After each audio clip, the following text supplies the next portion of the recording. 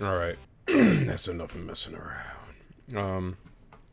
That was The Crowd Goes Wild from Skullgirls soundtrack. Big surprise. It's a Beowulf song. He's one of the IMO, one of the most fun characters to play in that game. So Skullgirls actually, which surprised everyone, they literally are making a season pass of characters. So they're basically reviving the game, even though it's like 10 years almost after it got released, which is awesome. So it's a good game. If you like fighting games, I can't recommend it enough. It's really fun and polished. But we all know the real reason that we're here.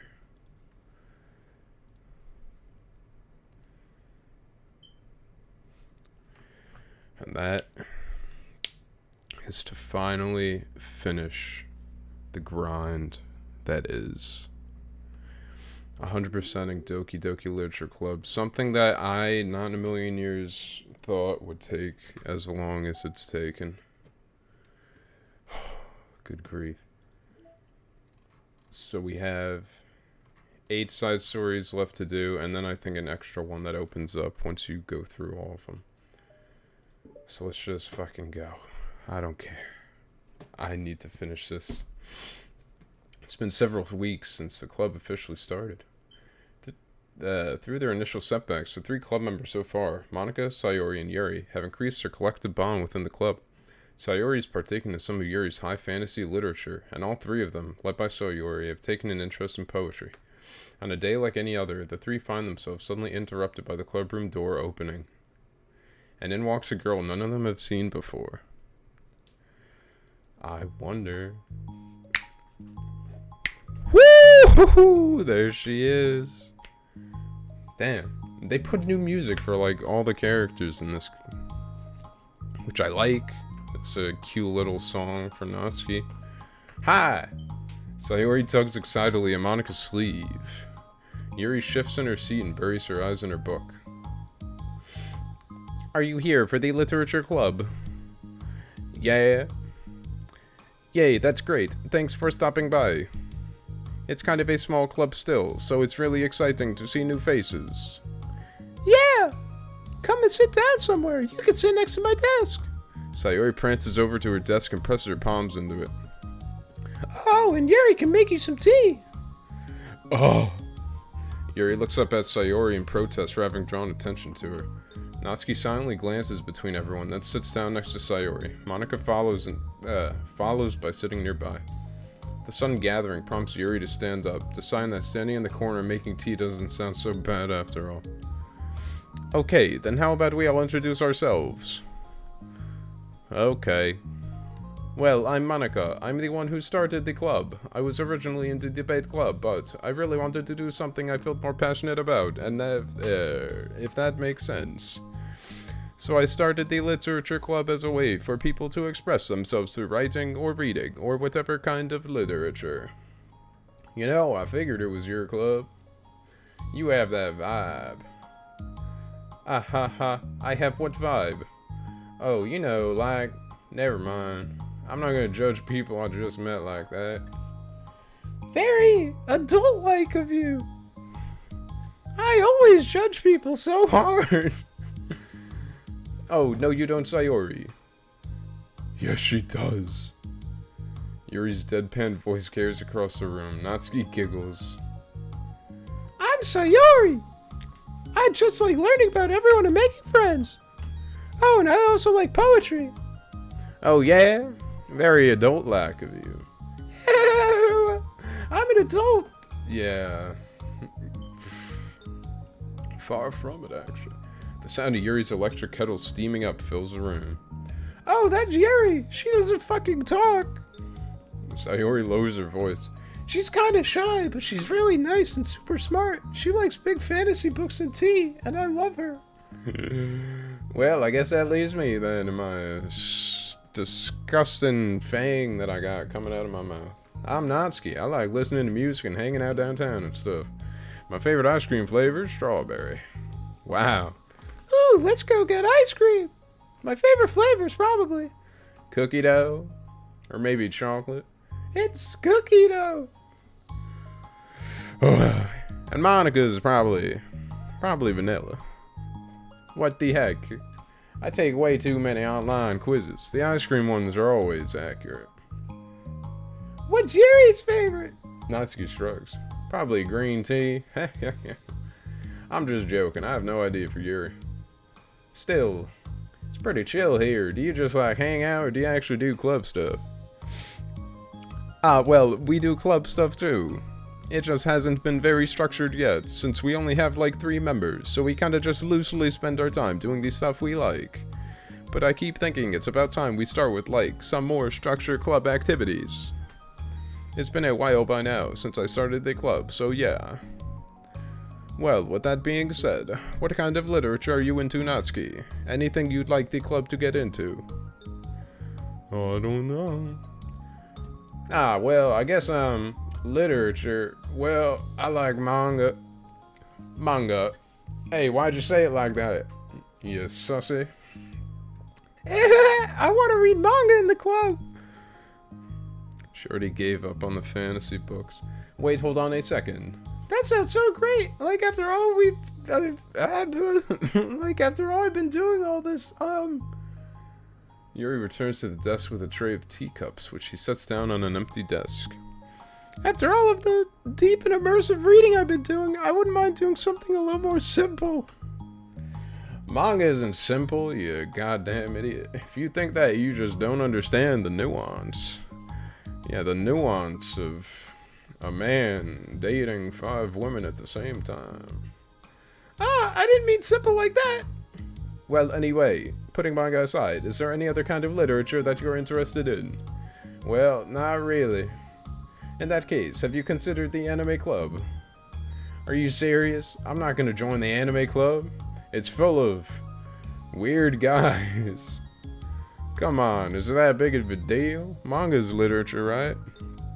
I mean, I guess if you consider the literal definition of literature, then technically. I get it. Look, I'll do whatever club activities you want. Can I please just join? I won't bother anyone. If I could just like keep my manga here and hang out after school, I'll do literally whatever you want me to do. That's fine, right? Please. Please. My father beats me at home. Yeah, I guess there's nothing wrong with that. Oh my God, thank you. Bless the Lord above. You're the best. Look at that smile. How could you say no to that? I have most of it crammed in my locker, so I'm gonna start getting it, okay? Natsuki stands up. Need some help? Nah, I got it. I don't want you to see my locker on account of all the manga. If you say so, but there's no way it's worse than mine. I hope we never find out then. Natsuki exits the club room, leaving everyone in silence, save for the sound of Yuri sipping her tea. Ugh, I'm such a pushover. Hey, it's not that bad. Natsuki seems like a lot of fun in a tiny package. Maybe, but I mean, she has like no actual interest in literature, you know. And that's normally fine, but she said she would participate in club activities like it's some kind of obligation. Monica, I have not seen you read a single damn book this whole time. Her tea is going to get cold. Yeah. Wait, that's not related. Well, I think everyone deserves a chance. Especially if we could bring her happiness. Besides, maybe she'll be maybe she'll take a liking to literature. Are you sure you don't just want to read her manga Sayori? Hey, who do you think I am? Sorry, I didn't mean that. I just feel really uneasy about this. Do you have any opinion, Yuri? Not particularly. She said she wasn't going to bother anyone. That includes me. So, I really don't fucking care. Does that mean I bother you? No, you're a pleasure to be around. I can't even look at you when I say that, though. I was just fishing for a compliment. I know. But still, I really think we should give her a chance. Cut the chatter and pick up a platter. Yeah, alright. But I really am gonna start enforcing club activities. I'm willing to cooperate. Suddenly, the three of them hear a thump against the door. What was that? I wonder if it's the girl that literally was just here. Sayori stands up and walks over to the door, then opens it. Yeah, thank you. Carrying 3 boxes, it was presumably manga. Natsuki grunts and wobbles inside before slowly bending over and dropping the stack onto the floor as gently as she can. That's quite a collection. Sayori giggles in excitement, while catching her breath. Natsuki replies, There's still one more box. I can put them away myself. I know how to organize them. Monica anxiously glances between Sayori and Yuri. Is this really okay for the club? Maybe it's what she needs to really kick the club into gear before everyone gets too complacent. Seems like things are finally going to start getting more serious. Why so serious, Monica? At the next club meeting, Monica is the first to arrive, but ever since Natsuki joined, she feels a lot less relaxed. Why am I so nervous? Monica paces, trying to figure out her feelings. Natsuki said she wasn't going to bother anyone, so why does it feel like the atmosphere has changed so much? I don't know. While Monica thinks, the club door opens, revealing Natsuki carrying a box. Bae. Yeah. Look at that smile. Monica forces a smile as Natsuki makes her way to the closet. Bitch. Natsuki forces one in return. Bitch. Need help? No, I got it. You'll probably just ruin my intense organization. Monica awkwardly tries to start some kind of conversation but fails. Curious, she peeks in the closet where Natsuki is stashing all of her manga. Once dull with school supplies, the shelves are now vibrant with bright colors and cute-looking artwork. Parfait, girls. You know, the top shelf is pretty empty. Maybe we could keep it up there. I can't reach up there. That'd be so inconvenient. Have you seen me? I'm like an inch shorter than you. Yeah, but... Monica sighs. The teachers are going to ask what all this manga is doing in here, and I have to tell them it's for the literature club. So... Monica backs off and slumps into a desk. With this kind of tension, it feels like the relaxed atmosphere accumulated over the past few weeks is being sucked right out of the room. Good afternoon! Sayori spins into the club room. Oh, I see someone's in a good mood. Yeah, because I have this! My sussy baka amogus cookie! Sayori brandishes a cookie wrapped in plastic. When the drip is respectable, but the chips are impeccable. Sayori brandishes a cookie wrapped in plastic. I found some money and got a cookie! Ooh, that's so pretty! That's so Raven! As Sayori trots over to the closet, the colorful shelves catch her eye. Bruh. Which one do I start with? Well, you can start by giving me a bite of that cookie. No way! I saved up all my luck to find that money. If you want entry into my kingdom, you need to pay the tax, peasant. Boo! Defeated, Sayori unwraps her cookie and breaks off a piece for Natsuki. Then Yuri silently walks to the club room. Monica glances at her with pleading eyes. Yuri returns a quick nod of understanding. Well, everyone's here now. Despite the club only having one more person than before, it somehow feels twice as lively. Okay, so I think today we should go over some potential club activities and see which ones we want to do first. We have 4 members now, so it would be great if we found some stuff to do as a group. Does that sound good to everyone? I agree. Okay, so I have some ideas of my own, but I want to hear your ideas too. Oh god. Wow, I've been having a lot of fun learning about everyone else's interests. Maybe we could give each person a day to share their favorite kind of literature with everyone else. Manga is not literature, you stupid bitch. Well, maybe. Something tells me that... Monica glances at Yuri and Natsuki, who both appear very unwilling to even consider each other's interests. Maybe we can try to come up with something that everyone can enjoy equally.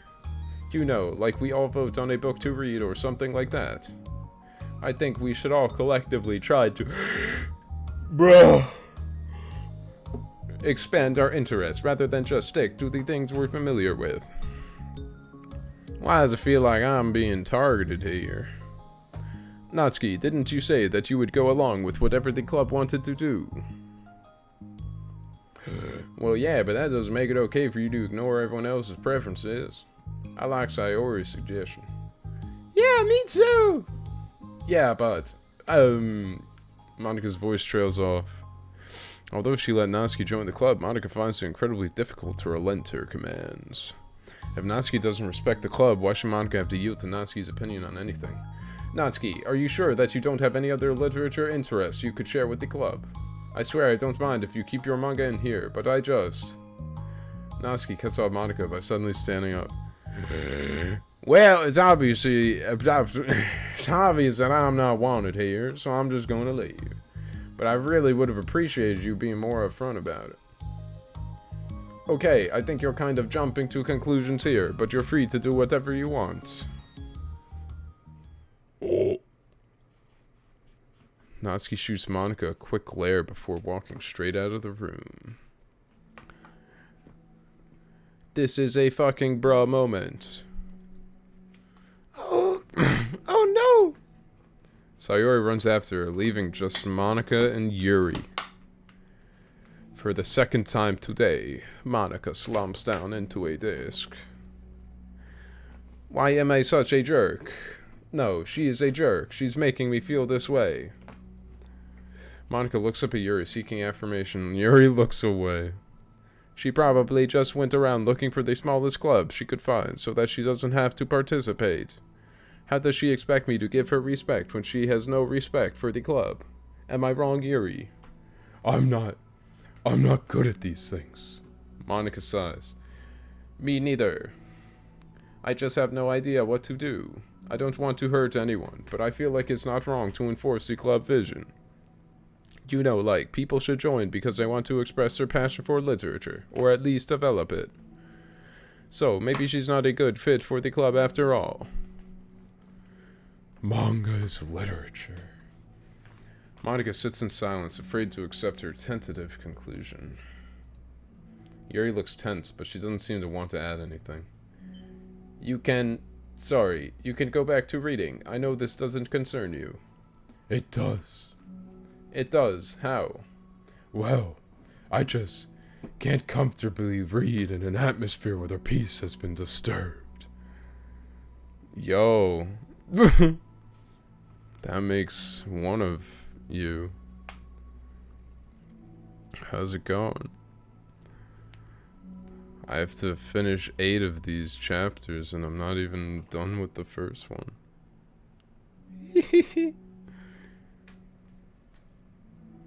Oh. Well, great. I'm just ruining the whole club then. That's not an accurate conclusion to make. I know, I'm sorry. I'm just kind of voicing my frustration, and I guess guilt. It's like my frustration wants to blame her, but my guilt wants to blame me.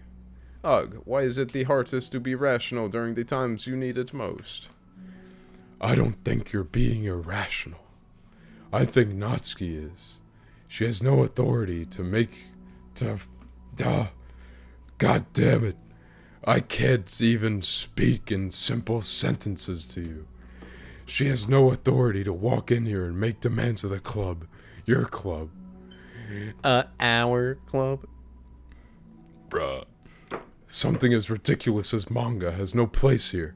The fact that you're even storing it for her should make her completely indebted to you.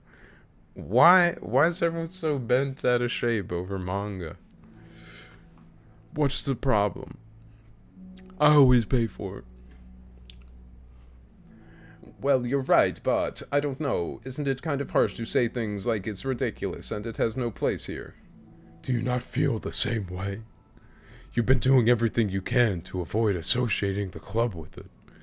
So I assumed you felt the same way about it. That's not true. Well, recalling her confrontation with Natsuki, a realization starts to set in. You may be right.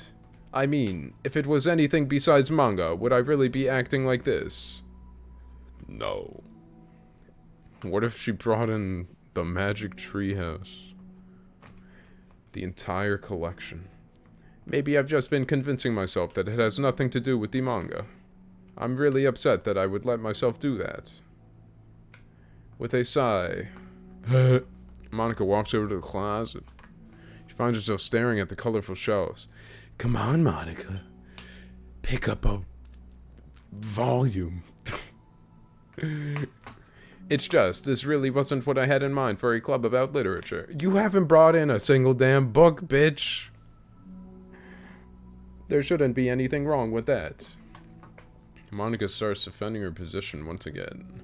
It's a complicated issue that Monica had failed to consider before now. Where is the line even drawn at what's considered literature? Lost in thought, she reaches into one of the larger box sets and pulls out a volume, inspecting it for no particular reason. The cover features 4 girls striking cute and exaggerated poses, all dressed in short skirts. Yeah, I mean, this is basically smut. Amused by the absurdity of the cover, Monica opens the book and finds herself immersed in a... Oh. Aight then. Ooh. Natsuki. Anything new? No. Did I get mail? Nope. I got a new song. Which one is it? Peachy Pie? What the hell? Get that out of here. Respect. R-E-S-P-C-T. Find out what it means to me. R-E-S-P-C-T. This sucks. Why is Monica such a goddamn bitch? She should be grateful that I even joined her stupid club. It's not like she can find any members. Monica's usually really nice. She cares so much about everyone in the club being happy. Except you. For some reason. Yeah, right. Well, she usually does. Maybe when she's not busy being so judgmental of my interests. So what if I'm into manga? Why can't just one person accept that instead of being so condescending about it? I accept it. I think it's cute. Oh, come on. That's condescending too. On account of my stature. I'm sorry, I didn't mean it like that. I just want to support you. Natsuki sighs. I know, thanks. It just really sucks. Do you want me to talk to Monica? I don't know. It's not like it's gonna change her opinion of me. Like, even if you were to convince her to back off, that wouldn't suddenly make me feel like I'm actually welcome in the club. I should just find another club. Wait, you don't have to do that. We can figure this out, please. I mean, I'm the vice president, or at least I think I am. And I don't want you to leave. Everyone deserves to feel welcome and to be happy, so I want to make that happen for you. I was wondering, what was the reason that you decided to join the literature club? Well, Natsuki hesitates. It's kind of dumb. Oh, don't say that. There's no such thing as a dumb reason when everyone is welcome. I wasn't welcome. You were to me, so... Just don't tell anyone, okay? Especially Monica. I promise. Natsuki sighs. I'm just tired of everyone judging me all the time. Can't enjoy the stuff I'm into without people making snotty comments about it. Not that I care about what anyone else thinks, especially that Kyle guy that I never met before. But you know, the signs for the literature club said blah blah, that you can be yourself or whatever. So I decided it was at least worth a shot. But that was a lie, apparently. Natsuki dejectedly kicks the toe of her shoe against the wall. Ugh! Oh, and I like riding too. Really? How come you didn't say that to Monica? Because she was being so judgmental that I didn't. Just wanted to tell her something she wanted to hear. She didn't deserve that kind of satisfaction. And if she knew I was into riding, then she would just be like everyone else and try to push me away from the manga in favor of the more mature thing. The two of them remain silent for a while. Sayori understands that it's out of the question for Natsuki to return to the club room for today at least. But Natsuki has a reason for wanting to join the club, just like everyone else. It's part of the club vision for her to be welcome. You deserve to express yourself as much as everyone else does. That's supposed to be what the club is for. Right into your heart or something. So, I'm going to do everything I can to fix this. I promise. Thanks, Sayori. It's lunchtime the next day. The cafeteria and hallways are bussin' with students rushing to meet with their friends and make the most out of their limited break time. Where could she be? Among them is Monika, who always eats lunch in her classroom, but she has some additional business today. Fearing Natsuki would avoid coming to the club, Monika decided to try to find her during lunch so that she can make amends. Damn, Monika got hooked on parfait girls. After searching for an extensive time, Monika finally spots her. Despite her short stature, Natsuki's bright hair helps her stand out from the crowd. Oh gosh. Suddenly feeling awkward, Monika's afraid to get closer. Natsuki's with some friends whom Monika doesn't recognize, and they're all energetically chatting together. It would be really tactless to just interrupt them. Bruh. Come on. How are you gonna make a silhouette, but not just a character? Oh, I need to make new voices. Oh yeah, did you end up joining that literature club or what?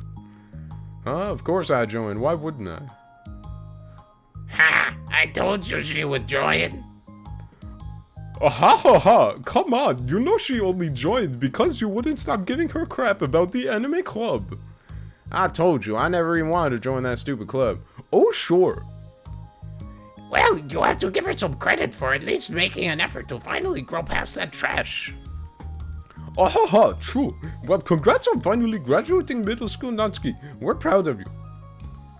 Shut up, just let me do my thing. I'm just joking, you know we love you. Yeah, once the literature club makes you a famous writer, we'll be the first ones to buy your book. What, you're gonna buy her smutty fan fiction? Ah, well, obviously, I want a signed copy. That was like years ago, you don't... Oh, she actually wrote that shit? DeviantArt ass? You don't think I've grown out of it by now? I told you, I was joking. Besides, it's a good reminder of how far you've come since then. Not to mention, you couldn't have done it without us. That gives us a pass to joke about it. Yeah, sure. They grow up so fast, it brings a tear to my eye. Natsuki suddenly glances in Monika's direction, prompting Monika to quickly turn away and distance herself. Bruh. What the heck? That was horrible. I should have said something to defend her. Why do I have to be so conflict avoidant? Not that I deserve to say anything. I'm hardly better than them after the way I treated her. This is a fucking bruh moment. Ugh, I'm so awful. I'm not doing anything right. Fade to black.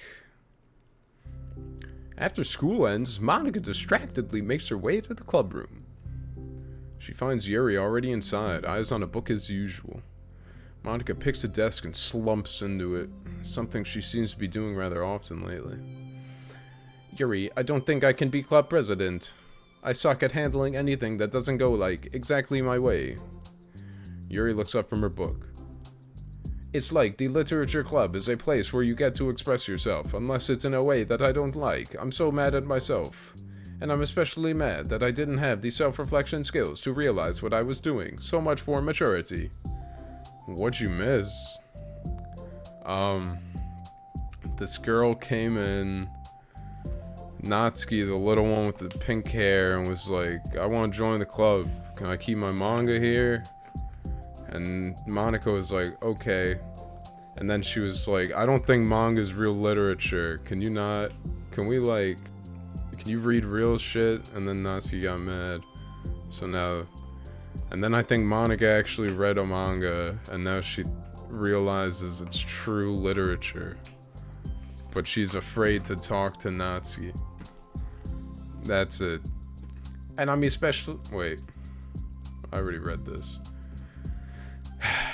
Sorry, I really shouldn't be complaining out loud like this. There's just like a lot on my mind. No. I enjoy listening, but not talking. Really? Mm-hmm. Why? Yuri shrugs. It just makes me feel nice. I'm never gonna give you any advice, but I'll listen to you. Oh, well, okay. I guess I'll just continue then. Yuri nods. Yeah. Natsuki was Natsuki has kind of a blunt attitude, you know. It made me feel like she wasn't taking the club seriously. I couldn't even figure out why she wanted to join. I saw her friends talking to her in the hallway during lunch, and they were just so mean to her. Telling her to grow up and stuff like that the literature club would help her grow out of her manga. It just made me so mad, like, just let her enjoy it. It makes her happy, you fucking hoe. What are you trying to take that, why are you trying to take that away from her? Like I tried to take away from her. And when I had that thought, it was when I came to the realization that I was kind of doing the same thing, just in a roundabout way. I should have made her feel good about being passionate about something, but I just dismissed it. No, I was actually trying to avoid acknowledging it at all. I even did that to you, Yuri, when you first joined the club. You did? You fucking bitch. I was listening for you. Yeah, I remember. Fantasy isn't really my thing, so I was kind of trying to dismiss it, but then Sayori jumped in and took over the conversation. I should have reflected on that, but I didn't, because I just let Sayori handle it instead. And now, I'm repeating the same mistake, except I really hurt someone this time. Monika shakes her head. SMH. I'm so tired of being afraid of things I'm not comfortable with. Like anal. It's so stupid. Like, I can just picture how much joy it would bring Natsuki if I let her share her passion a little. I'm so angry that her friends were treating her like fucking shit. I'm going to get them back for it. Get them back? Yeah, I'm going to fucking prank the heck out. I don't know. I'll get them back by making sure that this is the literature club that Natsuki wants, not the one that they want. Make America great again. Suddenly, Sayori bursts through the door, making Monika and Yuri jump. With a rare, stern face, she marches over to Monika's desk and sits down next to her. I'm having an intervention! I could do that because I'm vice president. Is this about Natsuki? Yeah. Yeah, I know. I messed up. I'm super sorry. I was just talking to Yuri about it. Really? I was so dismissive of her passion that she felt threatened and probably just unwelcome. Literally the opposite of what the literature club is supposed to be. I really need to make it up to her. I will fucking lick her pussy. Oh! Yay, I did it! Ahaha, thanks for the intervention, Sayori. I'm glad we are on the same page. Friendship wins again. So how do you want to make it up to her? I have a plan. Sayori, do you know if Natsuki is coming to the club meeting today? I don't think she is. I see. Monika was afraid of that, not because of her plan, but because she's facing the consequences of the damage that she's inadvertently caused. Baka. But the only way to do the right thing is to face it head on. It's so easy to just duck away from conflict and wait for it to blow over. But that's not enough. To truly respect someone's feelings after you've hurt them is to face them and admit your wrongdoing. Not the wrongdoing of mismanaging the club, but the wrongdoing of disrespecting Natsuki's feelings. Okay, do you think you can get her to come to the meeting tomorrow? I could do that! Okay, awesome. Yuri, you don't have to worry about anything, but thank you for being my friend. You're a good listener. And literally nothing else. Fidgeting with her hair, Yuri turns away to hide a smile. Well, I guess for today, it's going to be a pretty quiet club meeting. I'm going to step out for a bit, is that okay? Yeah, I'm just gonna read with Yuri. Hey, is this one of Natsuki's books? How come it's out here? Sayori picks up a manga that was resting on an adjacent desk. Oh, that. Natsuki probably just left it out by accident. But I thought she hasn't been coming to the club. Actually, Monika's been... Okay, Yuri, I'm sure it was just someone else who was using this classroom then, okay? You fucking idiot. Can't you see? I'm trying to not let her know. Monica smiles at them both. Then with a wave, she exits the club room. Fade to black. I really shouldn't have left that shit out. If Sayori catches on, she'll definitely tell Natsuki, and that would get really awkward. She will totally know that I creased all the pages. Now, I wonder if there's a keyboard I could borrow from the music room. What? Ding, ding, ding. Ding, ding, ding, ding, ding, ding, ding, ding. Time for the next club meeting has already arrived. Monica and Yuri are the first to arrive. I'm so worried. Do you think Sayori is going to be able to bring Natsuki? Yes. How do you know? Well, she's Sayori. You know, you're right. Time slowly passes. Monica sits, then stands up to pace around, then sits again, then stands up to pace around, then sits again. Yuri's eyes don't move from her book. Then the door finally opens. Sayori marches inside. Behind her, Natsuki shuffles inside, nervously looking around the room. We're here! Welcome back. Monica, the club president, stands up and greets them with a smile. Sayori picks a desk and takes a seat. Natsuki sits closely next to her. Bruh.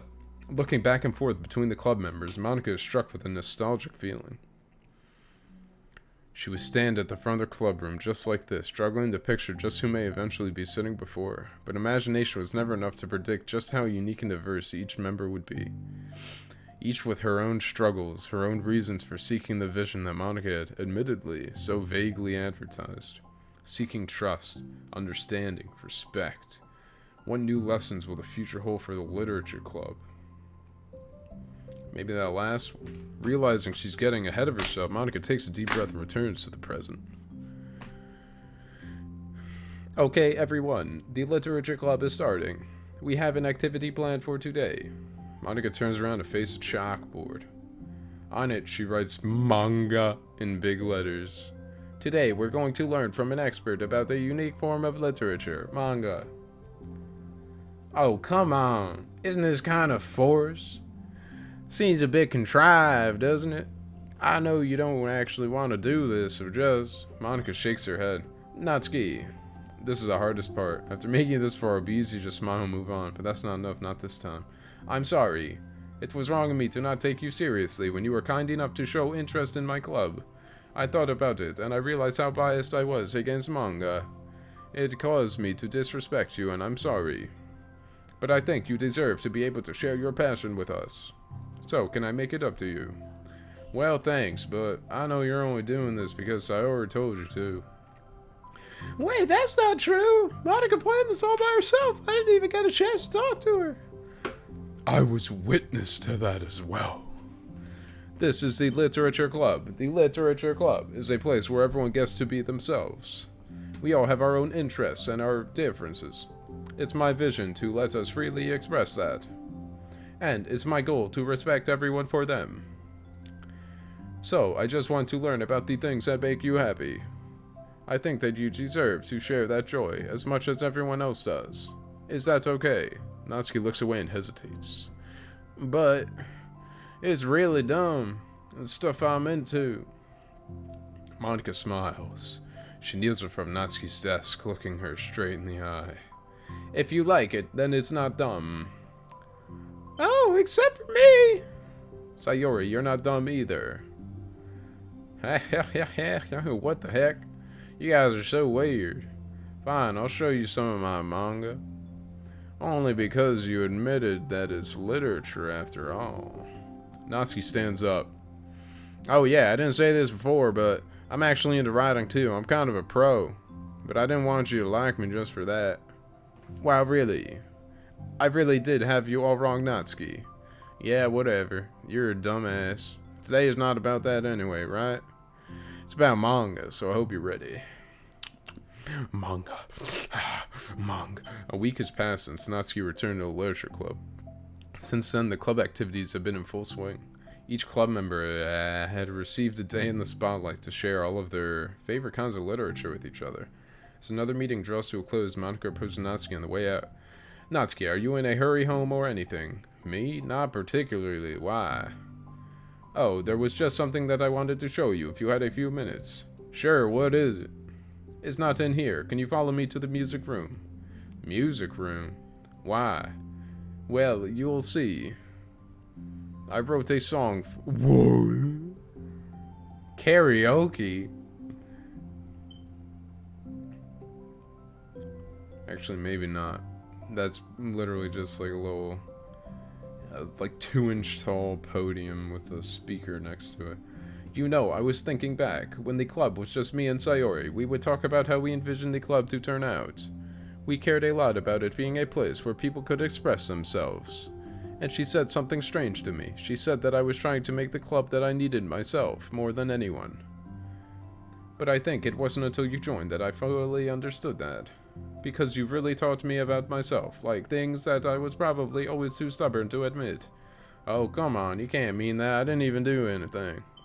I just, like, brought a bunch of manga, and then I got fussy. And then I got fussy when I didn't have my way. It was really stupid of me to make such a big deal out of it.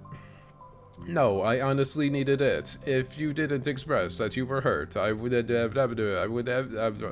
never have realized that I did something wrong. Besides, your feelings are valid. They deserve to be heard and respected.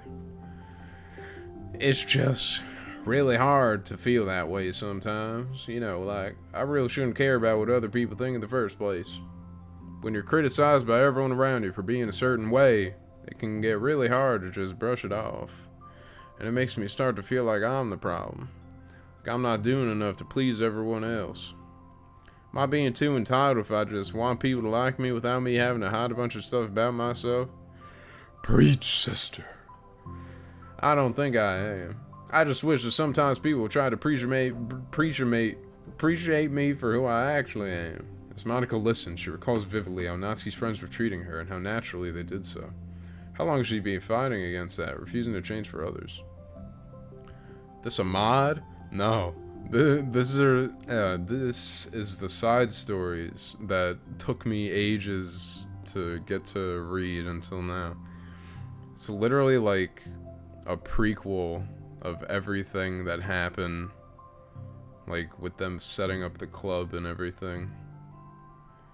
So, I don't think anyone horrifically dies, but I've been proven wrong, so we'll see. I only wish I was as strong as you are, Natsuki. You're so honest with yourself.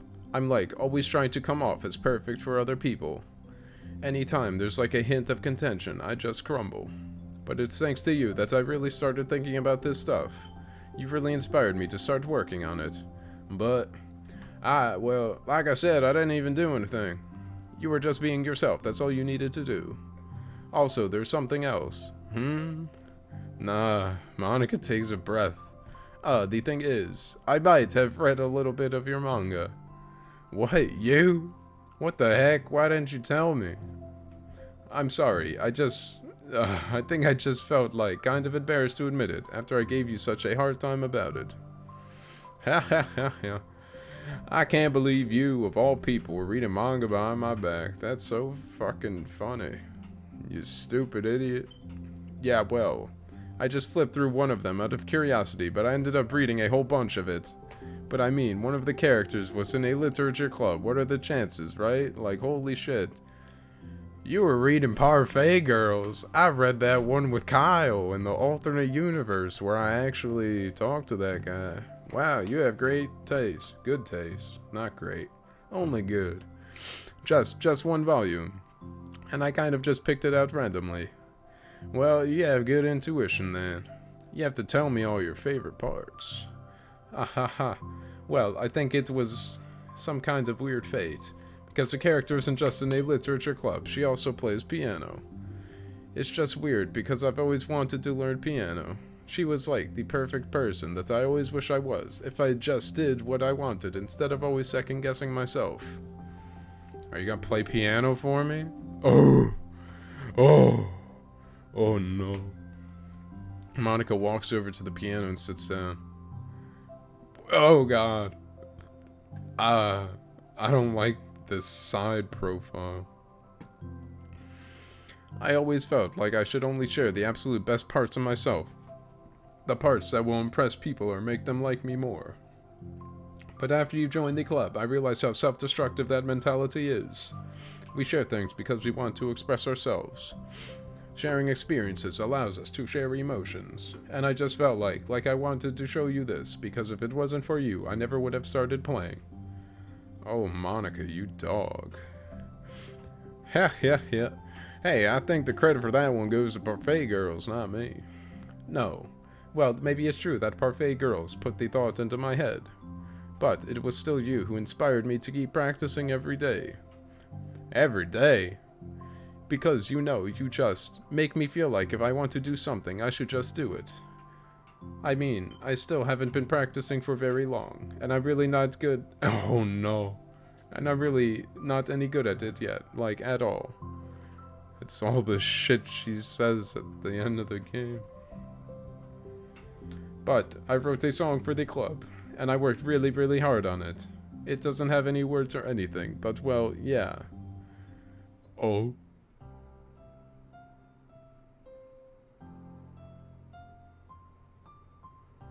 Damn, bro. Thought it was gonna be the fucking theme song.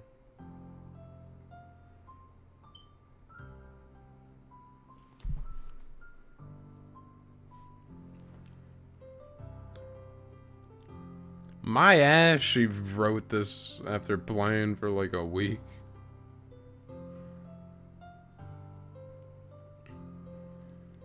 Unrealistic. Absolutely unbelievable. I can't deal with this.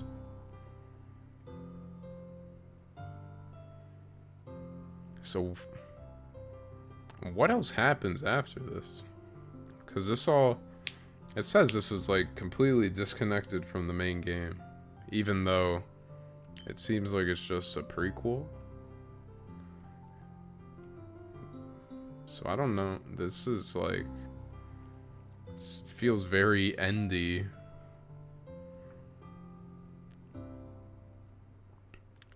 Nice. Oh. Look at that award-winning smile right here. Oh. You're telling me she learned harmony that fast?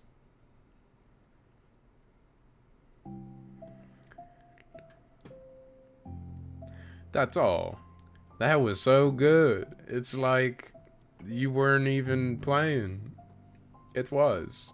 Yeah, are you kidding? You're like already a pro. Haha, not even close. Does the song have a name? You said it was about the club, so... Yeah. It's called My Song, Your Note. Because everyone brings something so unique to the club. It's completely different from how I first imagined it, I think. But I was like such a selfish perfectionist. It shouldn't be about me, it should be about everyone. And it's all of you who helped shape the club into what it is. I would never change that. Well, I think that's really thoughtful. And kind of flattering. Kind of feel like I don't deserve this much validation. Oh, you deserve it. I wasn't exactly very patient either when I first joined the club. It makes me feel like I should probably apologize too. I think I was just really fed up with a lot of things and I got frustrated after not getting my way in the club. So, yeah. I really didn't mean to take it out on you. I was being really immature. If you get my stubborn butt to apologize, I guess you're doing something right. It's fine. I'm past it too. I think we're already even. But it's really sweet that you were thinking about it. It takes a lot of maturity to reflect on that kind of thing. Well, yeah. Well, I wonder who I got it from. Oh, never mind. Well, anyway, we're even as long as you let me keep my manga in the club room. Because that's really all I care about. You did admit that it's a form of literature. You totally can't take that back now. You got me. The closet's all yours. Heh. I'll tell you what, I'll bring in a little something for the club tomorrow. I want to do something nice in return. What kind of little something? Oh, you'll see. It rhymes with... Bupcakes. Oh no. I didn't even get to read. But I don't think you'll be disappointed. The next club meeting ends up being a particularly tasty one. We're eating books today. Oh my. Ooh. I like that. What else I get? Nice. Anything else? Oh, the piano. New music, huh? Where is it? My song, your note. Nice. Alright, balance.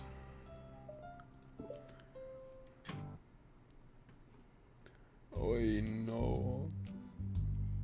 Ooh, this is new music. Natsuki! While Natsuki is messing with the orientation of her manga in the closet shelf, Sayori approaches from behind and pulls her into an embrace. What? Hi! Hi. The literature club has been in full swing since Natsuki joined. Including her, the club is now comprised of 4 members: Sayori, Natsuki, Yuri, and Monica. As if you didn't know already. Each club member had received a day in the spotlight to share all their favorite kinds of literature with each other. Natsuki was first and shared her passion for manga.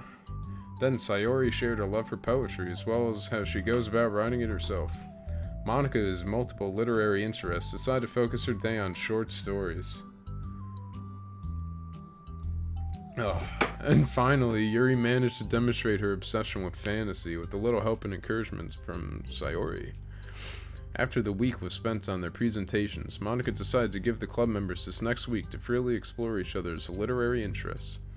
Sayori, having spent most of her time in the club so far with Yuri's fantasy books, is rather excited to begin her journey into Natsuki's manga collection. I want to read with you today. Tell me which one I should pick. Well, that depends on the kind of stuff you like. I mean, there's like romance, drama, comedy, mystery. I like all those things. Sayori reaches out and pulls a random book from the shelf and inspects the cover. Shouldn't this girl be wearing more clothes? You wouldn't like that one. In a panic, Natsuki snatches the book from Sayori's hand, then replaces it on the shelf in a less conspicuous location. Okay, well, if you really have no preference, then let's just start with something that's easy to get into, like Parfait Girls. A lot of these don't start to get really good until like a few volumes in, and I wouldn't ask someone to make that kind of commitment unless they're already really into manga. I could handle it. I did with Yuri's book, at least. Well, I'm more considerate than that, although I'm kind of impressed by your attention span if you put that much effort into her books. No, I have the attention span of a fucking donut. But I love my friends, and I can do anything if it's for them. Well, okay then. Let's pick you something that even donuts can read. I didn't say I was a donut. I just said I had the attention span of one. Oh, were you just trying to call me sweet? You're so cute. No, how'd you get to that conclusion? And don't call me that. A donut? Cute. Oh, how come? You're so tiny. I just don't like it. I don't need a reason. Natsuki yanks a book from the shelf and closes the closet doors. If someone asks you to stop, then you just need to stop. People need to realize that. I'm sorry. I didn't mean to hurt you. Nah, sorry. It wasn't you. It was my bastard of a father. Natsuki shakes her head while pulling a second chair over to her desk.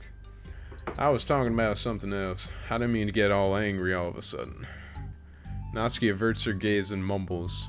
You're like a nice person, so I wasn't talking about you. I still learned a valuable lesson.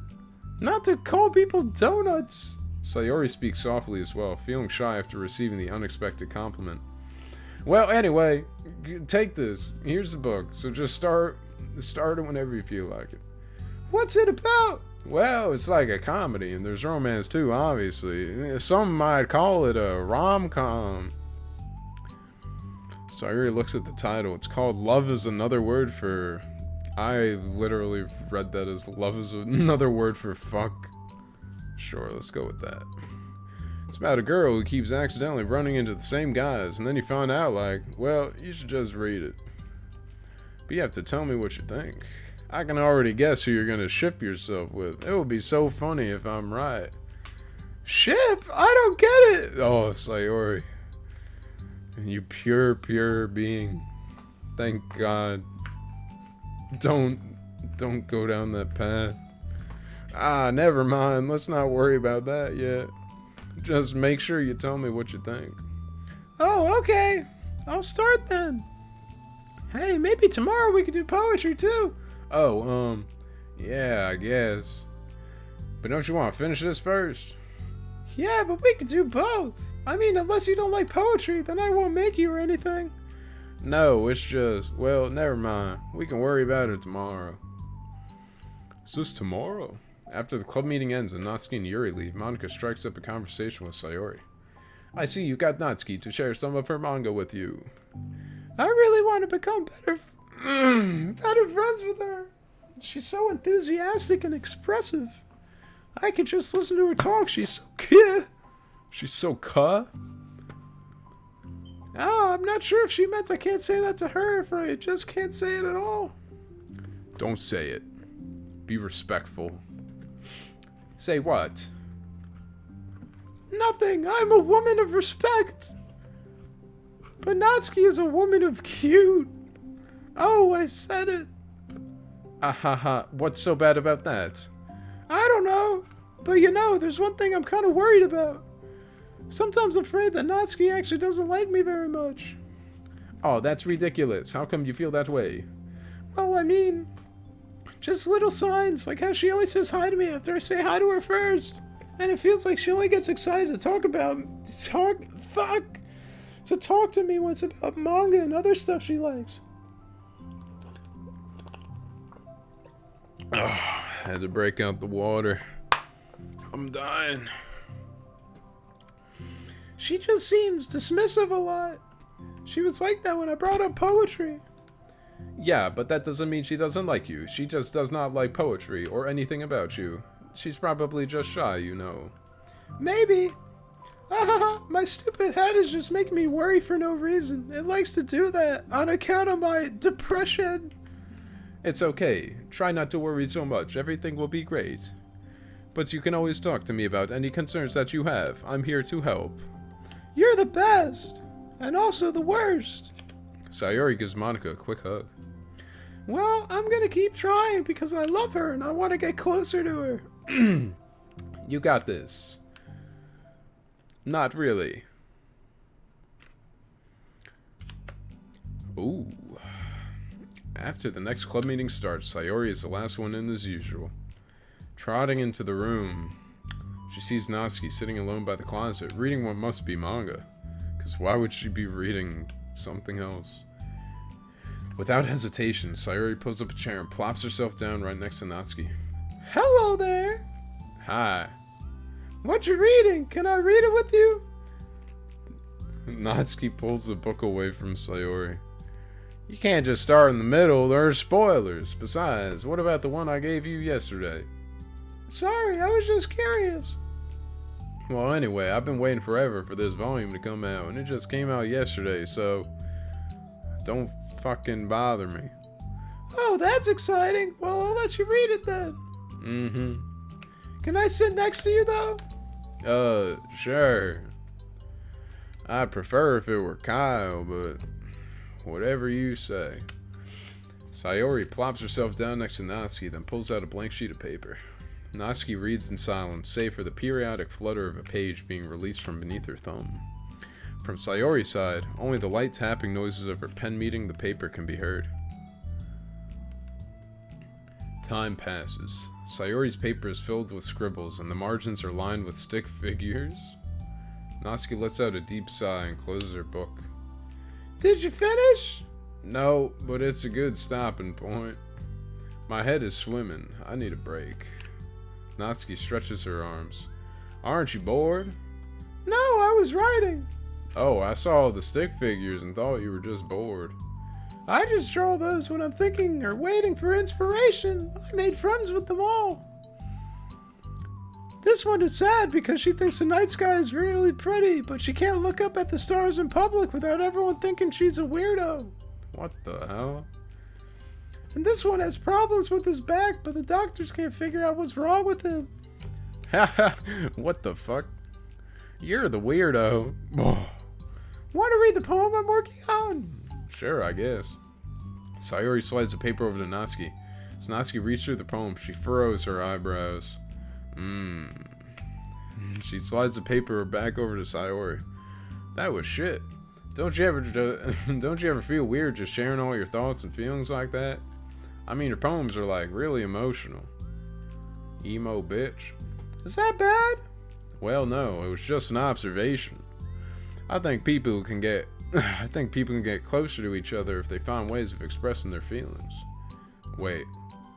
Oops.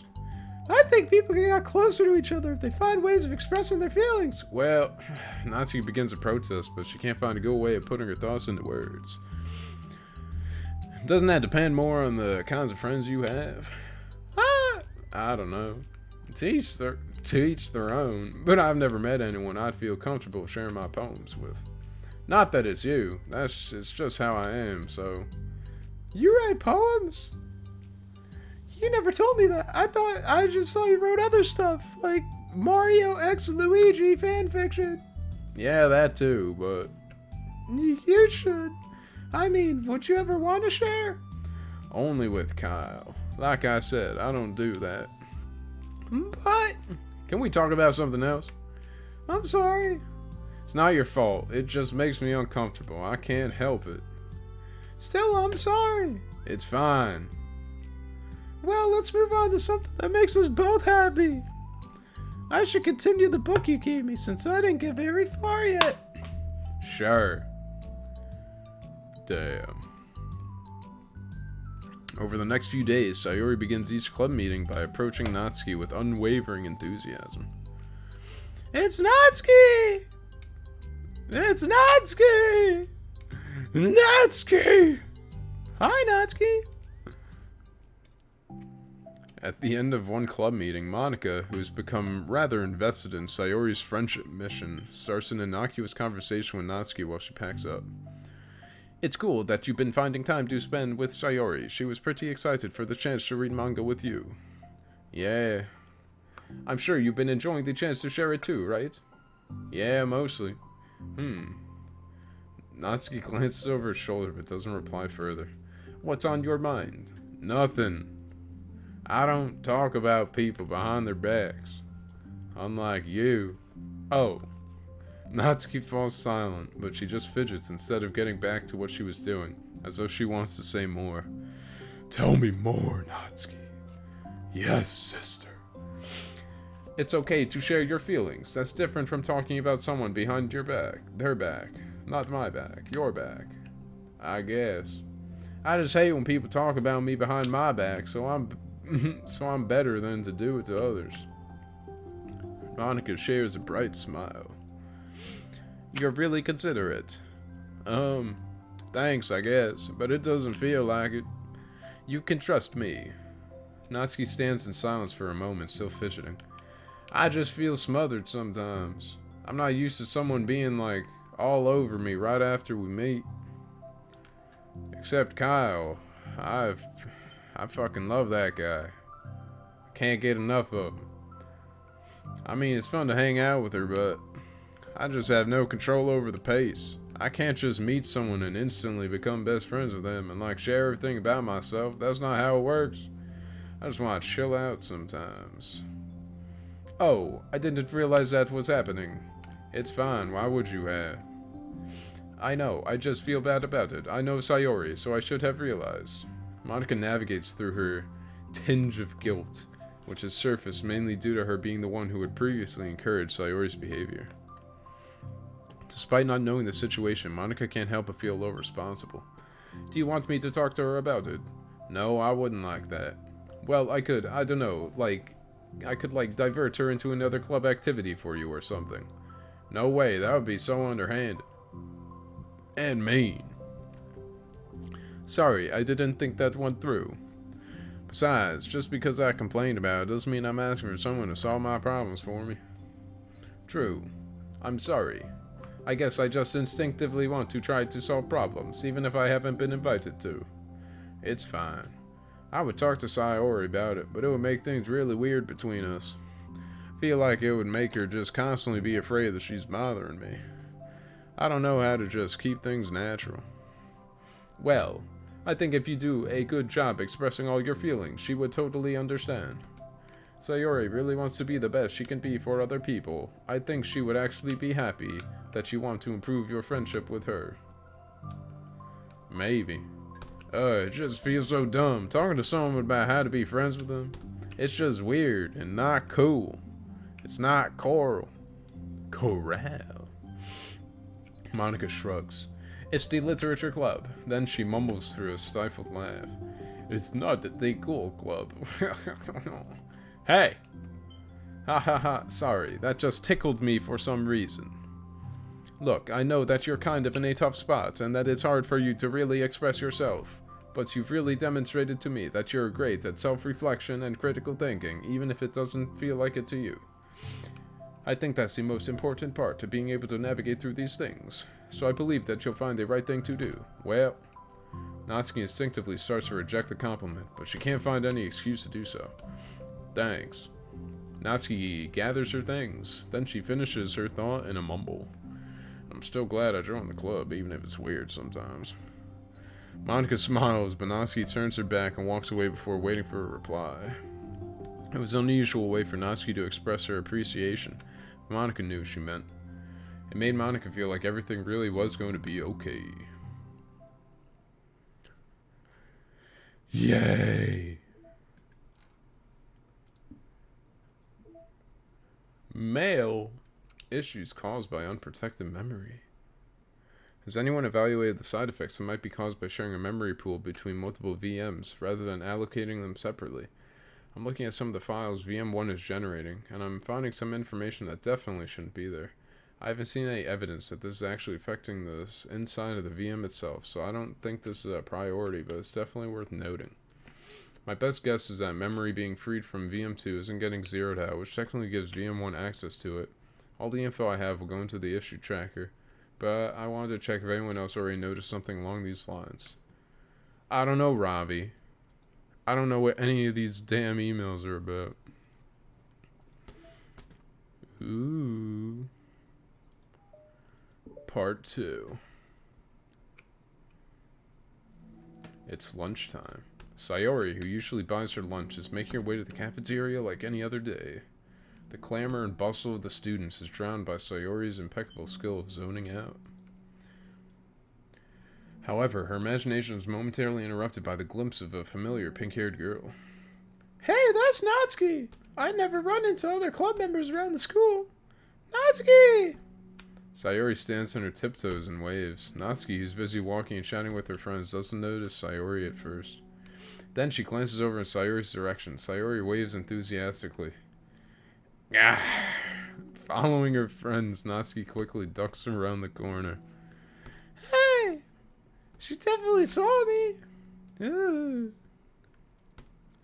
What's the problem, Natsuki? Monika's the first to arrive at the club meeting, then Natsuki. Sayori, having glanced through the window to see Natsuki already inside, is unable to work up enough courage to enter. Natsuki's been... Oh, God. Natsuki's been so distant with me. I was stupid to think she ever wanted to be friends. She only got excited because she got to share her manga. But aside from that, she doesn't even like me. I should just go home today. Sorry. I was literally gonna say something like that. Are you gonna move? Sorry, but do you plan on going inside? No. Why? I'm soaking. Oh. Well, I'm sorry for bothering you. Excuse me. No, don't leave me. Oh, I'll stay here then. I don't want to go in. I'm afraid of bothering Natsuki. I saw her at lunch today, so I waved and called out to her, but instead of saying hi, she just ran away from me. Isn't she such a bitch? Really? That is rather bitch behavior. Not bad. Hey! Sorry, I'm sorry. That was a joke. It just sounded like something stupid that I would do from anxiety.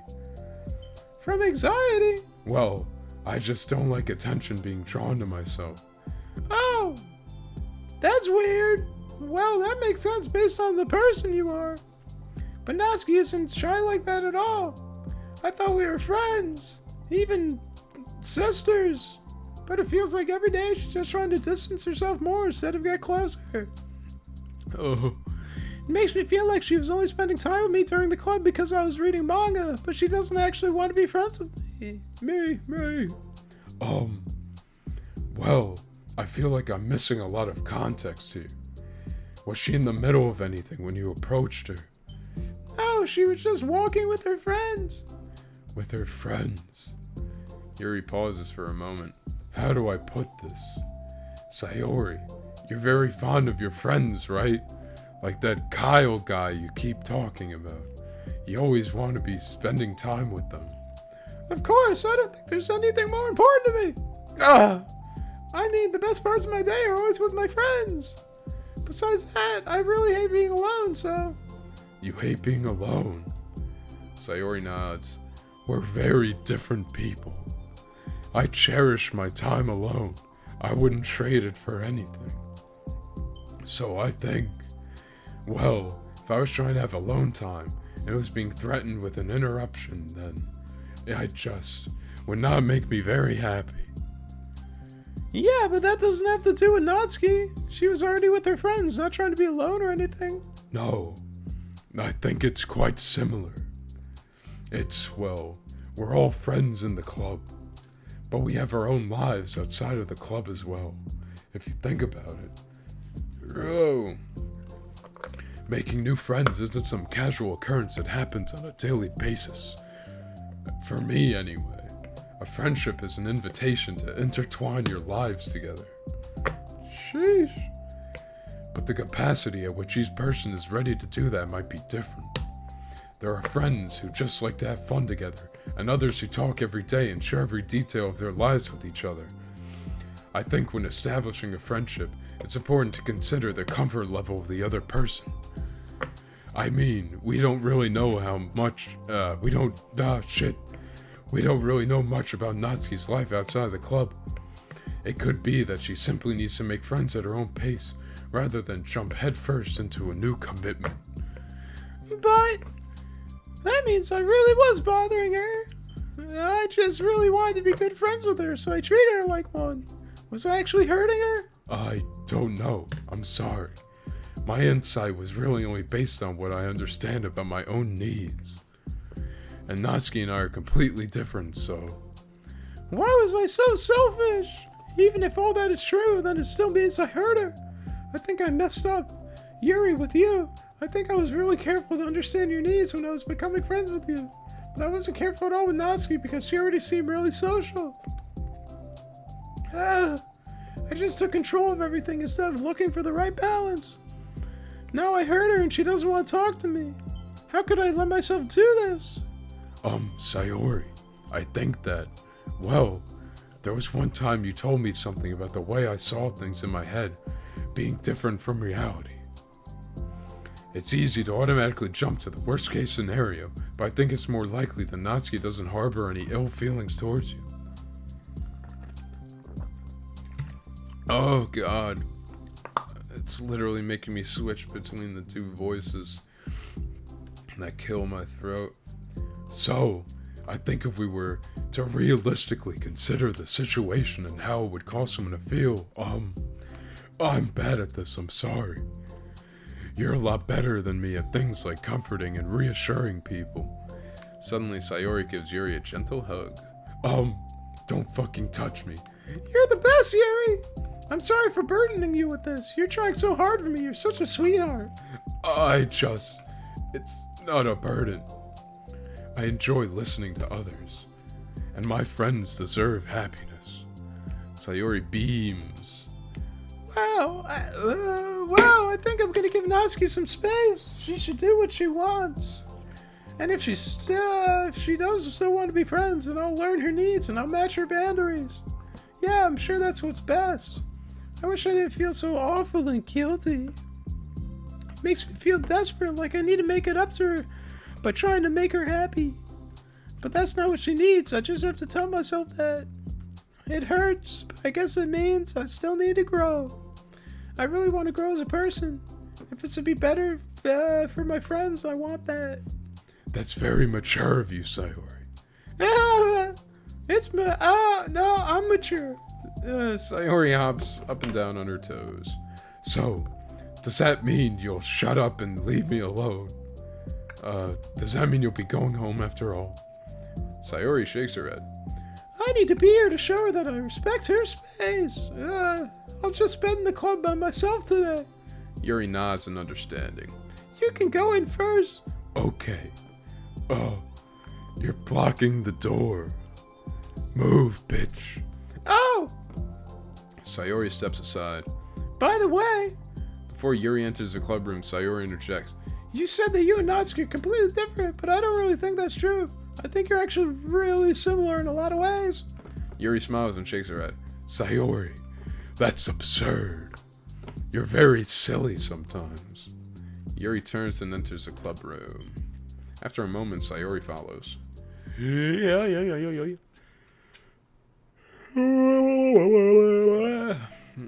The club room is quiet. When Sayori walks in, Natsuki glances in her direction.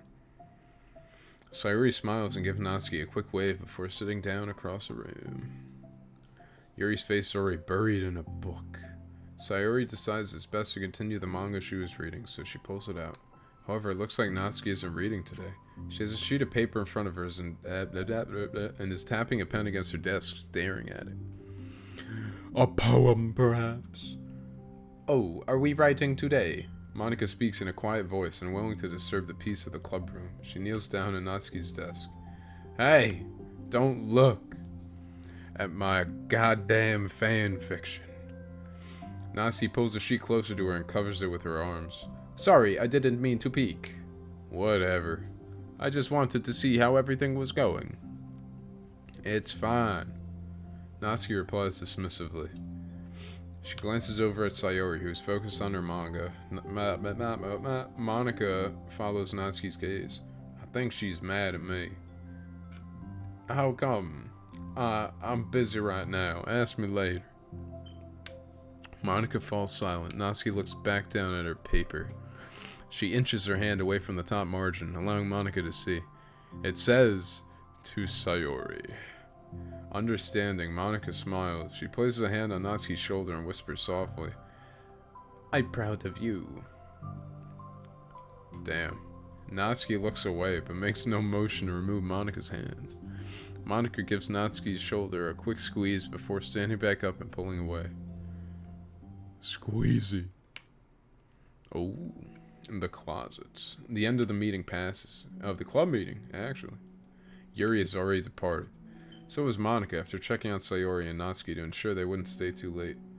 Sayori was determined to finish her manga volume before heading out since the end was approaching. However, with Natsuki also staying late for an unknown reason, a silent tension hangs in the air. After finishing the volume, Sayori brings it to the closet to put it away. She slides it back onto the shelf while Natsuki watches. Then Natsuki gets up and pulls it back out in order to return it to its proper location. Sorry! I didn't know where it's supposed to go. It's fine. The two fall silent again, avoiding eye contact. They both look like they're about to say something, but neither can break the silence. A moment passes. Well, see you later. I'll be on my way. See you tomorrow.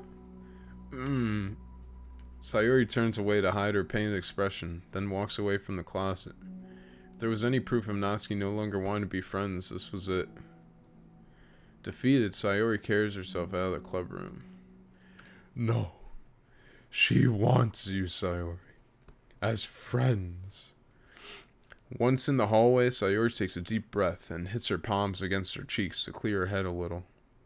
Suddenly Natsuki's stammering voice calls from behind. Natsuki, are you having a stroke? Startled, Sayori suddenly turns back around to face Natsuki. Ooh. This looks like a damn confession scene. Natsuki fidgets and anxiously continues with a shaking voice. I have a lot of things to say. Me too. But you go first. Natsuki bites her lips and can't stay still. Well, first of all, She cuts herself short, struggling to continue. Trying to force her words out, she stamps her foot and hops up and down a little. I'm sorry for the thing I did at lunch, and I'm sorry for just being kind of mean lately. It's really hard for me to I'm not good with things that make me uncomfortable. Especially when it comes to like feelings and stuff. So, face burning, Natsuki clams up again. Instead of continuing, she simply holds a sheet of paper for Sayori to take. Oh my. Nice. The best place in the world. Do I read Natsuki? I'll do the Natsuki voice. The best place in the world. I love my bedroom. It's full of bright colors and soft things. Sunlight shines in and makes everything sparkle. It's the best place in the world. It has all my treasures, all my books, my collections, my memories. All of my dreams were born in this room. It's the best place in the world. It has all my secrets, all my failures, my fears, my feelings. Sometimes I feel so fragile that the door will break at the slightest touch. But it's still the best place in the world. But when someone knocks, I get scared. I brace my arms against the loose hinges. Please don't break. Don't come in. I'm not ready. It's my best place in the world. The knocking won't stop. I block the door with furniture. An eye peeks through the keyhole and I panic. Ugh. I'm trapped in the best place in the world. I'm not ready to share my favorite place. I need to clean my secrets and make my bed to hide my nightmares. I need to touch them and put them away, to see them again. I have so much to do and I'm scared. I'm not ready. But it's still my favorite place. I still want to share it. However long it takes, if you wait patiently, I'll eventually open up the door and I'll show you the best place in the world. Damn, bro. Where's the Ford Natsuki? Or Sayori? It's a poem, but I thought... Well, I sucked it up so that I could work things out with you, idiot. So just be happy about it, please. Sayori smiles deeply from the bottom of her heart. I'm happy. I'm happier than I could express. I feel so awful, but I'm so happy that you would do this for me. I actually realized before the club meeting today that I made a mistake. I got so caught up in the chance to get closer to you that I forgot to think about what you wanted. And that we probably have different ways we like to make friends. About like the friendship stuff. I mean... It's okay. I understand, so you don't have to force yourself to talk about it. Your poem did a good job. So don't force yourself if you're not ready, okay? Natsuki nods. You don't have to feel like you did anything wrong. It was my fault and I'm sorry. I wasn't mad at you today or anything like that. I actually felt really guilty and wanted to give you space. I was thinking it's silly that I just approach you all the time and that I should just let you approach me when you want to. Just whatever makes you comfortable. I'll respect that from now on. Friendship should always start with those things. With the right balance. Natsuki nods again. One thing about that. Well, I don't want to have to approach you all the time either. I just want it to be balanced, like you said. Sayori nods. I understand. We'll make sure of that together then. My god. Well, anyway, Susubaka, Amogus, yeah, Fortnite imposters. Now that the two of them have found common ground, Natsuki finds it easier to speak more freely again. I'm not gonna be like sharing my poems all the time now or anything like that, but I guess it wouldn't hurt to do once in a while. Only the best ones. So you better like them, because otherwise I might change my mind. I like anything you do, Natsuki. I was just saying. More importantly, I have to tell you about my new boyfriend. Ooh. Huh? Oh, from the manga. Wait, I need to guess who it is. You definitely won't be able to guess. And the two walk down the hallway together. Oh my god, we have so much to talk about.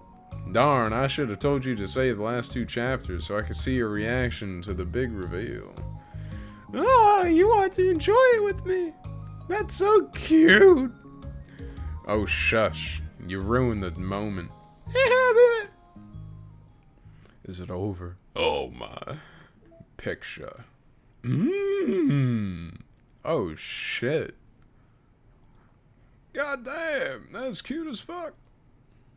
Oh. Nice, nice, nice. Nice. Nice. The Expression Express. Nice. Ooh. Steamy. Cool. I'm almost there. I can almost taste it. After all this incessant grinding. Oh, god damn it. Just finish already! God damn it. Am I bothering you? No. Okay, just checking. It's hard to tell since you always look so into it when you're reading. It makes me scared to interrupt. Well, it's within my expectations to be interrupted when I read here. It's mainly when I'm by myself that I don't like it. That makes sense. I guess if you're here in the first place, then you're more ready to socialize, even if it takes a bit of prodding. Little bit of prodding. Not a bit. Just a little bit. It's not so bad to be social if I let others do the work. So it could be healthy to put myself in a social environment every now and then. It's mostly difficult when I don't know anyone, or there are too many people, or everyone's being too silly for me to keep up with. Yuri glances across the room at Sayori and Natsuki. Sayori has her head cocked back and her mouth open, trying to catch pieces of a cookie that Natsuki is lobbing into the air, but the pieces keep bouncing off her face and hitting the floor. Maybe I should say something. No need. They just ran out of cookie. What a waste. They've really become good friends, haven't they? I'm happy. Sayori seems particularly good at making that happen. But the two of them are both on the energetic side, so I suppose it works out well. Yeah, come to think of it, you and I haven't had many chances to talk one-on-one, have we? Though that may be partially my fault, since I'm supposed to be the one engaging club members. Not at all. I probably formed a habit of drawing minimal attention to myself. With my chameleon camouflage. The responsibility is equally on me, at least to display some openness to engage. Well, what about during times like lunch? Do you meet up with friends? I just read. I don't even eat food. I've evolved past the need for human sustenance. Oh, but I like it that way. It feels nice to be carried off again after a morning of classes. Do you always read fantasy? Oh, not always. I suppose it's all I've read recently, but only because I'm in the middle of this series. There are still 2 more books after this one. I guess those long books suit you well, since you spend so much time reading. Well, fantasy may be my favorite, but after that, I'm more or less indiscriminate to genres. I read anything with depth and maturity. Like Nekopara. Oh yeah, even like romance. Well, there are a lot of books that have elements of romance in them. Oh, come on, Yuri, you know what I mean. Monica lowers her voice. It's a guilty pleasure of mine, so I won't tell anyone if you do too. Maybe more when I was in middle school and allowed myself to have human feelings. I mean, I was really lonely and people were mean to me a lot, so it kind of felt like, hey, please don't make me think about the past. I have a dark past, Monica. You wouldn't want to hear about it. Heh, sorry, I just got super curious. You know, we should totally pick out a romance novel to read. That would be so much fun. Absolutely not. Really, even if it was just between us. Try asking someone who has no shame, like Natsuki. Ouch. Sorry. I swear I didn't mean that. Well, I guess it was my fault for pressing you. I'm like that for things in my past. Oh, fuck. I'm like that for things in my past too. You know, things I feel too embarrassed to re-experience. There's nothing wrong with growing out of things. It happens to everyone. Even me. For instance, Natsuki's interest in manga reminds me quite a bit of how intense I used to be about my own interests. It makes me think that she'll likely grow out of it too. Hey, were you talking about me? Oh, no, we were just... Oh, we were just talking about how our interests have changed over the years. When did you get into manga Natsuki? Like a couple years ago, I guess. I was already sort of into it before that, but I wasn't really going hard until then.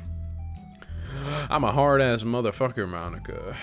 And you best remember that. Oh yeah, what was it that inspired you to get more into it? I don't know. I guess, let me think. It was after I discovered a series that I really liked. Yeah, I was just like really fed up with a lot of things, and I got super into this one series that I really related to. Guess I had an edgy phase where I just hated everyone around me and wanted to be by myself. Yeah. Hey, kind of like Yuri. Monica. Ahaha. Sorry. That's completely wrong, so it's still cool that you both, oh god, really found your thing. They're almost like opposites, but it sounds like they helped you through a lot of hard times. That helps you a lot through hard time. You know it. Wow, what the heck? Is that book even bigger than the last one you were reading? It's technically slightly longer, but not by very much. How high do you think it would go if you stacked up the whole series? Natsuki estimates by holding her hand high above her head, sizing up an imaginary stack. I should get one of those mangas that's like 50 volumes long so that I can say I've read more than you. Yeah. Not that I have the money for that. Or any money, actually. Please. That would hardly count when your books only have a few words per page. I know, I was just joking. I can never actually read books like yours. It's too boring for me. Yuri shoots a glare at Natsuki. It's not boring. Chill, I said for me. I said for me, not for you. Baka, I can have my own opinion. I just think it's too convoluted. Sayori, are those from the floor? Gross. Also, wash your hands before touching any of my books, you goddamn ingrate. My hands are dirty. Just do it. The oils are there, even if you can't see them. Fine. That sounds like some fucking Yuri shit. Sayori trots out the door and Natsuki follows. Yuri, you look a little upset. What kind of nerve does she have to call my hobby boring? Well, she did correct herself. Hardly. She was so condescending. I mean, I was too. But we're not gonna talk about it. I don't mind if she thinks it's not for her. I already understand that it's not for everyone. But she knows well how much these mean to me. So how about just leaving me alone, instead of needlessly telling me the things you hate about it? I'm sorry, Yuri. You may be right. This won't be the last time people have strong feelings about what they like and don't like. Get this guy out of here. How do I do this? Can I do this? Oh my.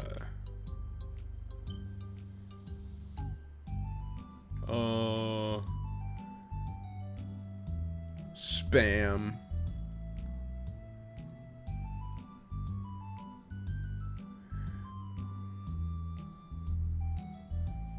Oh my god. Bot posting by followers link. Submit report.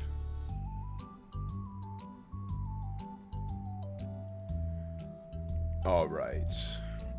They done got blocked. You may, yeah. Especially in a literature club, so I should figure out how to mediate discussions to keep them positive and constructive. Yeah, I banned him, Nikki, don't worry. That guy's out of here. If you ain't gonna at least follow me, get out of here. Imagine bots followed account. Actually, I think I've been followed by bots. Or it just seemed like people that were not real at all. Especially in a literature club, so I should figure out how to mediate discussions to keep them positive and constructive. For the record, I've always been impressed by the level of creativity in your books, and also your ability to get through them so quickly. God damn. I need to finish this. Gah. Let me turn the lights on. It's a little dark.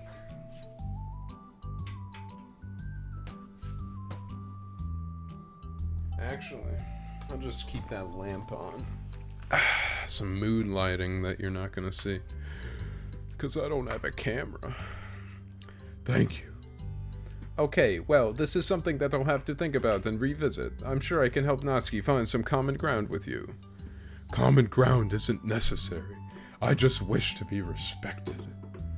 That then. Either way, I'll do my best. I'm skeptical when it comes to Natsuki. I trust you, Monica, but I'm skeptical as fuck. Just shut up already. Okay, everyone.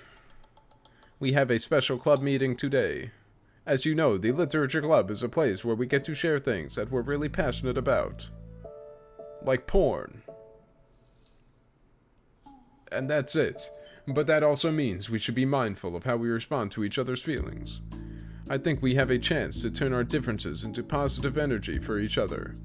Aren't you being a little too dramatic about this? It's obvious that you're just trying to get me and Yuri to make up or something.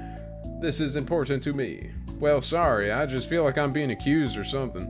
No, I'm not accusing anyone of anything. I'm sorry if it came off that way.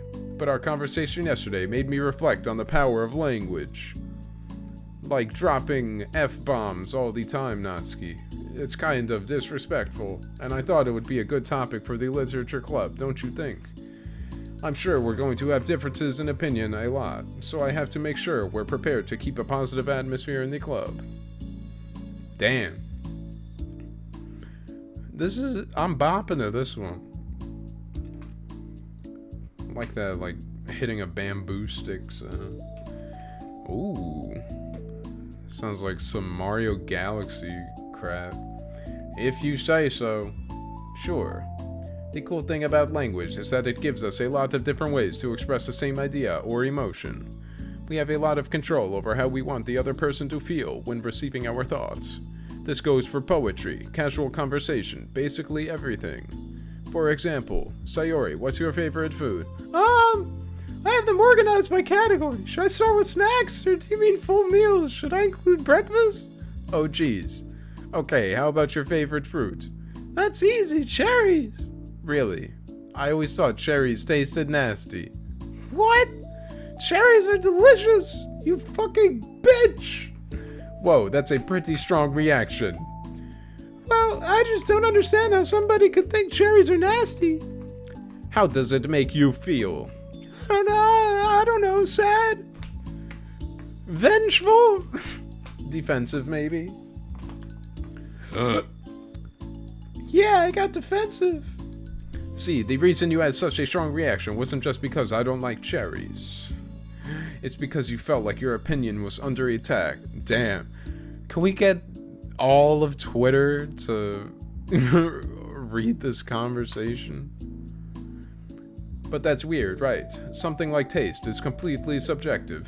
But when I say something like, I think cherries taste nasty, I'm using objective language. I'm challenging Sayori's reality that cherries are delicious with my own, which is that cherries are nasty. Wait, hold on. How is that objective when you just said it was only your own opinion? It has to do with the way our brains interpret the words. You're talking about the reality of the cherries, not your feelings about them. Like Sayori. Let's rewind for a second and pretend I didn't tell you that I think cherries are nasty. Good! So, what if instead of that I said like, I've tried cherries and they're not for me. It's not the kind of flavor I enjoy. Well, that's fine. As long as you don't call them nasty. Nasty is a nasty word. You simple-minded plebeian. Okay, so cherries was kind of a weird example, but I think it gets the point across. This time around, instead of talking about the cherries, I just talked about my feelings, and Sayori didn't get defensive. So instead of clashing with each other, it's like we received an invitation to talk about our differences. Yuri, you don't need to take notes. I'm not gonna quiz you or something. I know that. This is for myself. I was just... Sorry, I didn't mean to call you out. You can do whatever you like. I really don't fucking care. But does anyone have any thoughts so far? Yeah, I just feel like I shouldn't have put all my language through a filter. I just feel like I shouldn't have to put all my language through a filter just to protect someone's feelings. Natsuki is that side of Twitter. Well, you don't have to. The choice is yours on how you want to come across to other people. I'm only suggesting it as a tool to help turn your differences into a positive experience rather than an argument. Right, Sayori? Whatever you say, cherry hater! Fucking asshole! Oh, come on. Sayori, I actually like cherries. I was just saying that to help demonstrate. What the heck? I've been duped! Ahaha, I'm sorry, Sayori. I'll make it up to you later by fucking giving you floor cookie. How about a cherry sundae? You're welcome to dupe me anytime, my beloved president. Buying your people's loyalty. How deplorable. As I smile about it. Oh, like you would turn down a free sundae, Yuri. You were certainly a fan of those cupcakes I brought in the other week. I was reading and not keeping track of them. Oh, that's enough. We're getting off topic.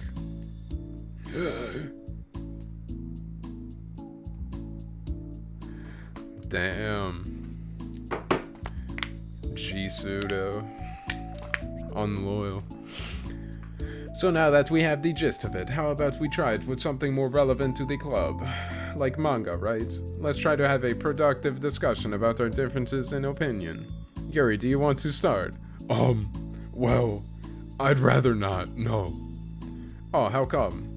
Well, because you're like really putting me on the spot here, which isn't cool. I don't see how anything productive can come from that. I was just going to, it's just going to start a fight. No, it'll be fine. That's why I'm here to moderate. Let's just have a calm and rational discussion. Yeah, give me a little more credit. I'm not a child. You don't have to coddle my feelings. I always think it's more respectable to just speak your mind. Respectable? Yuri's expression changes at that word. As Monica recalls, being respected was the crux of the matter for Yuri. Crux. The Horcrux. Well, the point of the exercise isn't exactly like, it's fine.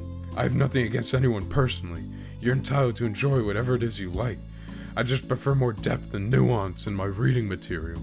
I look for stories that are imaginative and sophisticated beyond the surface level. You should read Konosuba. Oh, well that's just a misunderstanding then. I thought you were gonna say that manga's for children or something. Like, I don't hear enough of that. But there's plenty of deep manga. Like, fucking read Zoo of Healer. I'm not clueless about manga. I've read my own fair share when I was younger.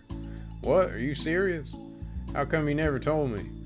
Because I'm past that point in my life, and I really prefer not to revisit it. I prefer more mature things now. Excuse me? Okay. Okay, hold on. Can I jump in here? Let's try to keep things subjective. Because if you imply that manga is immature, then aren't you implying that someone is immature for being into it?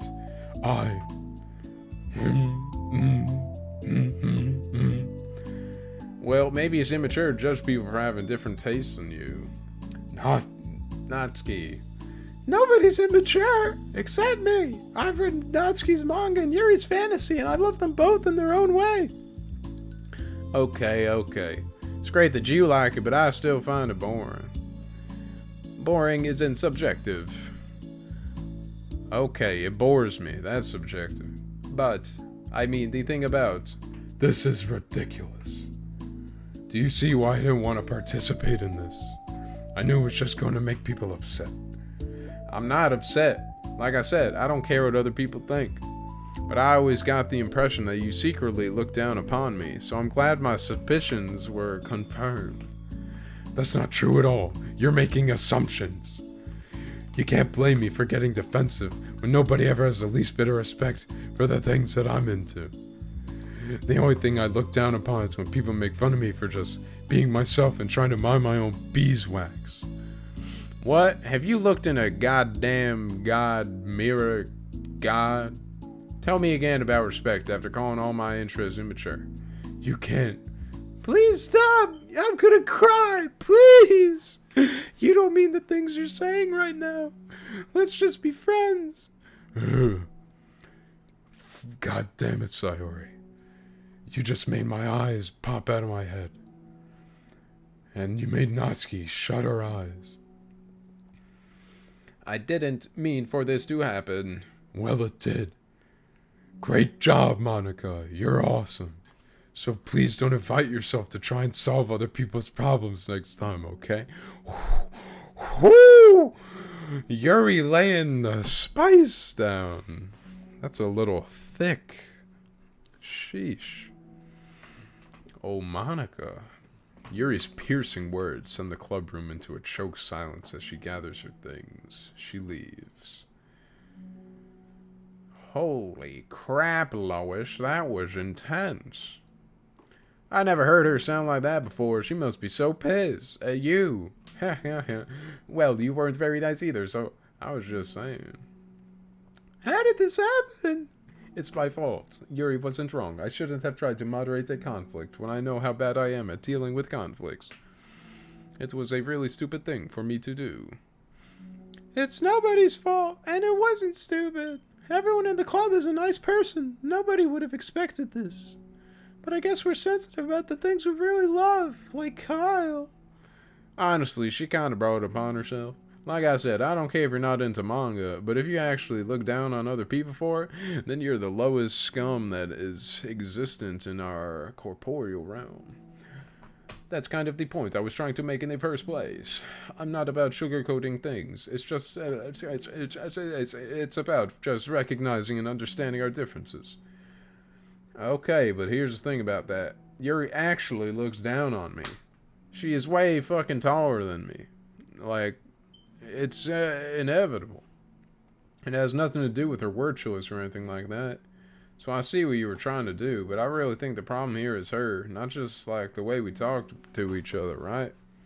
I mean, Yuri isn't like that. She's a lot sweeter than you're giving her credit for. Like floor cookies. I'm sure she'll be reflecting on this. I actually think everyone should. It'll be fine. I'll figure something out. Wow, I'm just like saying that instinctively. I'm just setting myself up to cause more problems. This wasn't your fault, Monica. You don't have to beat yourself up over it. I'll beat you up for it. Don't worry. If you ask me, it's good that the truth finally came out. Because I can just move on now. But... It's fine, I promise. Let's just get our minds off this, okay? Cherry Sundays on Monica. In fact, it's a good opportunity to read some manga without having to worry about feeding Yuri a superiority complex. Don't be mean. I'll talk or read manga or whatever you want, but don't be mean to my friends, okay? Sorry. I'm just bitter. You darn tootin'! Everything will be okay. I mean, I don't have the answers, but I at least know that we're all good people and don't want to hurt each other. This will be a learning experience. Monica says that, but her uneasiness is given away by how much she has to force the reassuring tone in her voice. This was bound to happen eventually. Natsuki and Yuri have always engaged with each other the least out of anyone, and this is the reason. As Sayori and Natsuki proceed to distract themselves with manga, Monica sighs to herself, unable to shake her worried thoughts. Will the club really have to just come to terms with the fact that some members will be incompatible with each other? Monica desperately doesn't want to admit that, and she knows Sayori doesn't either. But for what? A solution doesn't seem to be in sight. Please tell me that's... Whoo! I was gonna say, if there's more, I'm gonna blow my brain. Binary data in VM2. I made some new headway with VM2. Don't get too excited. It's still impossible to establish any kind of stable connection. But it occurred to me that I could at least run a memory dump through some pattern analysis routines to see if we can decipher any digital data from the VM. I didn't want to hog all the server time on a hunch, but I have some preliminary results that indicate the presence of binary computer systems. Based on this, I'm going to schedule 3 days of server time next week to isolate any chunks of memory that appear to be binary data. If successful, we'll definitely be able to find some encoded text and get our first sunny glimpse of VM2. Don't mind me, though. Just keep going nuts on VM1. Hopefully we'll have more to share soon. Rotether. Yep, still have no fucking clue what any of this shit's about. Music. Cool. Let's teamwork. Nice. Reflection part 2. I'm looking at the man in the mirror.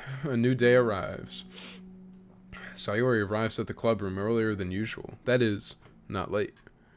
As she enters, it appears to be empty still. So she sits down at a desk and pulls out a sheet of paper, primed to jot down her thoughts. Sayori has made a habit of scribbling her thoughts and feelings onto paper whenever possible, as it tends to serve as her best inspiration for poetry. My heart feels vacant because a ship sailed away. Yo. Yeah! Natsuki! Natsuki pokes her head out from behind the closet door. Sorry, I didn't mean to scare you, but it would have been a lot more awkward if I didn't say anything. I doubt you want me listening in on your poetry thing. Yeah, thanks for realizing that. Should I let you finish that up then? Oh no, it wasn't. I mean, I just do it whenever it's convenient. You're not interrupting. Where's Monica, by the way? Oh, she's out in the hallway. Huh? Why? Well, just in case she runs into Yuri. Sometimes Yuri is too nervous to come in a clubroom by herself, so... Oh. Jeez, does Yuri really let things bother her for that long? She can't control her feelings. For some people, it's really hard to cope when you get a bad thought in your head. Maybe you can distract yourself for a little while. But as soon as it's just you and your thoughts again, it comes back. Yeah. I just want to have a normal club meeting. It's a lot easier to pretend like it never happened if we all just ignore it and move on. I don't want to be bothered by this. It's so stupid. Her opinion of me doesn't matter anyway. Besides, it makes me feel really guilty, and I hate that too. It's okay to have feelings. It doesn't make you weak. Hey. Let's figure this out together. Fine. Only because you're good at this stuff. Let's try to come up with a happy scene. Maybe that will help us understand where your bad feelings are coming from. Well, I was happy the way things were before we had to have that conversation yesterday. What part of the conversation made you upset? Was it Yuri being mean about the manga? Maybe, I doubt it though, because my friends and other people make fun of manga all the time, but I just brush it off and ignore them. But something bad really got to me this time, and I hate that I'm letting that happen. It's because it came from Yuri? No, why would that matter? I mean, well, maybe. I hate that she thinks she's so much better than me, just because she likes to pretend to be all so sophisticated. Yeah, that's what it is. At least other people decide that they don't like me, or manga or whatever, but Yuri acts like she's too good to even give it a chance. I'm sorry. Everyone deserves a chance. Yeah, exactly. Would you give Yuri's books a chance? After this, obviously not. What about before this? Well, I would until I got bored, which wouldn't take very long. But if you actually keep an open mind, then it's not hard to realize that story can be deep and meaningful without being needlessly complicated. I see. But you know, I like Yuri's books. Yeah, but you like manga more, right? Sayori shakes her head. I like them both. I like them in different ways, but I like them both. I mean, the manga, it's really honest and fun and easy to just let go with.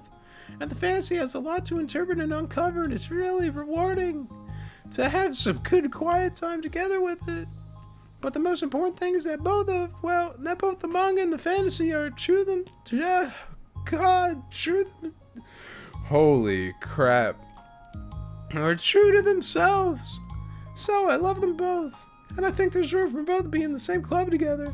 I just feel like maybe they have more in common than you would think. You're just talking about us as if we're fucking books, aren't you? How do you get along with everyone so well? I always get into fights with people. Like first it was with Monica when I was new to the club. Then it was with you, and now it's Yuri. And I'm always like, oh, that person's being such a jerk. And if they just realize that, then we could at least get along. Get dog, little doggy. Nobody else has this problem. I just keep running away from the reality that everyone's just a jerk to me because no one likes me. And I don't know why, and I don't know what to do about it. I don't know what's wrong with me. I hate it. Natsuki! Sayori puts a comforting hand on Natsuki's shoulder. You're a wonderful person. You deserve to be loved as much as everyone else. Everyone has different ways they like to communicate, you know, and sometimes it makes it harder for us to understand each other. I think that sometimes we get lucky and we make friends who are really good at the same kinds of communication, and it feels like you magically connect with them. But other times, even if both people are really nice, it's easy for them to misunderstand each other or to get the communication wrong. It's something that Yuri struggles a lot with too. It can be really hard. It takes a lot of reflection and self-awareness and vulnerability. Nah, I'm bad at that one. Vulnerability. I always have to be the strongest, on account of my tiny stature. What do you mean? Tell me about that part of you. Well, sounds stupid, but I'm really used to people being mean to me. Like my friends, and I guess my dad. Like when I don't get good grades, or even stupid things like my room isn't clean. So what am I gonna do, cry about it? If I let myself get upset, and that's just letting them win. I'm better than that. I'm better than all of them. So things always have to be everyone else's fault. Feels like if something goes wrong, and there's even a tiny hint that it might be my fault, then I just get really angry, and I find ways to blame everything else instead. Do you see yourself as better than Yuri? If I said that, then I would just sound really full of myself. No. Our thoughts and our feelings are two different things. Even if we don't like our feelings, we have to understand them if we want to learn more about them, more about themselves. That's a part of vulnerability, accepting that we have feelings that we don't like. I hate that. And I hate you. My feelings make me a bad person. Because my feelings just want to tell me that I'm so much better than her. That she's a judgmental know-it-all who's stuck in her edgy phase, and that I'm just way above that garbage. But I'm terrible for feeling that way. You're not terrible. You are not your feelings. But you are not your feelings. Say that to yourself out loud. Fine. I am not my feelings. The way that I like to picture it is that those feelings are like your roommate. You live in the same house and you gotta see each other every day. But sometimes they don't fucking clean up any of the messes they leave around the house and shit. And they order food like really late at night, and you have to hear the banging on the door, and it's just really unpleasant. And the fridge is full of shit that no one ever eats. And even if you can ignore each other most of the time, you're gonna run into each other every now and then. And it's gonna make you feel like poop. So the other option is to get to know each other. You can communicate and learn from me. What do you mean? I'm just reading the text. You must have not seen it. You can communicate and learn from each other, and maybe even help each other change for the better. Does that help you understand? How do you know so much about this stuff? I just have a roommate that could be really hard to get along with. Called depression. I just dropped that bomb on you. Sorry. Depression? But you're like the happiest person I know. But I'm sweating, 'cause I don't know. You're making me sweaty. I'm not my feelings. Oh my. I want to be a good person like you. Oh, you little sweetheart. Little. I mean big. You're not little. We're all good people. You and Yuri and Monica. And I think Yuri will eventually learn that about you. Natsuki remains silent, feeling a little overwhelmed. Despite Sayori's kind reassurance, a complicated mixture of pain and sadness seems to fill her, as though flowing from a wound inside her. Was it a result of her vulnerability? No, it wasn't as though she was inflicted a wound after becoming vulnerable. It was as though she began to rediscover an old wound, one that cannot simply be bandaged and left alone any longer. Oh my. Oh no. Damn. Yuri, what are you doing all the way over here? I was looking for you. Please don't yell at me. Oh god, I don't like this side view. Oh, I'm not going to yell at you. I just wanted to say I'm sorry about what happened yesterday. It was unfair of me to put everyone on the spot like that. Next time, I won't just try to jump in and solve everyone's problems. I guess it's a bad habit of mine. You're not mad at me? I thought you were the one mad at me. I was so awful yesterday. Yuri curls up, recalling the details of the argument. I can't even have a normal conversation without saying something wrong and making everyone upset. Hold on, that's not what happened at all. Let's talk about this, okay? Yuri pauses for a second and manages to nod. Monika takes a seat next to her on the staircase. I'm having a lot of negative thought patterns and I can't get away from them. What kinds of negative thought patterns? Like everyone hates me, especially Natsuki. Oh, that's terrible. I don't think Natsuki hates you. How do you know?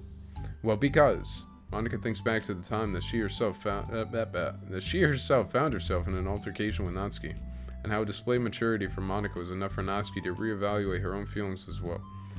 I think Natsuki is just naturally defensive. I think she acts mean when she feels the need to protect herself.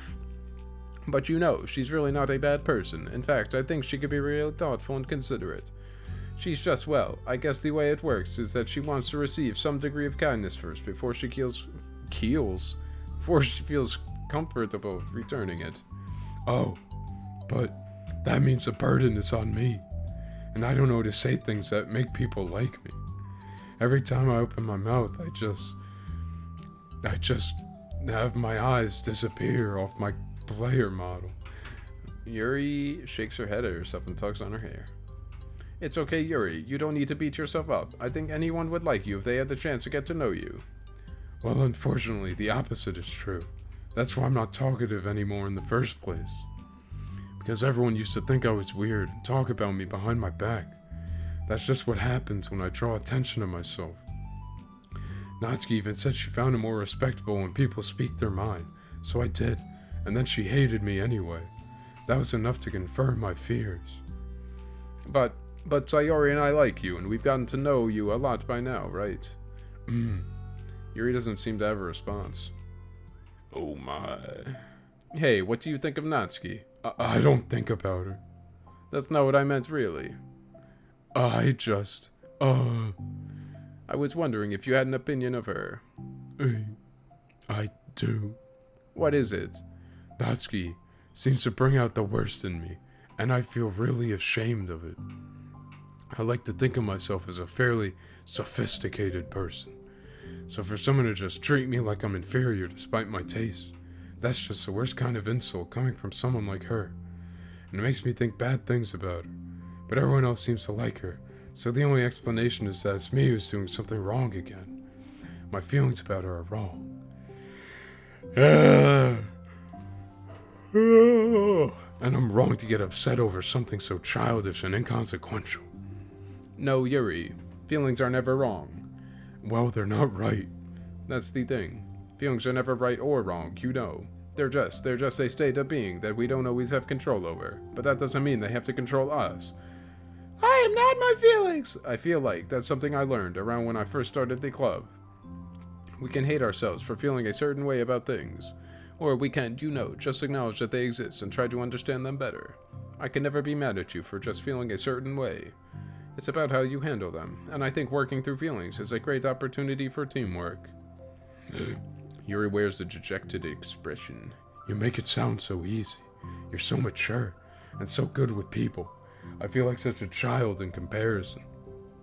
Oh, Yuri, I'm far from perfect, but these are learned skills. They didn't come naturally to me either. It's really hard to, reflect on yourself and separate your feelings from your thoughts. I just want to be a good person. Well, I think it takes a good person to get this far. That's not good enough. I want to be able to communicate it to her. Communicate what? How I feel. How it makes me feel frustrated and upset when she's so negative and dismissive of the things that mean so much to me. And how it... Go on. How it reminds me of me. Because I know what it's like to feel misunderstood and angry at everyone. I know that telling yourself you're better than everyone else is just a defense mechanism. We're just people. We're fragile and unstable. But I'm just tired of that getting in the way. I can't stand it when the peace is disturbed like this. Yeah, you can't focus on your reading when the peace is disturbed, right? Because the literature club should be happy for everyone. happy. Cool. Monika looks at Yuri in adoration. I adore you. I feel like Sayori must be rubbing off on me, because I really want to hug you now. Ahaha, sorry, I didn't mean to make you uncomfortable. No, I mean, well, if you want to, then I wouldn't really mind, so... Monika pulls Yuri into a short embrace. You are so gentle, and I love when you communicate your feelings. I feel lucky to get to see that side of you, and I'm sure Natsuki will too. I'm going to write her a letter. Oh, a letter. What a great idea. I mean, you could literally just fucking talk to her. Just because I'm not good at talking, especially under pressure. I always let my feelings get the best of me, and I forget to say all the important things, and I say things I don't mean. Well, I think a letter would be wonderful. Such a nice way to communicate. Yuri's face hardens with determination. People don't naturally gravitate towards me like they do for you and Sayori. My personality just isn't suited for that, and I wouldn't want it to be. But something I've learned is that friendships don't always just magically appear out of thin air. For instance, I never would have seen myself making friends with someone like Sayori. We're opposite in a lot of ways, but I'm friends with her because she put so much effort into understanding me so that we can get along. I think it was the same with you. You both gave me a lot of time and patience, and I wonder if she feels the same way. Natsuki. Yuri nods. I always thought that if I wanted to make more friends, I had to be somebody that I'm not. Then there's a type of person or a magical formula I have to follow in order to make someone like me. If that's just and that's just like me to think that, always so occupied with myself that I fail to understand other people. Yuri shakes her head. Friendship happens when you think about the other person, when you offer time and effort to understand them and respect them and trust that they also want to be a good person. That's what I learned through my observations in the literature club. Observations. Monika is caught by surprise. Yuri's always kept to herself so much that it's unusual to hear her suddenly talking about the club like this, but Yuri gently smiles to herself. You always let me listen to your thoughts about people. Sayori too, and it makes me happy because I learn a lot of things. That's so sweet. I had no idea that it meant that much to you. Monika never thought much of it, but in the past weeks, Yuri always seemed to be especially attentive when it came to the problems and concerns of others. Always wanted to listen and learn more about her friends in the club. Just end this shit. It's true. Sayori and Monika are naturally more comfortable with other people and can more easily work through situations of conflict, but that doesn't make them better people. Everyone has strengths and weaknesses and the capacity to improve. The first step towards improving oneself is reflection and self-awareness. It's something that Yuri never gave herself enough credit for, but that Monika can recognize as an incredible trait. And with that, her confidence in the club is restored. Is it over? Oh! A very shy girl with long, pretty hair is wandering the bustling lunchtime hallways, her fist pressed into her collarbone. When she finds the literature club president's classroom, she stands at the door, glancing all around her before peering inside. Monika is sitting and chatting with a group of unknown friends. Yeah, as expected, this was a bad idea after all. Suddenly, Monika glances towards the door, making the girl panic and duck out of sight. Before she can regain composure and decide for sure to leave, the classroom door gently opens. Yuri, what a surprise to see you during lunch. Yuri squeaks a response. Please help me. What, is everything okay? Yuri shakes her head. I don't know how to write letters. Ahaha, thank goodness, I thought there was some kind of emergency. Monika briefly glances over her shoulder at her other friends. Do you want some help? We can go find an empty classroom or something. Is that okay? I feel bad taking you away from your friends. It's totally fine, I promise. We weren't really doing anything. One sec. We were just eating lunch, but, you know, who cares? I don't need food. Oh, God, I don't need food today. Monika trots back into her classroom, says something like, I gotta go to her friends, then grabs a pen off her desk before returning to Yuri. Okay, let's find somewhere quiet. Yuri nods and follows Monika as the two of them set off. Whoa. A giant flock of birds just flew outside. Radical! How are you today? Huh? Huh, me? Well, yes. Ahaha, oh gosh, sorry. I was just caught off guard. I'm doing well today, just tired. I never seem to get enough sleep during the week. How come? Oh, I don't know. I think I'm just easily distracted. I get really sucked into things and start neglecting the time. Me too. I do that too. Oh my god. I'm actually relatable. Ah ha ha. Hey, this classroom is empty. Let's go in here. After peering inside, Monica opens the classroom door and the two of them enter. Yuri's moment of relaxation ends. She watches as Monica pulls 2 chairs up to the same desk, then obeys as Monica beckons her to take a seat. Take a seat, Monica. She stares down at the empty desk. You nervous? I don't want to do this. We don't have to. We can come up with something else. Yuri shakes her head. It's my chance to do something good. I need to take initiative. Gosh, you must be really determined. I know how hard it is to step out of your comfort zone. I'll be sure to encourage you. Yuri pushes through her anxiety and grabs a handful of lined paper from her notebook. Then she picks up her pen. Ooh! Why are they sitting so close together? Hey, you're left-handed, that's neat. Ah, yeah. Now I don't have to worry about bumping your arm. Monica playfully rubs her shoulder against Yuri's. Ah ha ha, sorry, I'm just being silly, I guess. Anyway, how about we start by listing the different things you want to say to her? Yuri thinks. I feel embarrassed all of a sudden. Oh, it's okay. How about some of the things you said to me yesterday? But, never mind. I guess I'll try. Yuri thinks for a moment longer, her tension evident. Then she writes the word reflection. It's the name of the side story. This is about my reflection on our behavior. The key question is why we act like this towards each other, but I've been able to separately be friends with Sayori and Monica. That's me. Yes, it is. So, Yuri thinks. I've been able to befriend the two of you because you've taken the time to understand my needs and respect my interests. Oh wait. The same goes for Natsuki too. We started off as pretty hostile to each other because I was so worried about getting what I wanted, but she just wanted to be respected more than anything else. Once I stopped making it all about me, she was able to do the same. I want to do that too. So what kind of things do you want to do for her? I don't know. I want to do the same things for her that I like to receive. I like when people respond positively to the things I talk about and not just brush me off. I like it when my feelings are taken seriously. And I like when you and Sayori trust that I want to be a good person, even when I'm not doing a good job at it. Let's write those things down. Okay. Yuri writes some things down. I think the most important thing to remember here is that Natsuki is feeling vulnerable, so we should make sure that the letter puts her first. It's hard when you're feeling hurt, but it never helps to just tell someone all the things that they're doing wrong. I think first you have to make sure that they know you're ready to respect them and listen to them, and admit the things that you feel you could do better.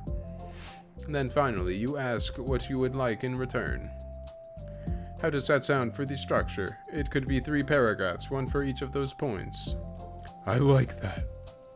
My thoughts were so disorganized. I had no idea to come up with any kind of structure. You're so amazing at these things. Oh, stop. You've done so much more than I have, you know. You spent so much time reflecting and being open-minded. That's the hardest thing for anyone to do. All I'm doing is helping you put it on a piece of paper. So I think you're the amazing one. Oh my. Monica gives Yuri's hand a quick squeeze, but as she lets go, she's caught by surprise when Yuri curls her fingers to hook Monica's hand in place. What the? For a while, they sit like that in silence, save for the occasional scratching of Yuri's pen against the paper. Yesterday you told me that I'm thinking about a lot. What was that? The thing about how feelings aren't right or wrong, and that they're just a state of being we need to come to terms with. It made me think about how a person's behavior isn't always just how they decide to be. It's also made up of their past experiences and their insecurities. I think that helps me see other people as actual people, rather than as insignificant side characters who are out to get me somehow. Is that how you felt about Natsuki? Yuri nods. But, in reality, everyone is always trying their best, and everyone wants to be happy. Monica peers over at Yuri's paper, but to her surprise, Yuri pulls it in closer, partially covering it with her arm. Ah ha ha. I have to be able to read it to help you, you know. To help out, you know. It's okay. I don't need you, bitch. My thoughts are a lot more organized now, after being able to talk to you about it. Now that I'm actually putting it on paper, I realize that I really prefer others not to read it. Yuri laughs softly to herself, a rare expression. I'm kind of glad to hear that, actually. Oh, I somehow keep finding ways to butt into this whole thing. I've done enough damage. Ah ha ha. But it's also been so wonderful talking about this. I mean, I always thought you were really smart, but... Yuri smiles. I will always be terrible at these things. People are just so incomprehensible to me. I'll never get the hang of being one. Ah ha ha. But listening to you so much has really helped me make sense of... Oh, goddamn.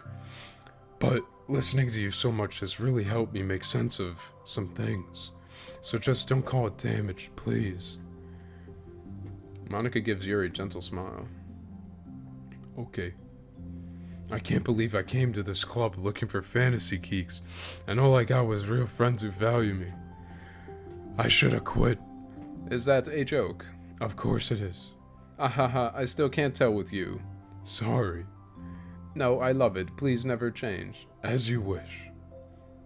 Just end. Yuri glances at the clock. We're almost out of time. Oh god, will you be able to finish? Before the end of the day, probably. But I don't want to come to the club the same day that Natsuki reads it. I'm too shy. I can give it to her instead if you'd like. Yuri nods. As long as you promise not to read it. Of course, I promise. Thank you. Yuri exhales and the two stand up. I'll message you when it's ready. Monica nods. Good luck, I'm here if you need me. Yuri turns to nod and the two depart. Finally, please. Yes. Bing, bing, bing, bing, bing. Ooh. Paper. That's one big letter. So I have all the wallpapers. I have all the poems. Oh man. 3 more cugs. Secret number 10. Ooh. I finished the backgrounds. Oh god. 4 sketches. I don't know what we gotta do for those. And 1 promo. Don't know. Fuck it. Self-love. It's only been 1 day since Yuri's letter was delivered to Natsuki with Monika's help. Because Yuri chose not to attend the club meeting that day, she and Natsuki haven't faced each other since.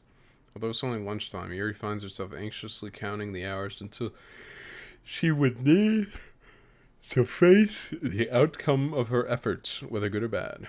And because the passing by of students was making her feel even more anxious, Yuri picked out the most secluded spot she could find to spend her lunch. Because the staircase is under maintenance, no student will have any reason for coming here. Except Natsuki.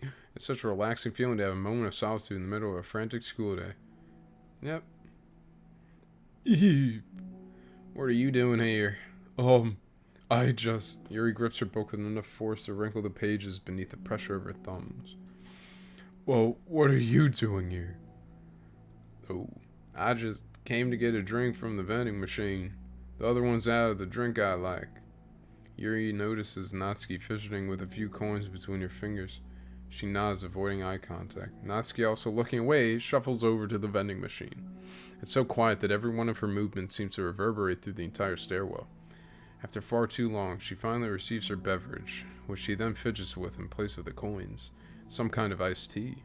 But instead of leaving right away, Natsuki just stands in place. She glances all around her. It's like way too quiet back here. It's creepy.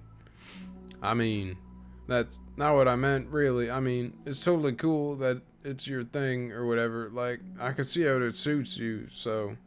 Not because I think you're creepy or something. I didn't mean that either. You know, I'm just gonna stop talking. That seems like a good idea. It's okay. Everything is okay. Yuri finds herself attempting some words of comfort after hearing Natsuki stammer herself into dejection. Seemingly in response, Natsuki approaches the base of the staircase and hesitantly sits herself down near Yuri. Well, I can leave if you want. Yuri shakes her head. Natsuki twists the cap off her drink and takes a sip. And despite receiving Yuri's permission, Natsuki doesn't say anything more. Yuri continues to read, or at least pretends to. Now that's true friendship, and the two just sit there for a long time. The tension seems to fade a little bit as time passes. Even without any words, this seems to mean at least something, though it's not clear what that may be. Lunch ends more quickly than expected. Natsuki is the first to stand up with her empty drink bottle. Are you coming today to the club? Yuri nods. I'm sorry for being so awkward. I'm really bad at talking about this stuff. I just can't for some reason. I don't know why. But I want to eventually. There's no rush. I promise. Thanks. No problem. It's the next day. Of course it is. Natsuki appears from around the corner and steps up to the vending machine, glancing at Yuri as she does so. Today, she seems to be holding some kind of book as well. Oh, you're here again. Well, I just came here to read this because there aren't any people around here. Oh, I thought you didn't like how quiet it was. Well, I don't, but there's no people here. I see. Natsuki sits down. The mood feels much different today than it did yesterday. After yesterday's lunch and the club meeting that followed, Natsuki and Yuri begin to feel more relaxed around each other again. Although Yuri's letter is still lingering in the back of Natsuki's mind, she continues to detour around it. But it's okay that I'm here. Yeah, I don't care. I mostly just don't like dealing with the crap I get from my friends about it. Especially since, they all just assumed I stopped reading manga after I joined the literature club. Not that I'm trying to hide it from them exactly. But I just don't want it to come up again now after I've waited so long for this new volume to come out. Literally months at this point. This is big. You don't have other friends who are into manga? Not unless online friends count. And Sayori, but that's different because she's not actually into it. She just likes it, you know what I mean? Honestly, you're lucky that the books you're into at least just look like books, so you don't have to feel like everyone's constantly judging you by what you're reading. And that would be so awful, especially since I already hate attention so much. Well, it's a good thing I have thick skin, I guess. They could stop a goddamn bullet. And by the way, I would totally recommend finding some friends online if you haven't already. If you're like me and have no one to share your hobbies with. Oh, I have online friends. Since middle school, actually. I was especially desperate back then. Damn. It's somewhat embarrassing to reminisce about those days. Sometimes I feel like the me from a few years ago would have benefited from a good smack across the face. Oh, whatever. We were all just stupid kids back then anyway. Stupid kids now, too. Some of the fanfics I wrote, thank God I used a pseudonym. Oh, Lord. But I liked it at the time. I got a lot of fulfillment out of it. And plus, I can look back and say with confidence that I've become a better person since then. So I don't think I would change anything. I wonder if a few years from now we'll think the same thing about our current selves. Probably. Oh shit, she actually said that. Yeah, probably. That doesn't make you uncomfortable? No, of course not. I don't care what other people think of me, especially someone who doesn't even exist yet. Alright, here. Natsuki raises her hand to her face and forcefully slaps her own cheek. That's me from the future, coming to terms with me right now. Also, ow, I didn't mean to do with that art. Yuri doesn't seem to react, but then to Natsuki's surprise, Yuri shyly looks the other way before lifting her arm and doing the exact same thing to herself, loudly smacking her cheek. She turns red and stares into her lap, but is unable to hide a smile, as though it was a really funny joke. Oh, that's what I'm talking about. I didn't know you had it in you. I don't even know why I did that. Maybe I thought it would be funny. Sorry, I keep distracting you. You said you were looking forward to reading, but I keep going on about all this nonsense. I'll let you get to your reading. Oh, right. Yeah, I guess I'll do that then. Nothing else to talk about. The conversation ends quickly. Natsuki opens her book to read silently for the remainder of the lunch hour. But the whole time, Yuri feels distracted by a twist of regret over having so abruptly forced the end of their conversation. Bitch. bitch. Oh no. You're back. Yeah, I'm here to lay low again. Another day has passed. During lunchtime, Natsuki finds herself having wandered to the stairwell once more. Hey, did you buy that? Natsuki quickly notices a bottle of iced tea on the staircase where she normally sits. Yuri nods, avoiding eye contact. What, like for me? But you didn't know I was coming here today. What if I didn't show up? Well, I would drink it myself, I guess. It was a stupid thing to do. No, it wasn't stupid. I just thought, never mind. What I meant to say is thank you, and that's a really nice gesture. It's okay if you don't feel that way. I do. It was the other things I didn't mean. I swear, please believe me, Yuri. I need you. Yuri pauses and nods. Talking is hard. I get it wrong a lot too, so I believe you. Natsuki exhales from relief. She then sits down next to Yuri and takes a drink. Knowing Yuri, she was probably overthinking it so much that Natsuki's tepid response filled her with self-doubt. I'll do something nice for you next time. Please don't feel obligated.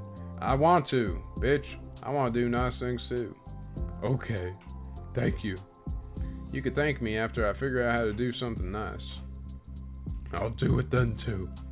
Natsuki sighs. Nothing. Just reminds me how I haven't been getting along with my friends lately. Is that why you... Oh! God damn it, Natsuki, I'm dying. Is that why you've been coming here? Well, no, not exactly.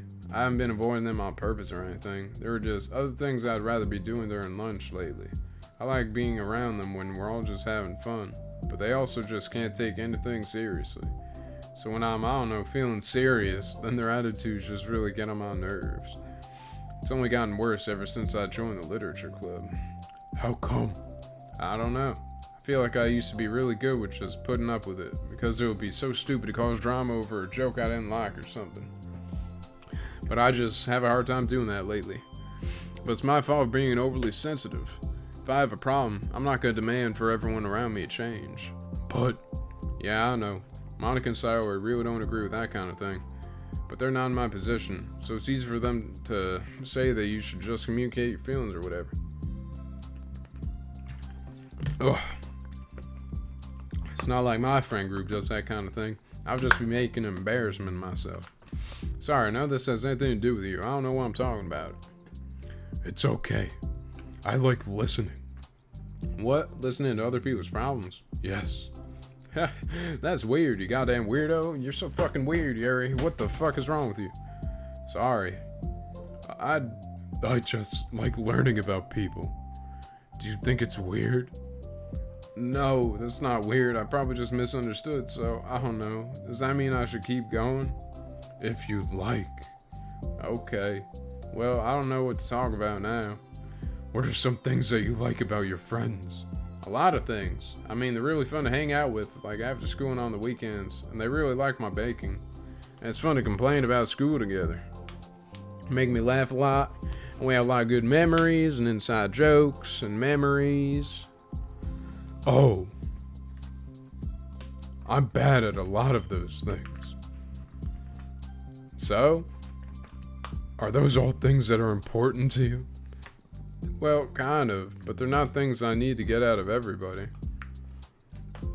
Everyone in the club is really different from that, but I'm still friends with them too. Well, Sayori really likes your baking. And she makes you laugh. And she complains a lot. That doesn't mean she's anything like my other friends. Well, unlike them, she's a nice person who cares about your feelings. Excuse me? How about you don't talk that way about my friends that you don't know anything about? Uh-oh. Natsuki stands up. No, wait. I'm sorry, I didn't mean it. I didn't want to say something bad. Please don't leave. Natsuki sighs and shakes her head. It's fine.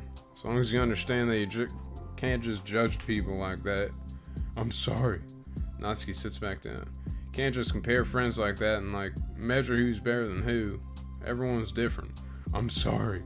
I just don't like people who want to hurt you.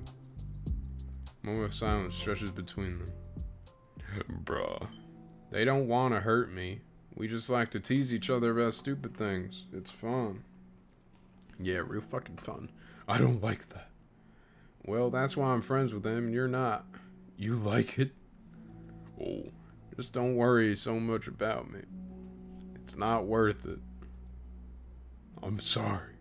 I wish I knew how to help with social conflicts. Just like how Monica can. She's good at these things. Not really. Also, I don't always want help. Sometimes it's just stuff I have to deal with myself. That's what Monica and Sayori never seem to understand. Sometimes all you do is look at them wrong, and they're all like, "Oh, what's wrong? Is everything okay?" I just want to mind my own damn business sometimes, and decide myself if I want to talk about things. The only one who understands that is you. So you really shouldn't be so hard on yourself. You're not as bad as you think. Oh, you don't need to reassure me or anything. I mean that. Plus, it makes sense that someone who doesn't talk a lot will make a good listener. Yeah, no shit. Thank you. You're also nice. Kind of. Oh my. It's really hard for me. It doesn't come naturally at all. It's so weird because I always thought of myself as someone who could just say whatever's on my mind. But I feel like that only works when I'm annoyed or upset, or I want to say something mean. Why am I like that? You don't have to answer that. I'm just talking to myself. Yuri nods and remains silent. Natsuki notices her fidgeting with the pages of her book. How come you like reading so much? Oh, well, a lot of reasons, but I just get sucked into it so easily. It's so immersive, like I want to be a part of it. I think there are a lot of things about people in real life that make me feel uncomfortable and frustrated, especially when it comes to following social conventions and group interactions. I just don't really understand it, and I have no real desire to participate. But it's different with books. It feels like I always want to be around the characters. I feel such a strong emotional connection with them in ways I've never felt with real people. So in that way, it can sometimes feel more real than real life. Really? Isn't that hard for you to be around? Oh, is that hard for you to be around people, like, all the time? Fairly often. Especially in group settings. When people are making all kinds of conversation and saying jokes and all of that, I don't know what to do, and I just disengage. Oh, that doesn't get lonely? I don't think so. I can still enjoy spending time with people one-on-one, and I have online friends too, of course. Oh.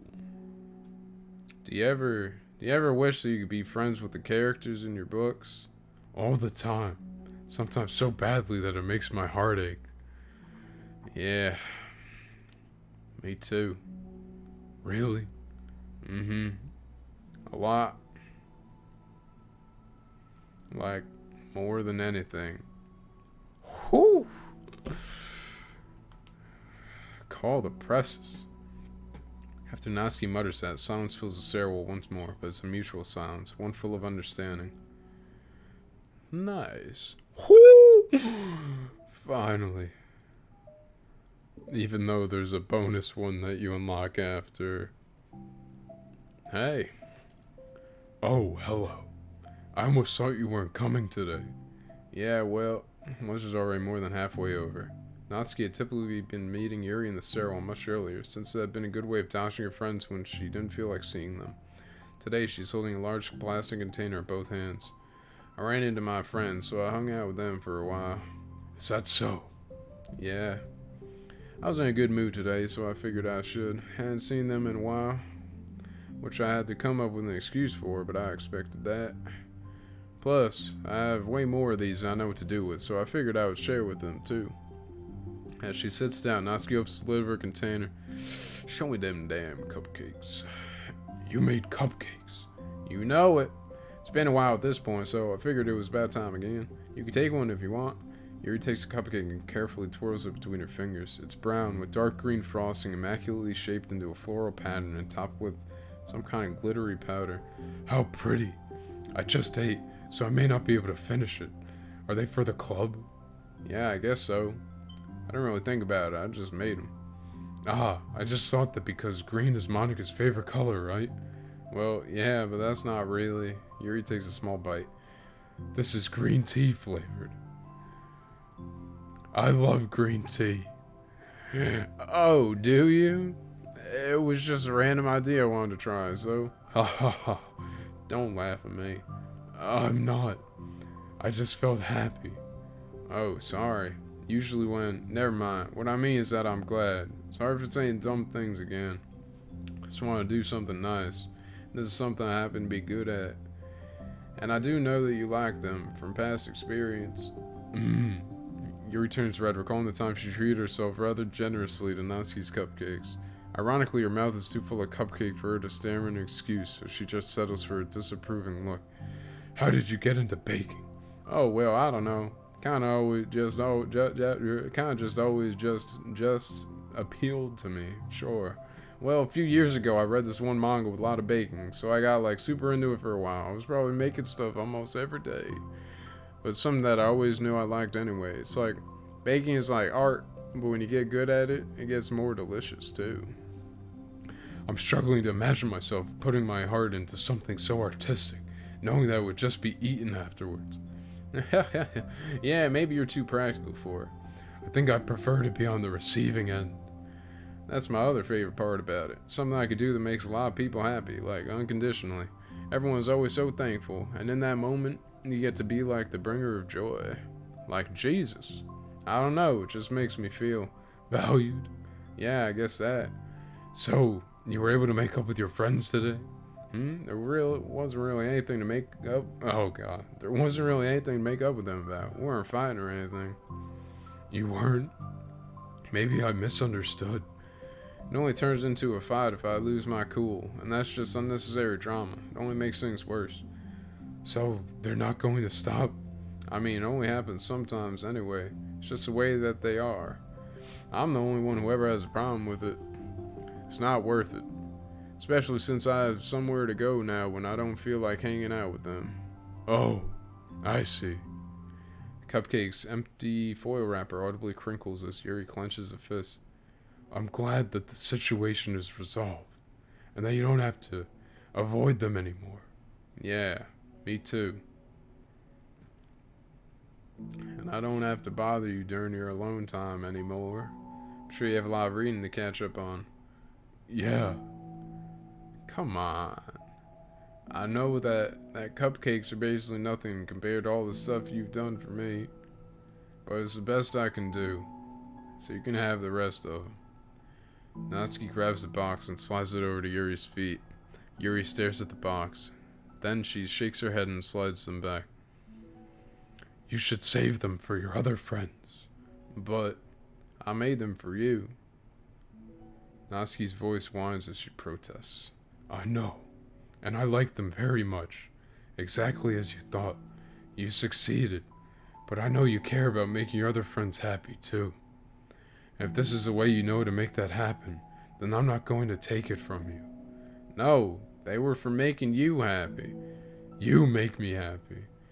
You're worth more than the cupcakes. Oh wait, you're worth more than cupcakes to some people. That's why they want to spend time with you. And be your friend. That warning, tears pour from Natsuki's eyes. She pulls her knees to her chest and starts sobbing into her arms. Show me. Show me what it looks like, please. Natsuki, I'm such a bad person. Yuri stammers, feeling panic. I didn't mean to say something bad. Natsuki shakes her head and wipes her eyes. You didn't. Natsuki tries to choke back her sobs, but struggles to speak through them. I just really hate myself sometimes, and it feels so wrong when you say those nice things to me. Like I don't deserve it.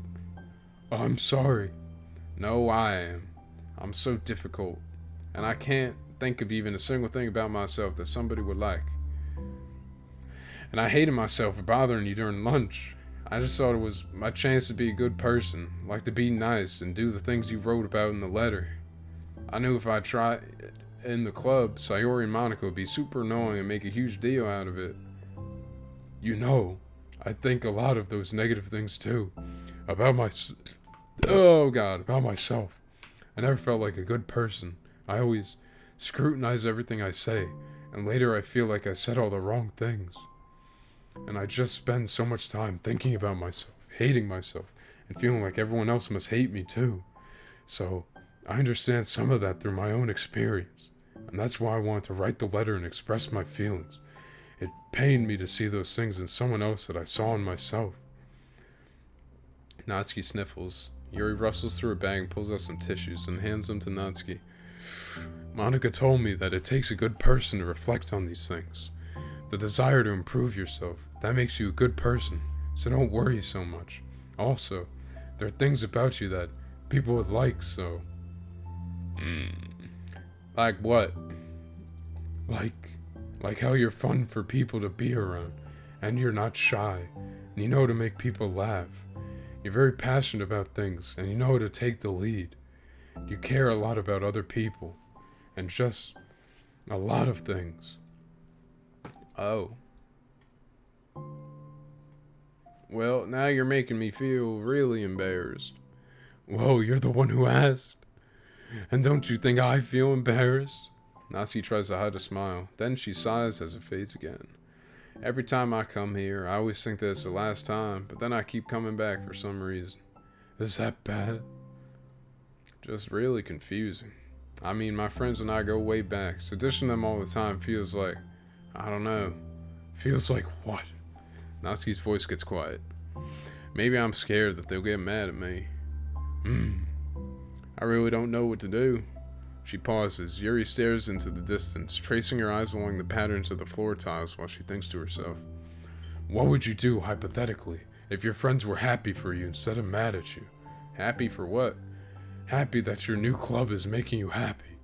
Well, that's just not a fair hypothetical. Natsuki says that, but with little confidence in her voice. I always told myself that I don't rely on the approval of others to be happy. And I still feel that way, but I'm spending time with people who put me down whenever I don't have their approval. That's probably what's making me feel so confused, because I'm threatened out of the things that should make me happy. So no matter what, it's like I have to be unhappy to be happy. It's making my head hurt. That must make it really difficult to feel comfortable with yourself. Being made to feel like you're wrong just for being the person you are. It really goes against everything I believe in, doesn't it? Goes against the kind of person I want to be. I'm fed up with it. I'm fed up with a lot of things. Natsuki presses her palms into her forehead and shakes her head. I know what's best for me, but I keep convincing myself out of it. It's so much easier to be comfortably unhappy than it is to do something so scary. To do what? You know, to end it. With them? Natsuki nods. I didn't think you were actively considering that as an option. I wasn't until recently. It's just one of those things where, like, it's been a certain way for so long that you just get used to it. Like, so much of you has gone into it. So much that it feels like that's just how your life is. Throwing it away is like throwing away such a big part of your life. It makes me feel sick to think about. Natsuki sighs. It's just really scary. It's terrifying. What are you scared of? I don't know, a lot of things. Just like being alone, not having anyone to talk to or hang out with, not being able to replace what I have with them. I don't want them to hate me, and I'm scared they'll hurt me for going against them. Physically? Not physically, but... Yuri clenches her fist. Natsuki. What? If anyone even thinks to cause you harm. Oh my. I will unleash hell upon them. Ooh. Natsuki snorts in laughter. Don't laugh at me. Sorry, I like that. That's all. Oh. Well, I meant it. I know you did. Natsuki gives Yuri an endearing look. I needed it. As the conversation lapses, Natsuki again slides her box of cupcakes over to Yuri. Just take them, okay? I don't want other people to have them anymore. Are you sure? Natsuki nods. I'm sure. I will then. I'll enjoy them. Natsuki looks away, but a feeling of warmth spreads through her. She holds on to that feeling, knowing it will give her courage. Damn. Oh God. Oh, you're here first today. Bing, bing, bing, bing, bing. And you brought reading material. Natsuki is sitting in her usual spot, this time holding a volume of manga while her lunch sits beside her. Yuri sits down as one opens her own book. Sucks when a good series has to come to an end. Like it's such a big part of your life, and then one day there's just nothing left. Oh, just read One Piece, then you'll never have to experience that. Makes you feel so empty. Unfortunately, I'm about to experience that myself. I'm on the last book of this series. That sucks.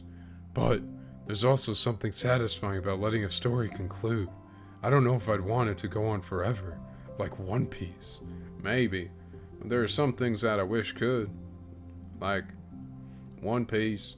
On the other hand, have you ever read something that overstayed its welcome? Yeah, One Piece. I could think of at least one thing I've read that got pretty unbearable like halfway through and the ending really sucked. So, sucks when something good has to end, but also sucks when they just keep inventing more plot until you don't like it anymore. Guess it sucks either way. Well, that's the nature of all things. They come to an end. The two fall silent. They slowly eat while making their way through their respective reading material. Except Natsuki doesn't seem to be touching her food at all. You don't go out during the weekends, right? Excuse me? Like with friends, at the mall or downtown or whatever. I'm not a total shut-in, you know. Oh, my bad for making assumptions. Well, I'm sure I go out less often than other people, like you and the others in the club. I don't really meet with friends and arbitrarily spend time like that.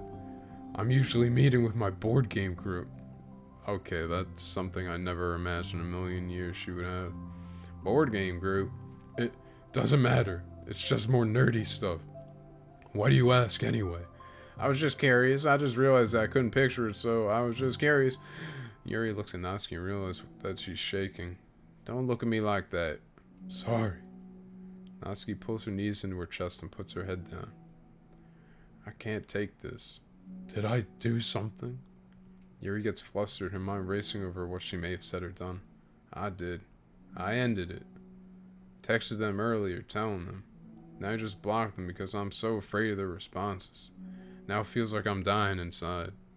Oh, that's some real fucking shit, Natsuki. I'm sorry.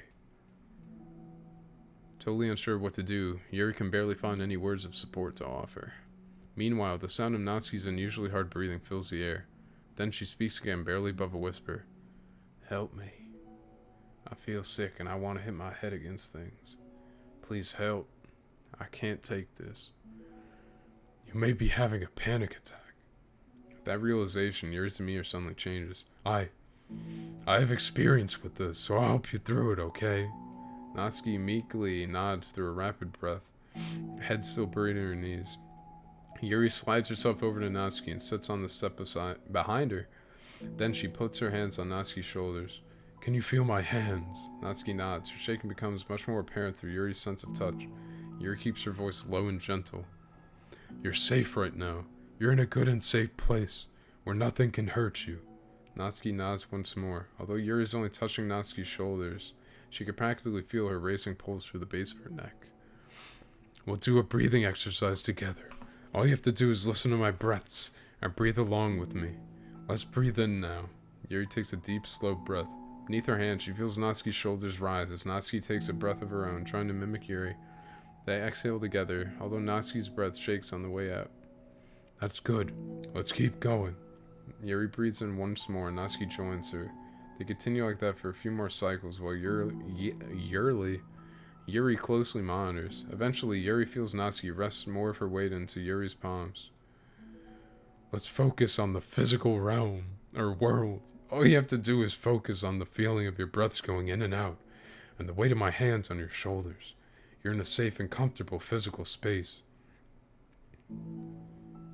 Bruh. Minutes pass in silence. By now, the worst of it has passed, but Yuri's determined not to move away until Natsuki prompts her to. Meanwhile, Natsuki has lifted her head off her knees and her breathing is mostly steadied. Then, she takes a final deep breath and slowly pulls herself to her feet, causing Yuri to let go. She stretches her arms. I'm sorry, I didn't mean to freak out. I don't know what my deal is. You don't have to apologize. This must be enormously stressful for you. Is that going to keep happening? It may or it may not.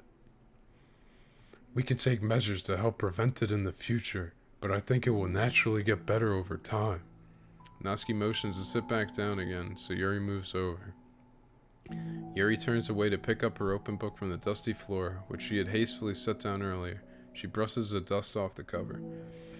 I don't think I could have gotten through that alone.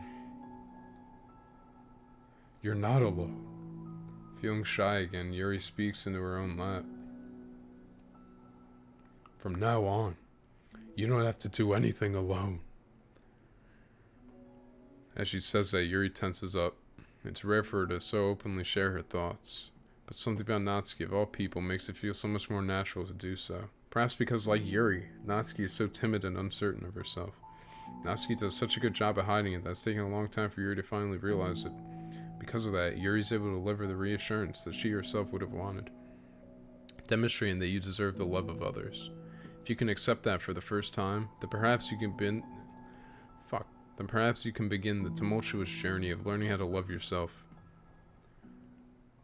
Fuck, man.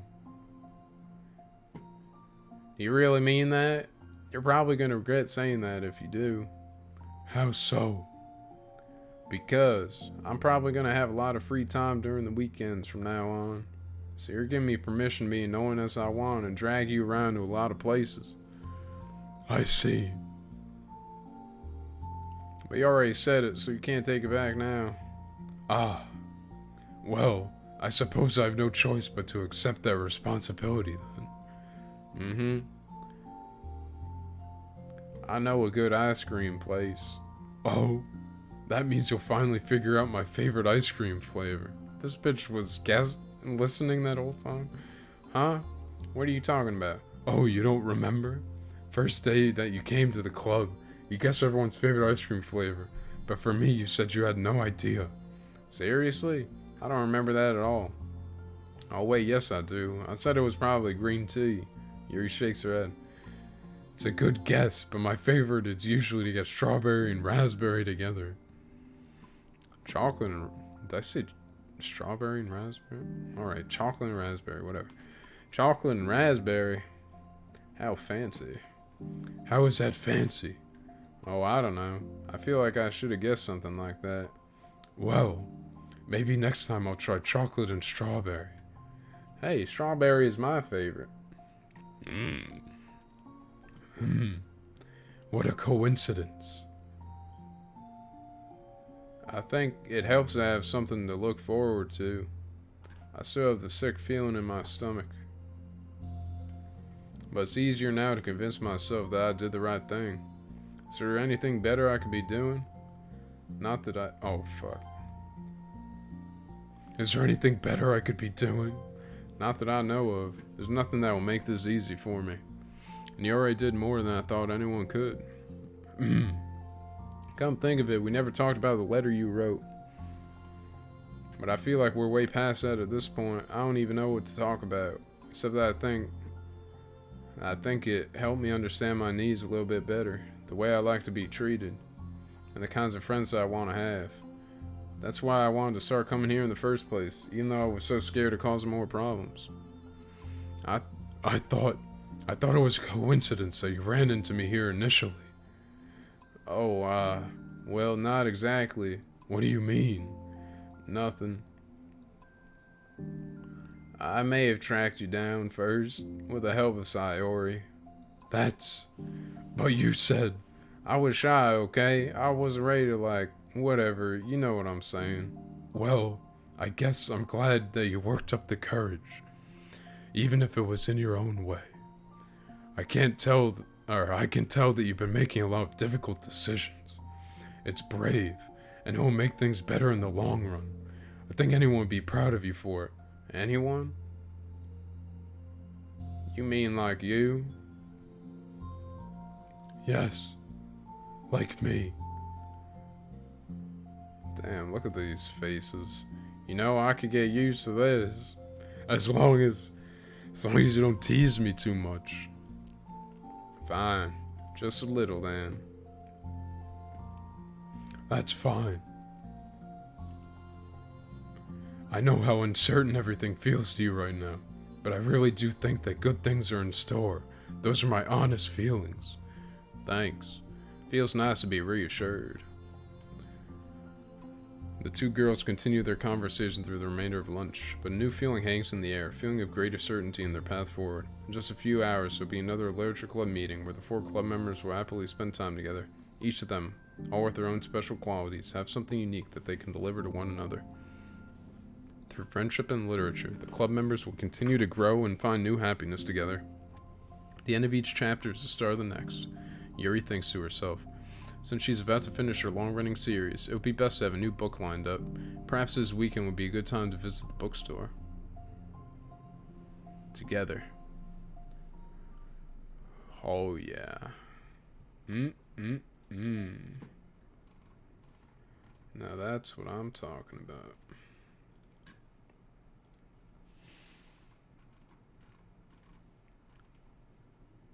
Is there... Ooh, equals. The final chapter. Oh god, I haven't done other voices in a while. Okay, everyone. We're gonna be taking a break from the usual activities today. I was thinking, since people are starting to talk about the festival, it's a good time for us to go over the general direction of the club and all. I think it'll help us figure out what to do for the festival, you know. Oh, Sayori and I already came up with a really good plan. Really, for the festival. Yeah, so the plan is this, okay? You and Yuri collect information ahead of time on which clubs and classes are doing food booths. Then we take a map and plan the most efficient route so we can get to most of them before the lines get too long. Hey, that has nothing to do with the club. Well, you have to let me finish. Alright, fine, go ahead. Right, so basically we get all the food we can, then we come back here and we all eat together. That's all. Wow, I got tricked twice by the same joke. Boo, don't be a hater. It's not like you could come up with anything better. Look, even Yuri was thinking about it. Look at her, she's thinking. No, I wasn't. I would really prefer to do something literature related. We can eat together anytime. The festival is a unique opportunity. Besides, it's been quite a while since we've seen any new interest in the club. What happened to that Kyle guy? Yeah, I was thinking the same thing. We really get a shot at showing people what the literature club is all about. I'll tell you what, we can do both, right? We'll make time for your food mission and still put together a public event. Oh my gosh, yes! I was just joking, but that's a really good idea. Ahaha, well, I'm glad that's settled. I think the question is how to come up with an event that demonstrates everything you can get out of the literature club. Well, that's kind of tough, because everyone gets something different out of the club. Okay, how about this? Let's go around and have each of us talk about what we've gotten out of the club so far. That could really help us figure out what kind of reputation we want to build. Yeah! That's too embarrassing. Oh, but you have so much to talk about. That's exactly why. And I'm sure Natsuki feels the same way. Well, maybe, but I didn't plan on arguing against it or anything. I mean, it's a literature club. We talk about that stuff together, right? And the only way to get more comfortable with it is suck it up and do it. You little bitch. Oh, you're not wrong. I'm sorry for being resistant. It's not good to say suck it up because it sounds like the feelings don't matter. Right, my bad. It's just a habit I need to break. Well, anyway, who's gonna start? I'll start. I was the first to join after all. Ahaha, wouldn't that be me? No, I want to go first.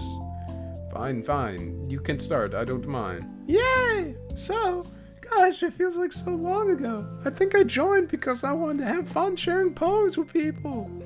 It seemed like it would be a safe way to express myself, you know? Like if it's just a poem, then I could share without feeling like I'm burdening everyone with my problems. And I thought it would be a really good way to get to know other people too. So yeah, I was really surprised when I walked in. It was just Monica, and she was sleeping. Ahaha, don't remind me of that, oh gosh.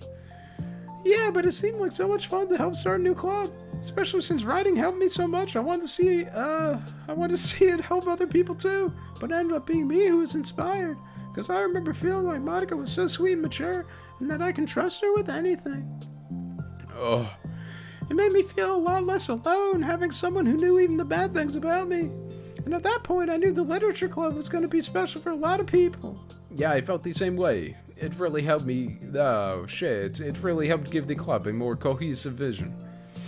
Yeah, and then Yuri joined, but she was so different from us, and Natsuki too. I think for Yuri, it really helped for me to take the lead before she was able to open up a little. But Natsuki was kind of the opposite, where she wasn't ready to get really close to someone really quickly. I never thought about that sort of thing. I really feel like I've gotten better at understanding people's different needs. And that makes me feel really happy, because my friends are just the most important thing to me. Like Kyle, where is he? And whatever new members we get, I want to help them in those ways too. Oh my god. I don't know if I would have continued coming to the club if it weren't for you. Really? Mm-hmm. I know it wasn't too long ago, but it hurts to think about my behavior back then. I was really short-sighted, which is funny, because I'm tall. The only reason I came was to find others who were into fantasy. I suppose that was my own idea of making friends with people. And I remember feeling uncomfortable because you and I have such different energy. I had such a specific idea of the kind of person I could be friends with, so when Sayori tried so hard to get to know me, I felt like I was just wasting her time. I think I was naive to assume that similar interests were the key component of friendship.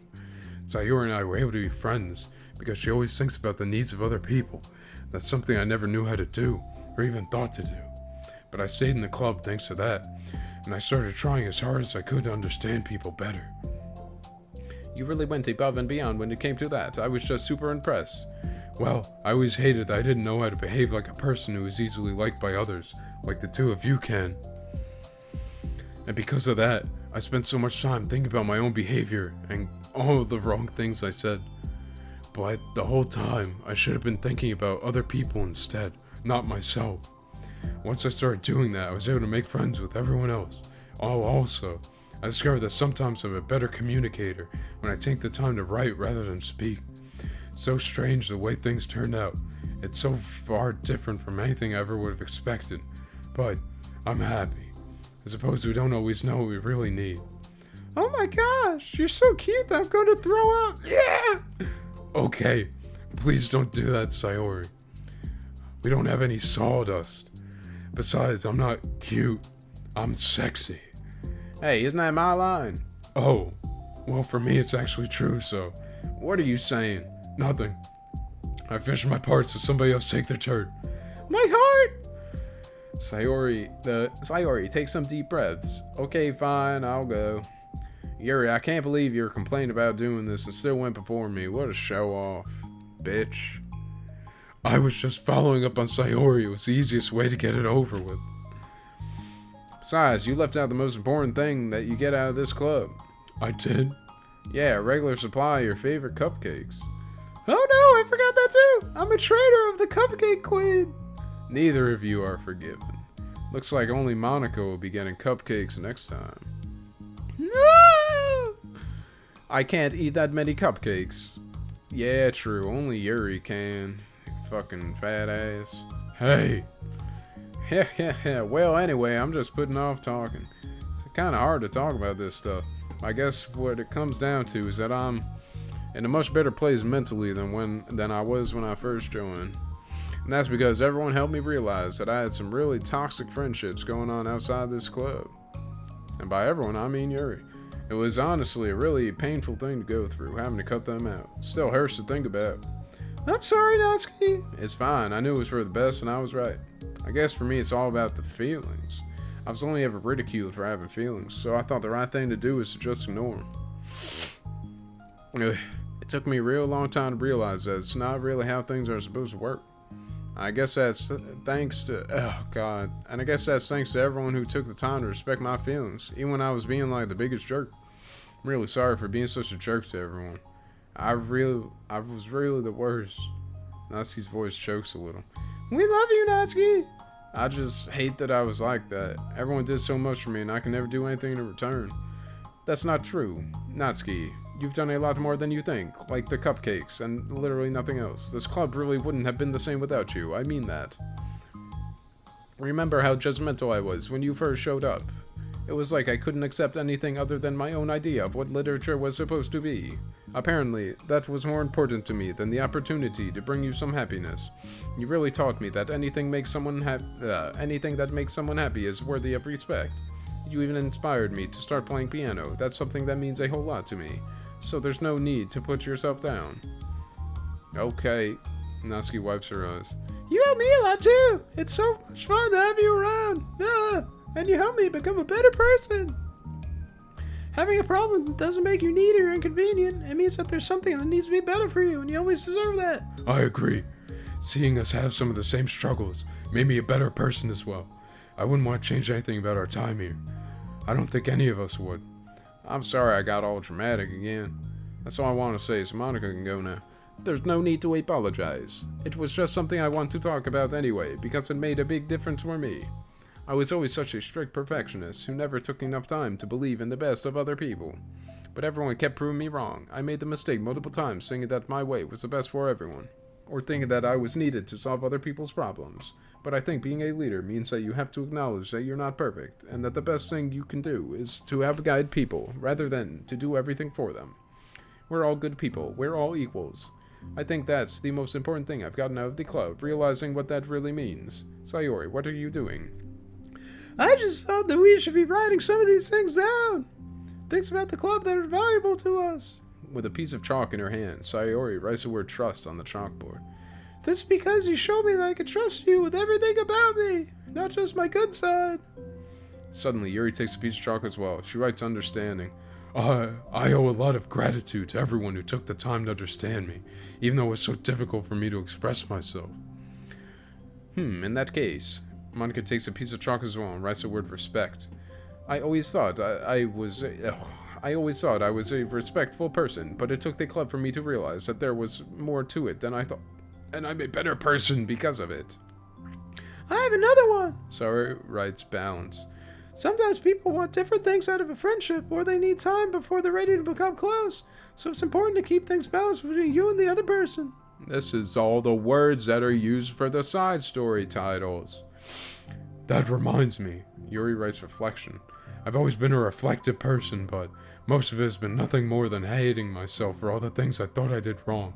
Once I started reflecting on other people, and not just myself, a lot of things changed for me. So I think that's the most important one for me. That's great. We have a whole list of things now. Suddenly, everyone turns to look at Natsuki. Well, everyone took all the chalk. Don't look at me like that. Jeez. You could have just asked. Monica hands her a piece of chalk to Natsuki. Then Natsuki sighs and writes self-love. Ooh. I don't know how far I've gotten with it yet, but it feels like things are at least on the right track. So there, that's my contribution. Together, everyone stares at the words on the board.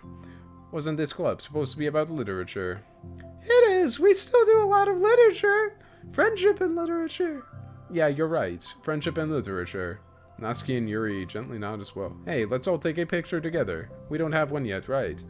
Hey, you're right. Make sure you send it to me after. Whoa. Wait, can I brush my hair first or something? Oh, you're fine. You already have the best hair out of all of us. Everyone get together. I can't fit you all in. Okay. Okay, everyone ready.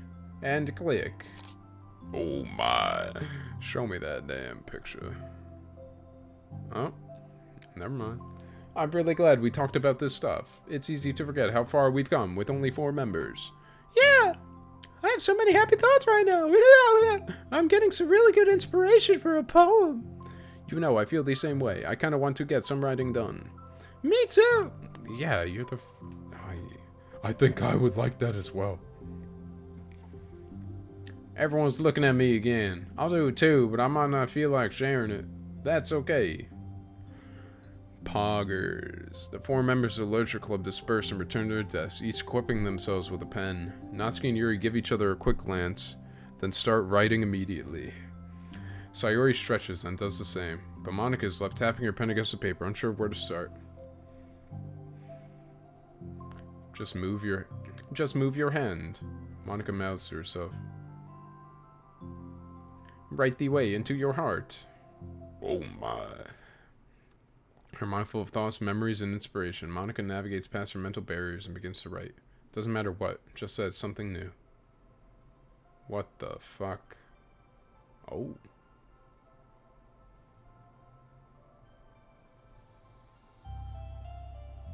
Is it over? Bing, ding, ding, ding. Oh. What the? Hey. Alright. I'll bump to this one.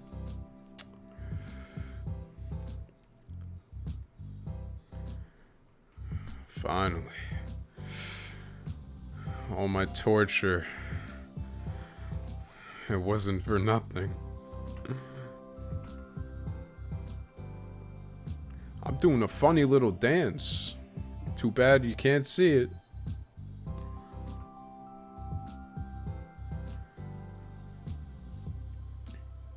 Damn.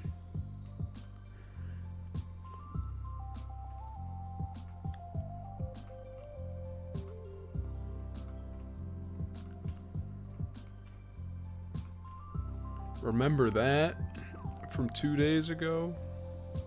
Me too. Remember this from today? Me too.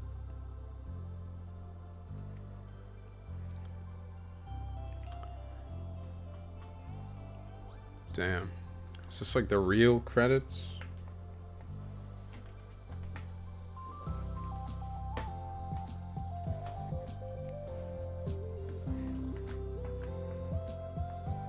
Tricky fast. I know. And I think I still need to go around and collect all the random artwork that I didn't get.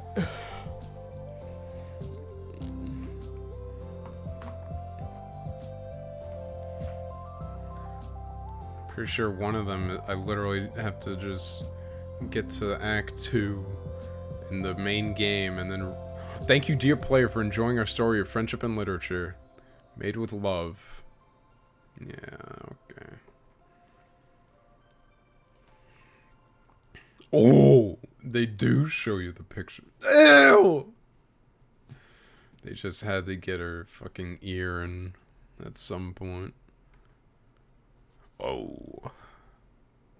Achievement unlocked. Friendship and literature. There's one achievement remaining. All this time. I've 19 hours of this game. Alright, let's see here. Alright, did that. Did that. Did that. Did that. Did that. God damn.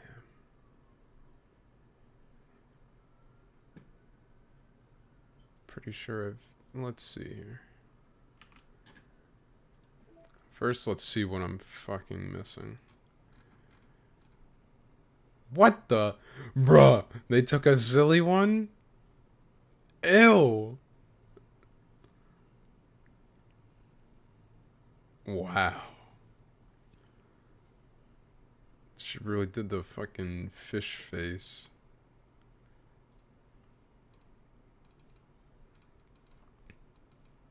Oh no. I didn't get any of these. Oh.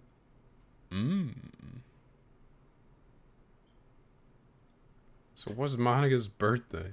Why did so many people make art celebrating it? Alright. First thing I gotta do. Gotta hit. I think I'm supposed to...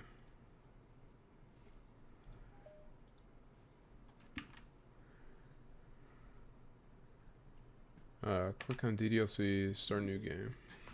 This will unlock an extra picture.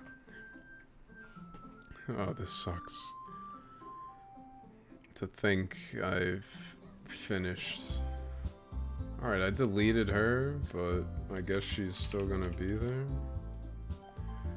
Alright, let's go. What happens? What? This? What is this? Oh no, no, this can't be it. This can't be all there is. What is this? What am I? Make it stop. Please make it stop. Oh. That was pleasant. Where's my picture, huh? Ooh. There it is. Oh my. There's more. Don't worry. Don't worry. Alright. Let's see what I need. I have all wallpapers, all poems. I have all CGs. Let's see. This unusual screen somehow appeared when launching launching DDLC during Act 2. Keep launching and quitting back to the in-game desktop until it shows up. Take several attempts. Be patient. This scene took me around 1.5 hours of restarting. Cool. Alright, let's see. Sketches? Do I need sketches? Where are the sketches? Oh. Yeah, that is what I need. What do we have? Fourth row, number 3. In Act 3, press the skip button while Monica is talking. Dialogue specific. Oh. Review the file poemwords.txt for any anomalies. Sure. Where is that?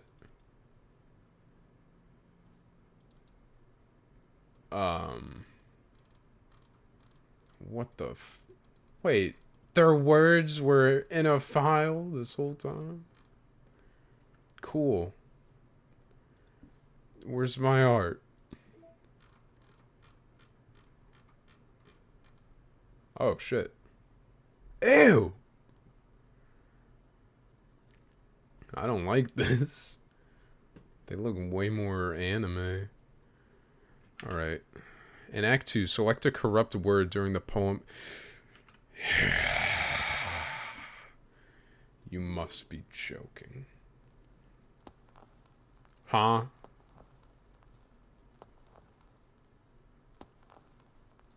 What? Okay. Is this just gonna... Oh. Is that all it's gonna show me now? Oh god. Trigger warning. Don't look. Avert your eyes. I need a reset.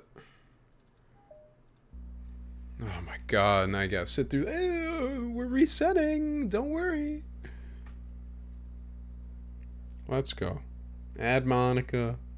Sorry I deleted you, but let's go. Let's get this show on the fucking road. Monitor kernel access.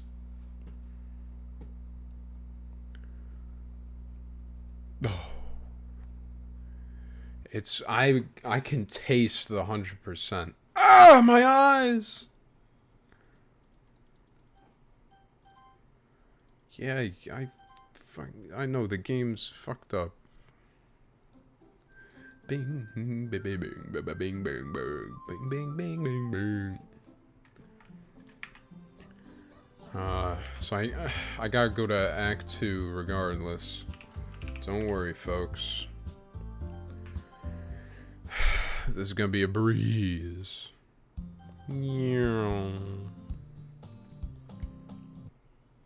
Literally, these poems are gonna be nonsense.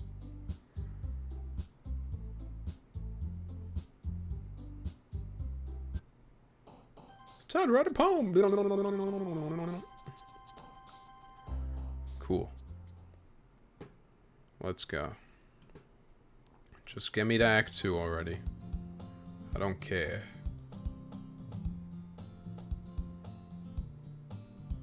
Oh god.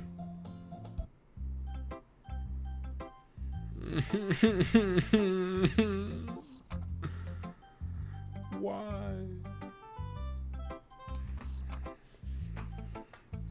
Yodi.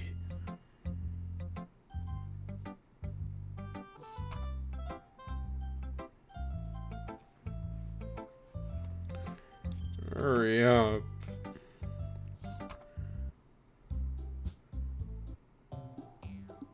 Oh, I love the music.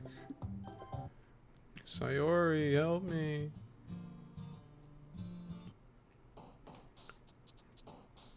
Yay.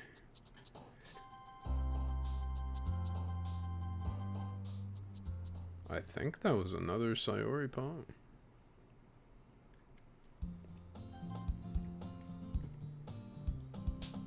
Oh, okay.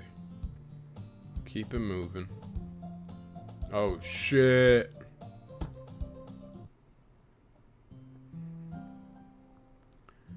I accidentally did the Sayori route. Let's just skippy, skippy, skip. Blankety, blankety, blank. Oh, what do you mean? Let's see what you've written for today. Well done, Kyle. Your skills are already improving. Really? Thanks, Yuri. Coming for you, that means a lot. It's nothing. I'm just happy to help inspire fellow writers. I know you're new to this, so don't worry so much if it seems like you can't get your poem to feel perfect. You don't need to be afraid to be a little more... Okay, now I've seen it. Keep flapping those gums. Hi again, Kyle. Let's get this show on the fucking road.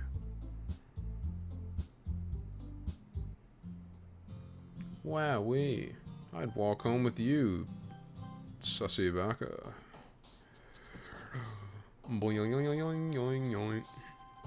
Oh, this looks like a fucking Natsuki. And just based on their jumping. Oh man.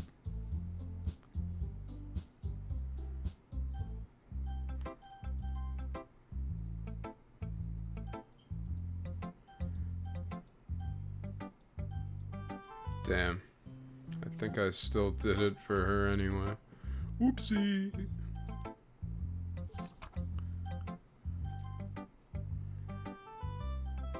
Aye. Well done, Kyle. You've definitely improved your writing over the course of these few days. Has my advice been helpful to you? Yeah, definitely. I'm glad.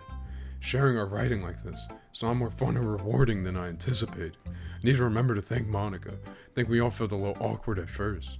But now it seems like everyone's enjoying sharing their writing, seeing what others think. I guess I can't really disagree. I was afraid this whole thing would be a chore. But it's a great way for me to spend some personal time with all the girls in the club. But it's been fun getting to know everyone they're writing. And I guess doing some writing myself. Well, if you learn anything about yourself, Kyle, well, you know how I'd like to say that writing is a very personal way to get in touch with yourself.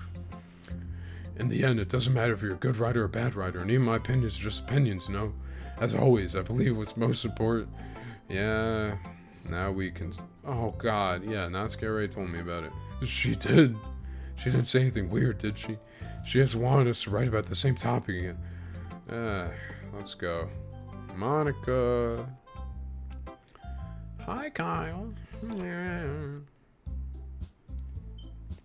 Let me work with Sayori.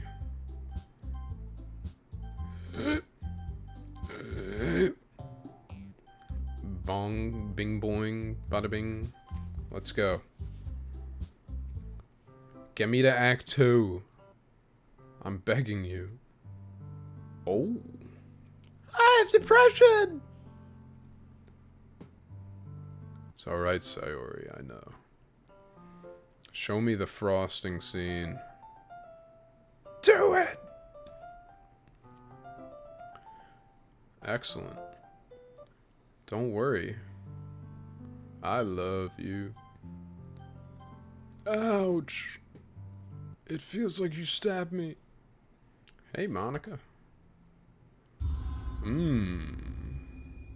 It's an angry bird. How many times have I seen this fucking scene? How many times?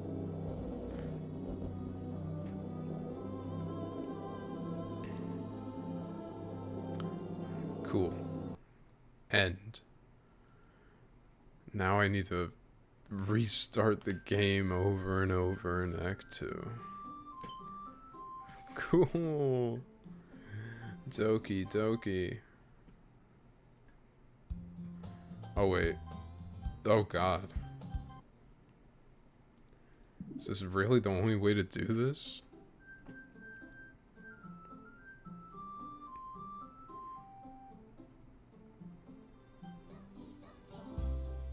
That's not the scene. This is horrendous. Why put this? Why put this in?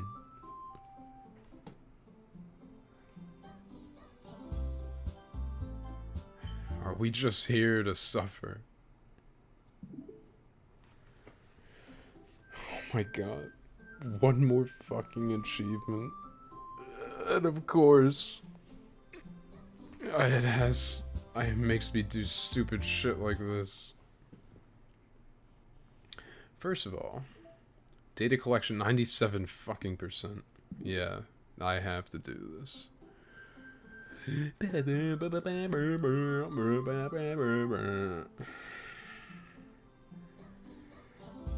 Good grief.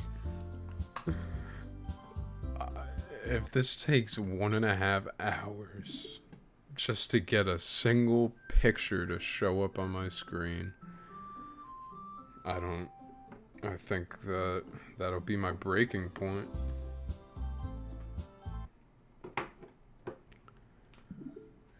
Fucking Dan Salvato, fucking...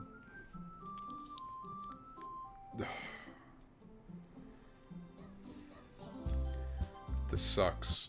This actually sucks.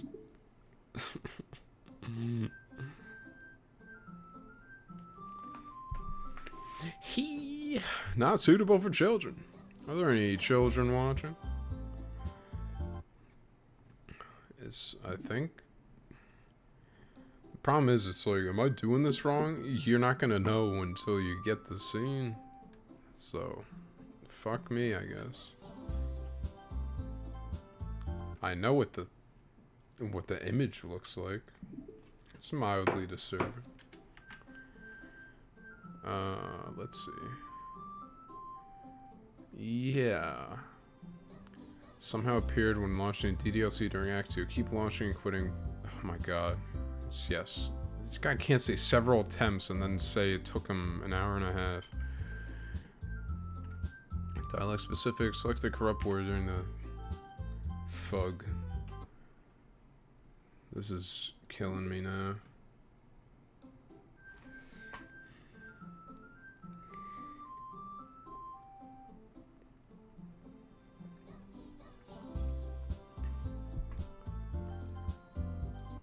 I need this to be immortalized in a stream.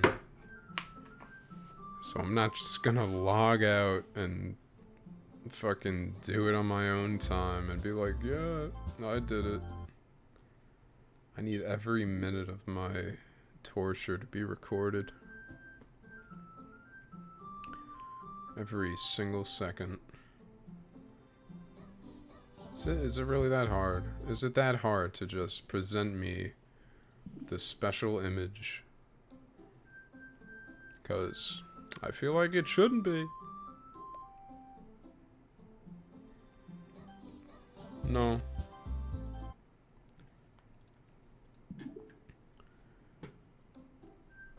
I'm gonna hear this music in my nightmares. That's not it. Ain't it, Chief? I ain't no fool.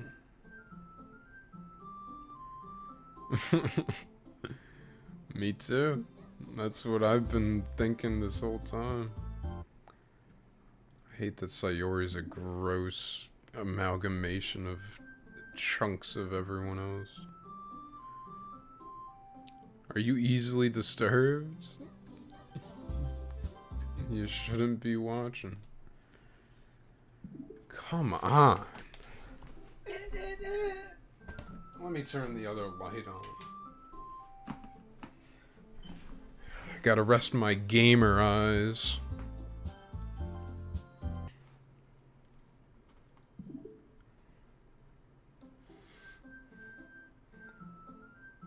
Alright, literally, like, I'm gonna do this for like 10 more minutes, and if it doesn't happen, I'm just gonna get the other pictures and do it on my own time, even though that's completely against what I just said before. But I also don't want to export like a 6-hour stream to YouTube.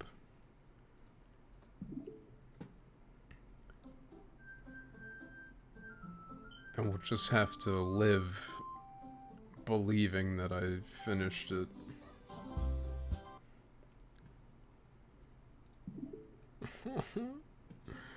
Oh.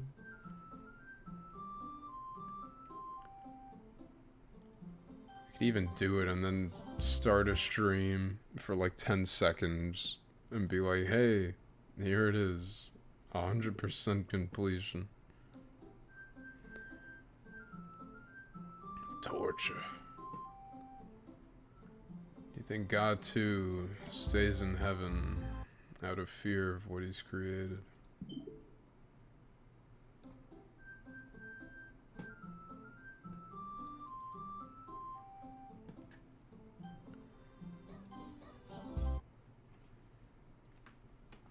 This sucks. Why, Dan? Why'd you do this?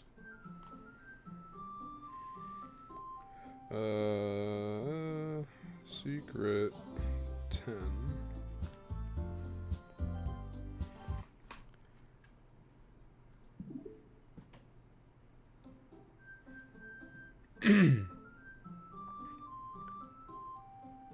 Okay.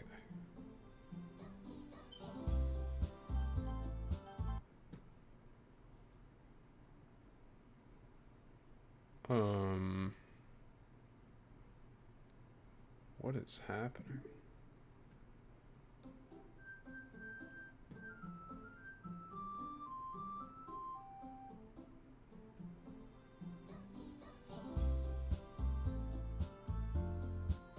What the fuck is all this? I'm on a Reddit post. And goddamn, I don't even know any of the shit this guy's talking about. Poemwords.txt.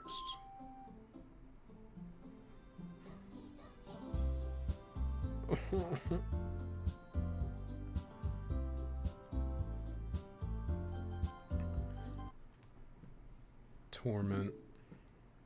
Daily torment. Alright, GamePretty.com. Tell me what I'm doing wrong, if anything. No. Follow my guide when we get there. Alright, well, keep it moving. Let's get to the real shit.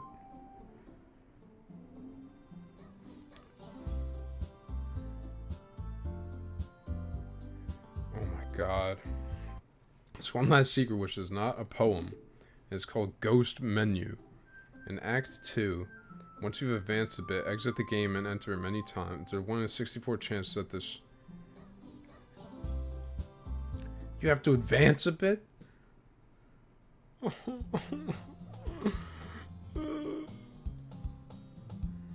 sure to text with a white background the warning changes. Signal that you're in the right place. Once you get that strange menu, click anywhere.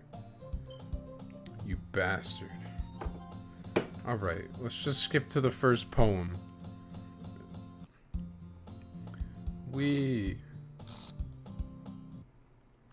Damn. This game's fucking glitching out. Boom, boom, boom, boom, boom. Yeah. Everyone's seen that one. Oh my. Okay, whatever. I need to use a glitchy word. Alright. I haven't seen a single one. Ah, shit. Excuse me? Fuck you.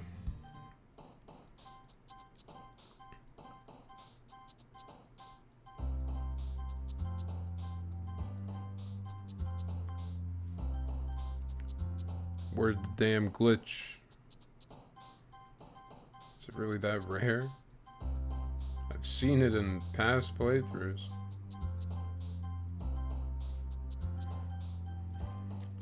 Ugh.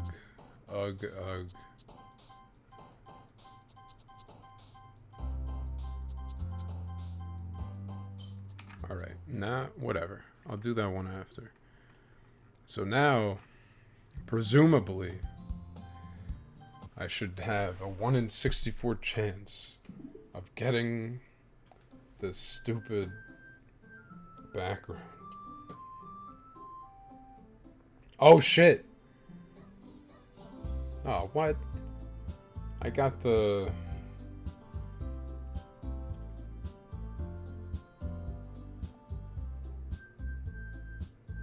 Damn. It said the warning would change, and just there was a pile of fucking nonsense. Oh my... Oh.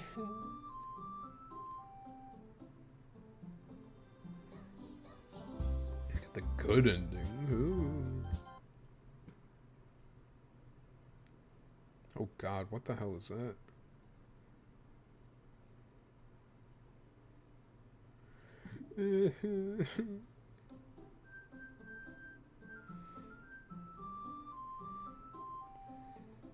Fuck.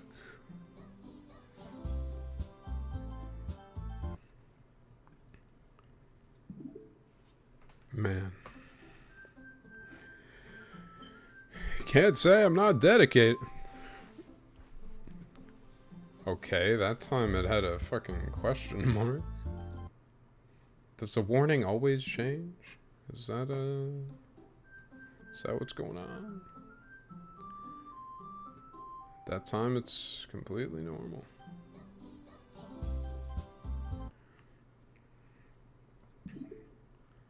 Man. I'm sorry.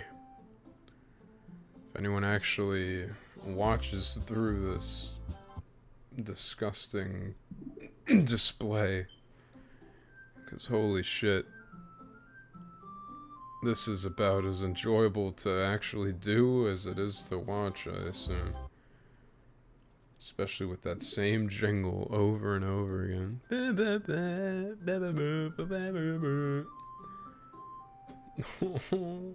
1 in 64, baby. Doesn't that mean technically, if you do it 64 times, you should automatically have gotten it at some point? Don't forget to back up Monica's character file. What the? That's not what I need. Fuck you. Back it up. I deleted that shit. Snore. Normal. Snore. Let's go.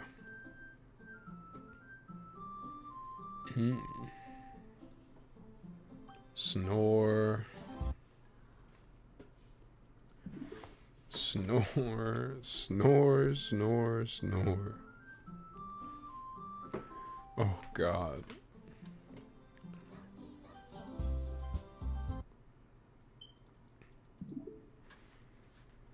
Damn. I hate this. I really hate this. Oh, what do you know? I didn't get the super secret glitch menu. Come on.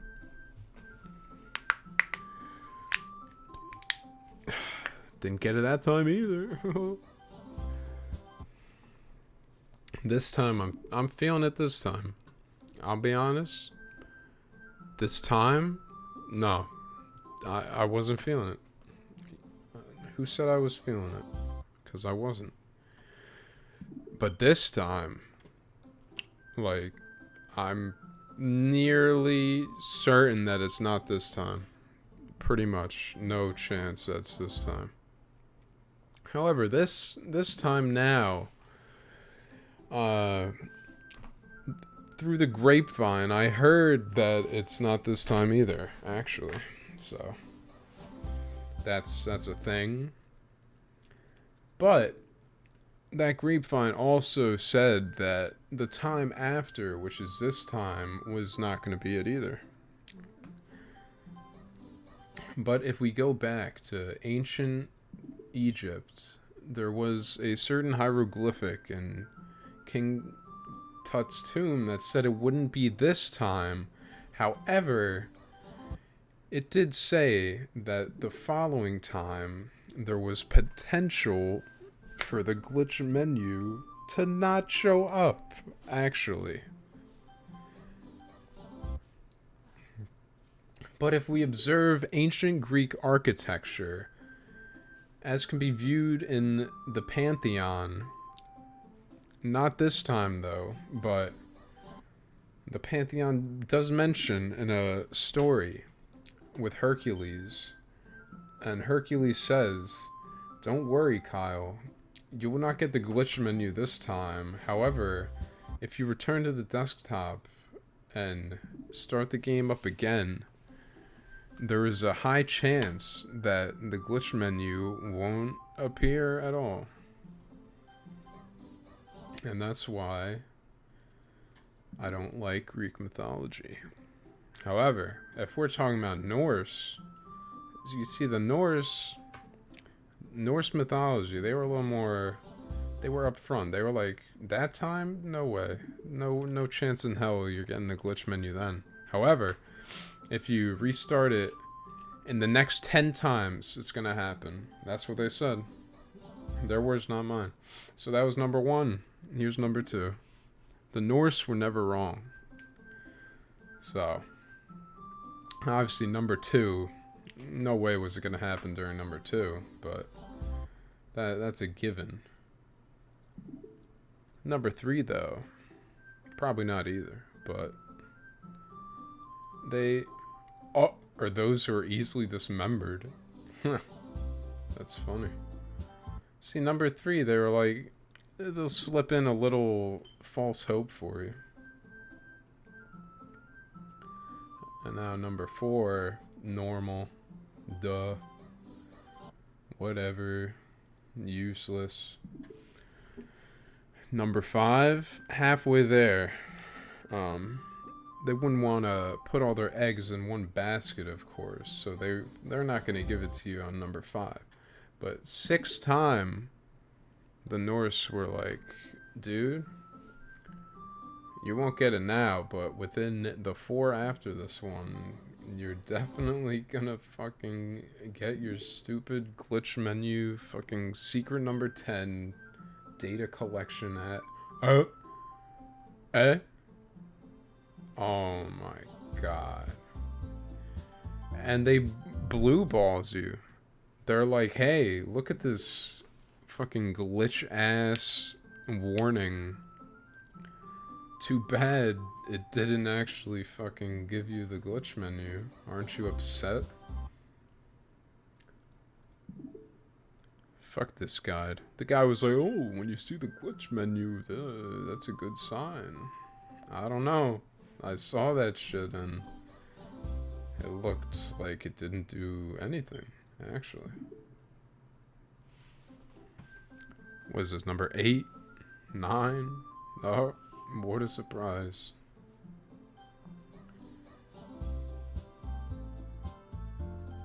Ugh. I'm gonna do this until I die. And even then, I'm gonna keep my PC and monitor in my fucking on my grave. I guess in my grave. I'm in my coffin. I'm gonna be restarting this for until I fucking decay into dust. Alright, you know, let's a little detour. Let's find a glitch word. Cause man, does this game want... Oh, of course. This game wants 100% completion to be as completely fucking tedious as possible. Alright, Yuri. Alright. Whatever. Don't look at me like that. Ugh. It's making me sick. Sick to my damn stomach. Wow. Yuri, what's up, girl?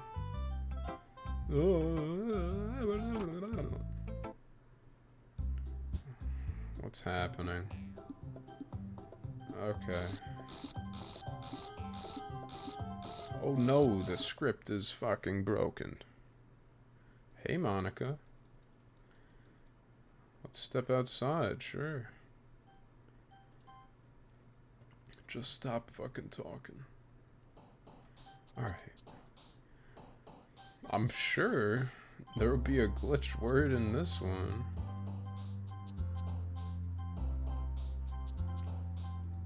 How rare are these things? I remember seeing them multiple times. I never fucking clicked on them, unfortunately. Damn.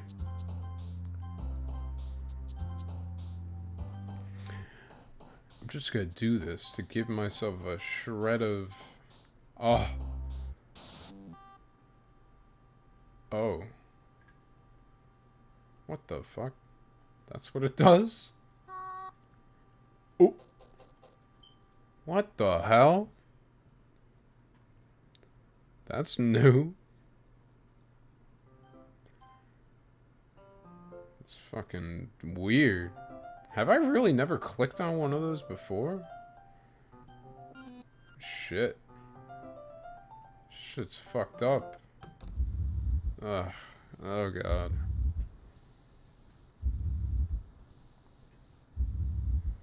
Yuri, you can stop this.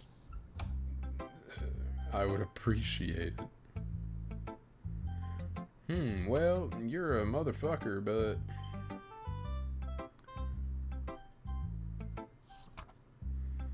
Okay. Just gonna fucking save.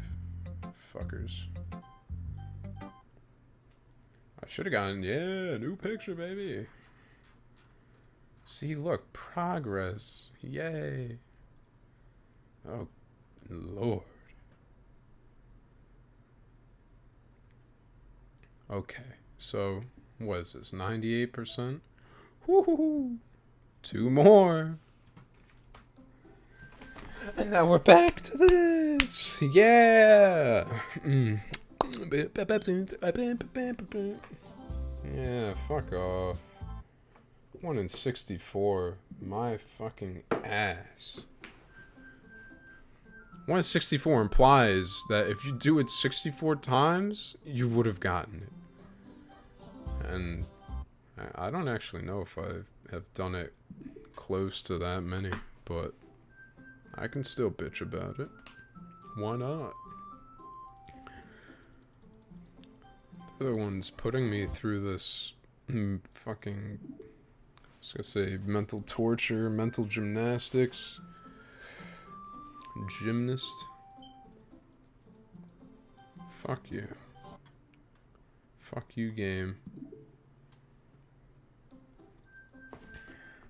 Only the truly dedicated would put in this level of pain. I always go back to my nice little background. PM died for this. I don't know what that means, but... What the fuck is PM? Project M? Project M died for this damn game? Boo. Bad. Shit. This is torture. This is fucking... Play with me! We're getting a higher frequency of random shit messages.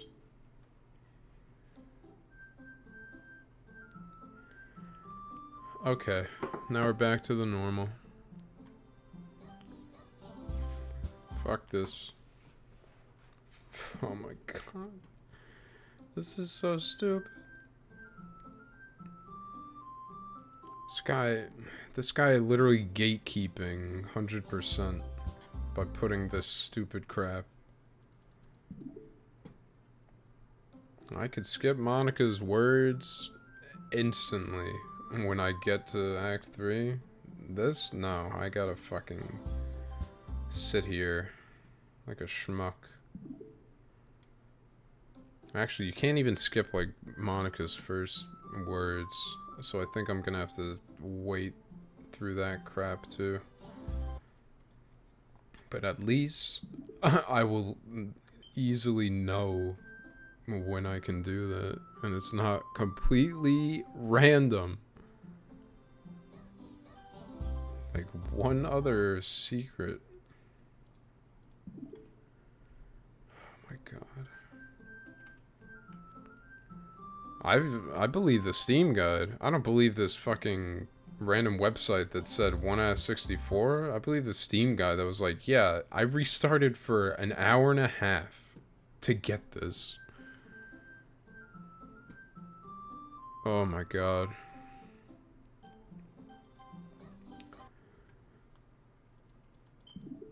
Who in their right minds? It's probably like 1 out of like 256 or some shit. It feels like the odds of trying to find a fucking shiny Pokemon, but it's a fucking start menu. It's like I'm resetting to get a shiny starter at the beginning of a game. Which that, I don't know. People that do that, that's psychotic. You need to be a damn psychopath to restart a Pokemon game. Especially the ones that have big ass fucking intros before you even get to the point where you pick your starter. Like Sun and Moon? You're insane. And people, I missed you. Aw. I miss you too, Monica. The name. Are they? I don't... I want to look that up. Maybe in the past. I don't know. You've tickled my curiosity. I guess I'll just do that while I'm mindlessly doing this. Our starters shiny locked.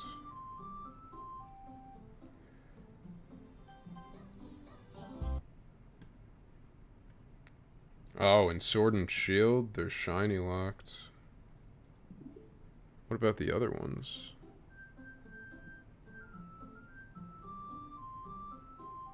Shiny lock starters PSA on Reddit.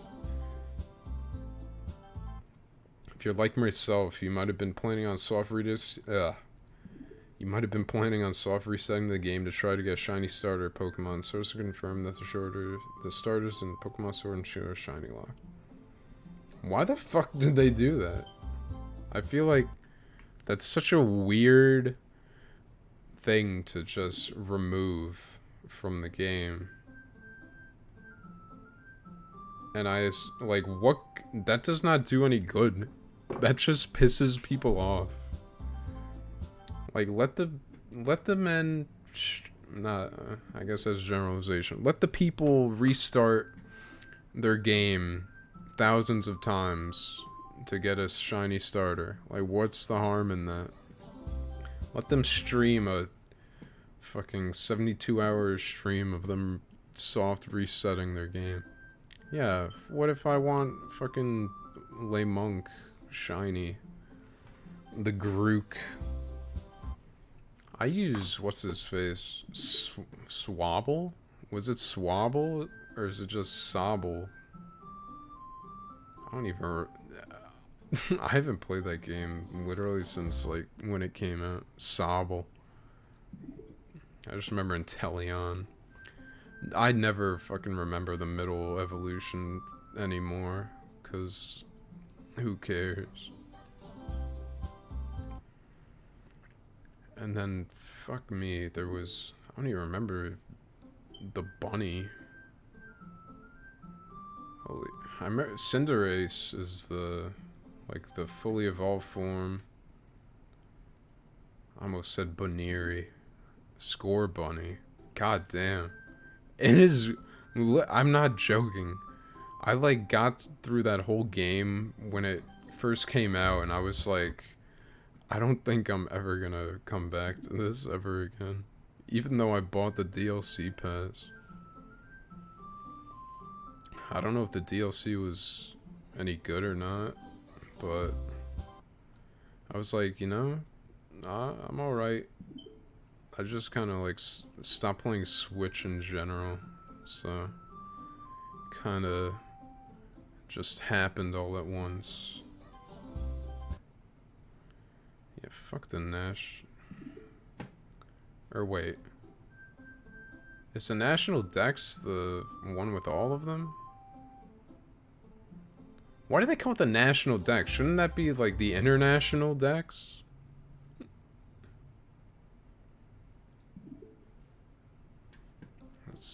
There's a gripe right there. They never added it in, I assume. They just kept it as it was with their select few Pokemon. I mean, I kind of prefer that, I feel. I don't know. It's getting to a point where there's so many Pokemon, I like don't want to look at a 700 plus entry Pokédex. And I'm okay with them just taking a certain batch and putting them in a, it's like a fucking, in fighting games, you don't get every character ever existed in every game.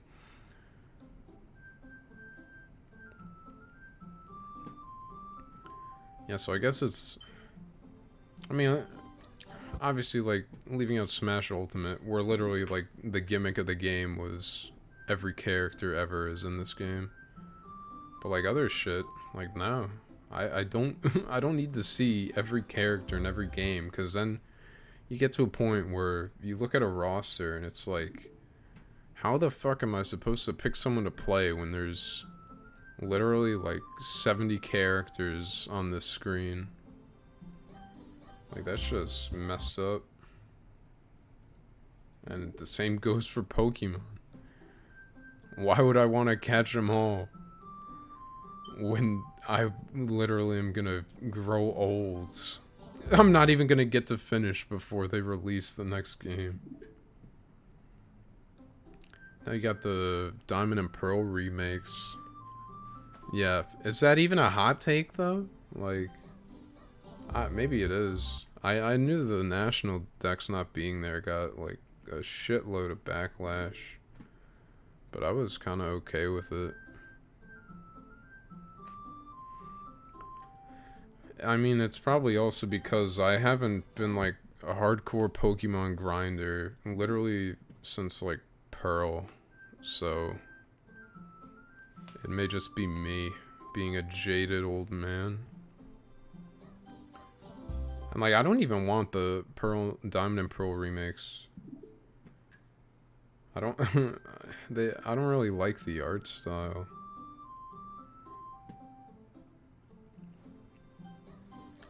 And I don't know if I didn't watch like any of the recent trailers, so I don't know if that Arceus game is like actually looks like a playable game yet. Yeah, like, don't do that for a remake. People want to see the game looking really nice. They don't want to see you like experimenting with a new art style. You're my sunshine, my only sunshine. Cool. Like, save that shit for a random spin-off game. Not that they really make random spin-off games very often. Okay, wow. What are the odds? I get the same message twice in a row, but I still haven't gotten this stupid glitch menu. And yeah, so I don't know if they've shown the Arceus game actually looking good. It's an RPG. I don't know. It feels like something that's very hard for them to pull off and have it be successful. Because it seems like such a fucking departure from the regular games. I mean, it's kind of like Let's Go. Let's Go was like super different, and a lot of people were turned off by it and thought it was way too easy. And I don't know, having like a giant world. Okay, wow, this again. Having a giant world like that. Like, is this supposed to be like Breath of the Wild scale? Because that's kind of ridiculous. Ah. But do I want to watch the second trailer? Will it convince me to pick my Switch up again? For the first time in who knows how many months?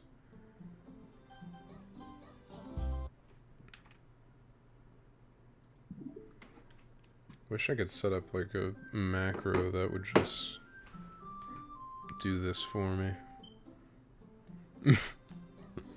What do you mean, knowing me?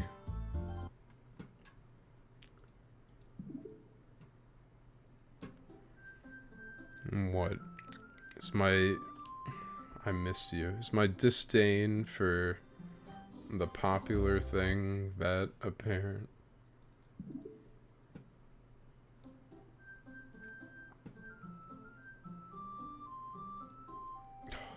Wow. I haven't even seen a damn glitch warning message in so long.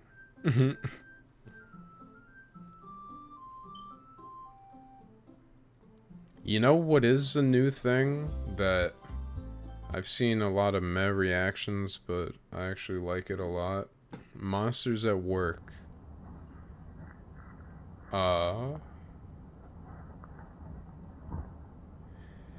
Yes, baby! Woohoo! Da-na-na-na, da-na, da-na, can't touch this. Da-na-na-na, da-na, da-na.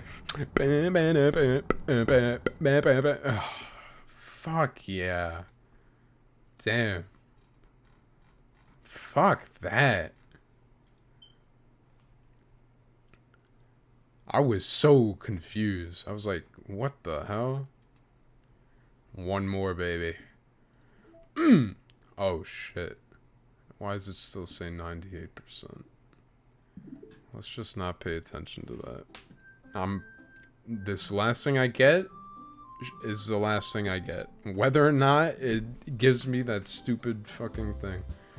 Alright, let's go. Now this is real shit. Real speedrun hours right here. Okay. Please help me? No. Don't care. Special poem? Okay. Seen it. Alright, let's get on with it. Let's just have Yuri stab herself to death at some point.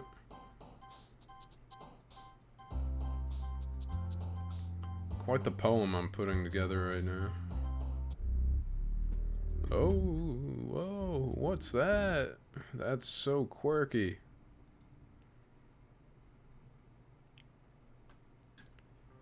Hi, Kyle. Alright. Let's go. No.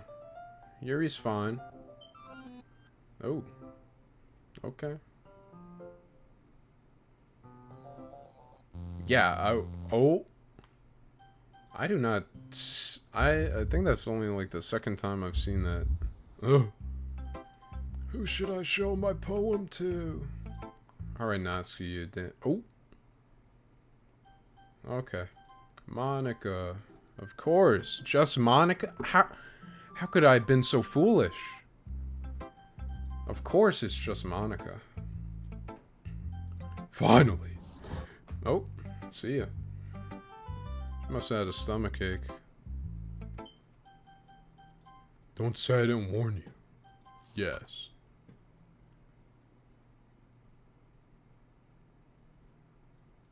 Huh?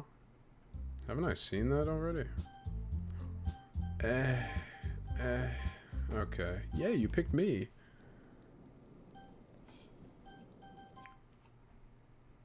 Don't look, Nikki. Spoiler warning. Alright, I meant to say trigger warning, but I guess it's also a spoiler. Don't look! Avert your eyes. Yeah. We're gonna be here a while. Get comfortable. The orange hue of a sunset.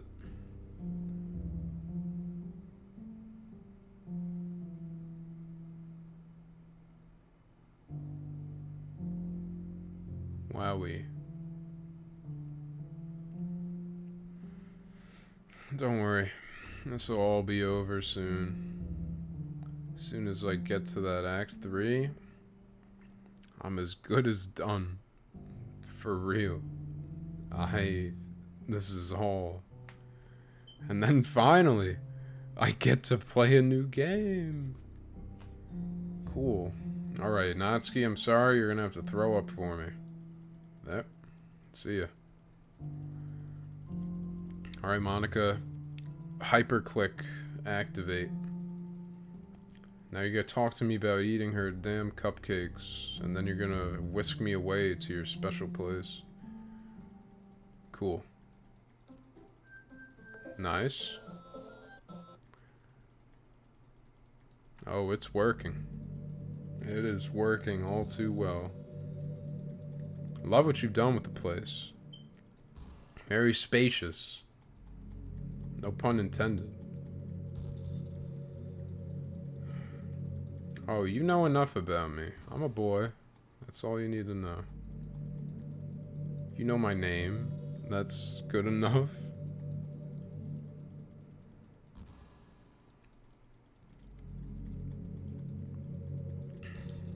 Can this text scroll faster?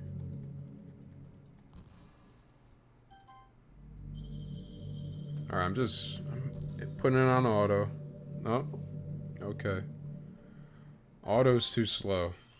That's unfortunate. They think I need time to read this? I've seen it a billion times. Cry me a river. Monica, if you knew the torture I've been through today, you'd cut me some slack. I don't know. Probably. I don't blame you. Good. Don't blame me. How long is this beginning monologue?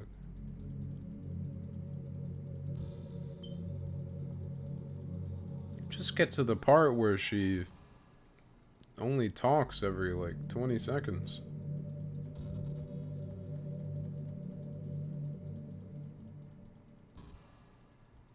I saved her life. What can I say? I have that effect on the ladies.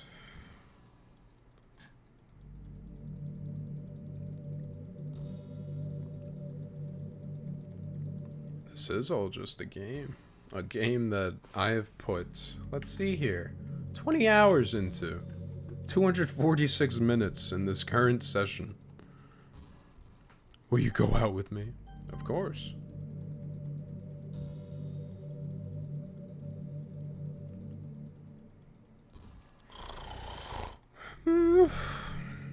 Put me to sleep, Monica. Let's get this show moving. Oh, I know how easy it was. I deleted you multiple times.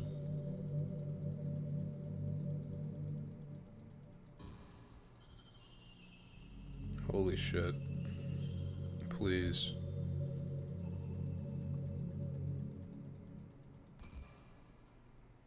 Okay. Forgot about this one. Here's a poem just for you.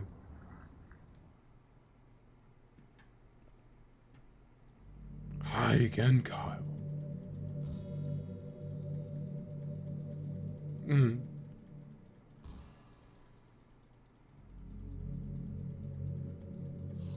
Holy mackers.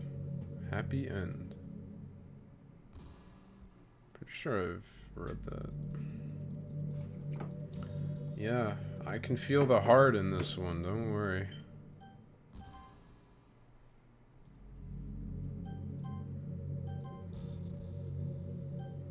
Oh, no point. Okay. Sorry about that.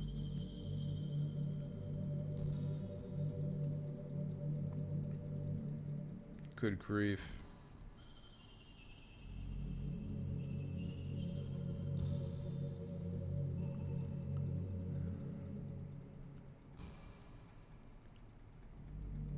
Oh god. She knows. She knows I'm streaming.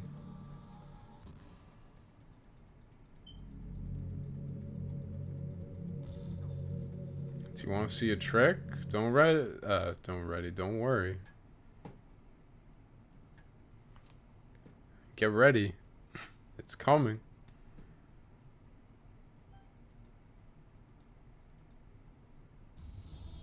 There it is. Did I scare you? Oh, you're so cute. Yeah, I'm terrified. So when can I skip some fucking dialogue?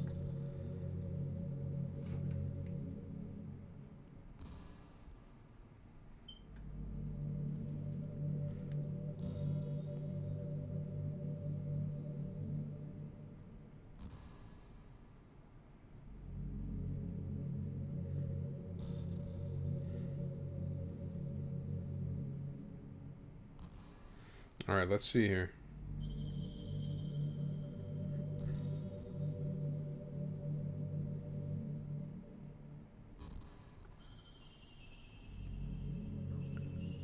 Let's see here.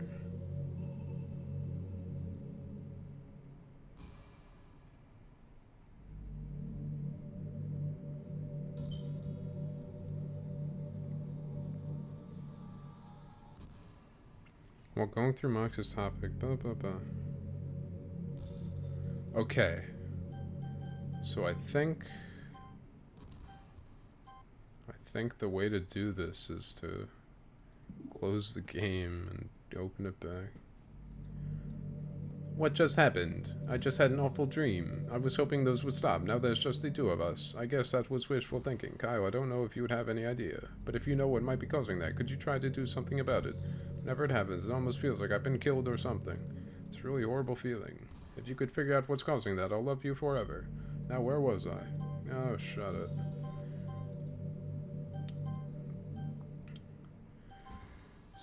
Get me out of here. This is it. The home. You're back. I had another really bad dream. You're not the one doing that to me, are you? It seems to happen whenever you quit the game, so if you could try to avoid doing that, I would be really grateful. Don't worry, I don't think it's caused me any harm aside from mental scarring. It'll be fine as long as my character file stays intact. Now, where was I?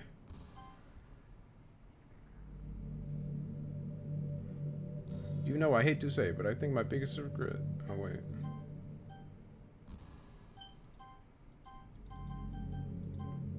What the fuck?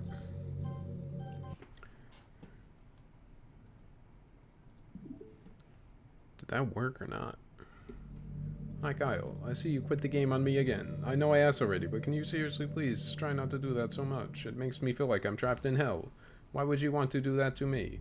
There's nothing wrong with my character file, right? Maybe you should make a backup of it or something. If you find the game files in some kind of file browser, I should be right in the characters folder. I'm all that's left there.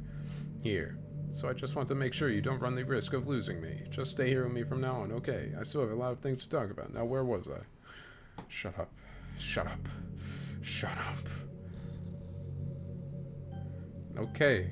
We couldn't. We simply were not able to. It came up on... Okay, I'm just going to accept the fact that you need to quit the game once in a while. I'm starting to get used to it anyway. Besides, it makes me happy that you always come back, so I guess it's not so bad. I'm sorry for making such a big deal out of it, and I love you no matter what, so you can do what you need to do. Now, where was I? I don't know. Where were you? Where is she? Don't worry. Be happy.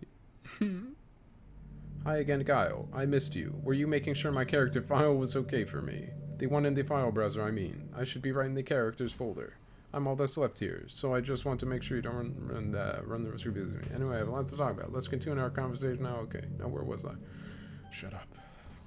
Shut up. Shut up, Monica, please. Oh, we couldn't finish the festival. Everyone loves the festival arc, right? Hi again, Kyle. I missed you. Were you making sure my character file was okay for me? The one in the file browser, I mean. Should be running the characters. I already did this.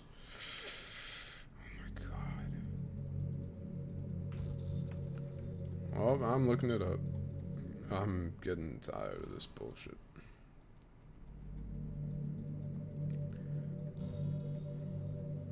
Oh my god.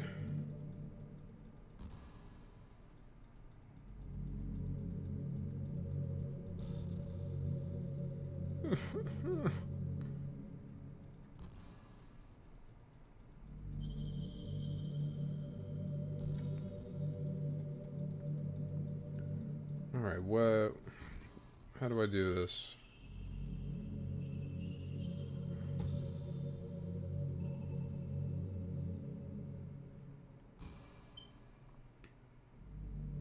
Oh my lord.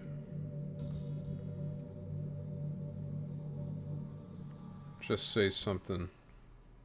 I don't... Shut up. Favorite color? How basic can you get? Oh, I wasn't making sure. I don't care.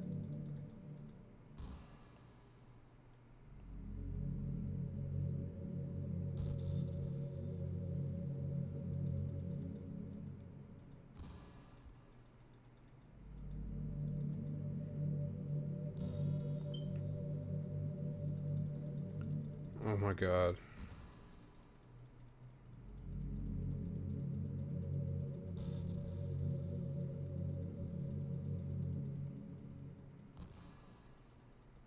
Oh?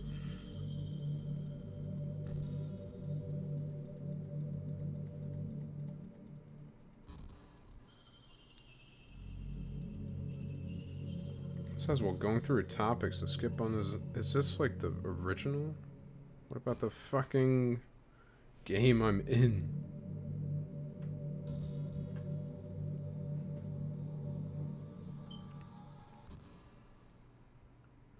If Monica gets through all her dialogues. Oh my god. You're joking. Oh shit. I can do settings. Skip unseen text. And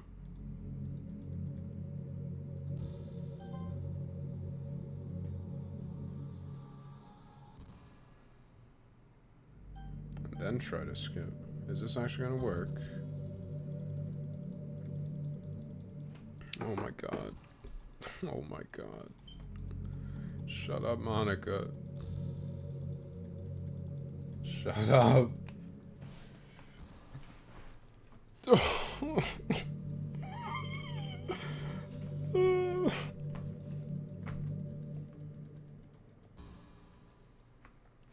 Human and cuteness, you know? Thanks, I think.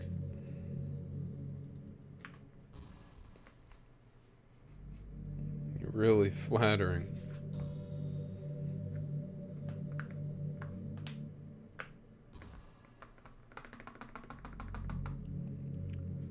When does she run out of things to say?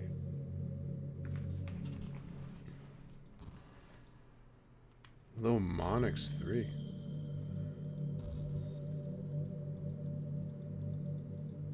Is that real?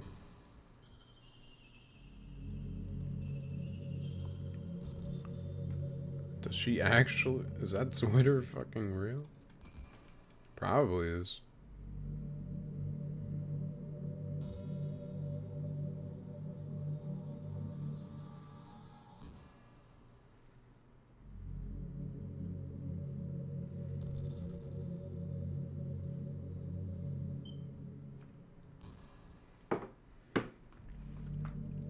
Good God.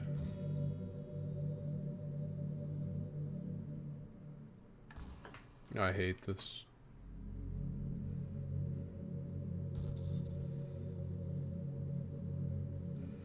Back to middle school, huh?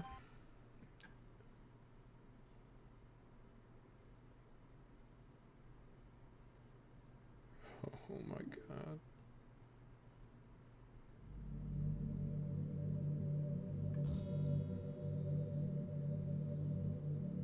On your next run? You gotta be kidding me.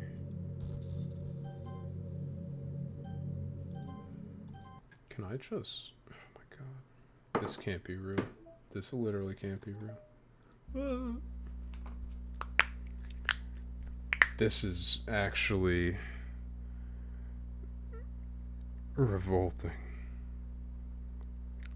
Hellish.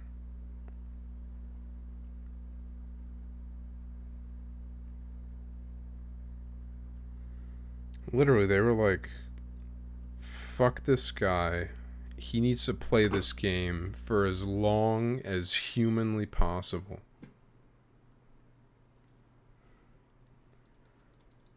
Oh my god. I'll say it. I'm downright fed up. Because holy shit. This is unbearable.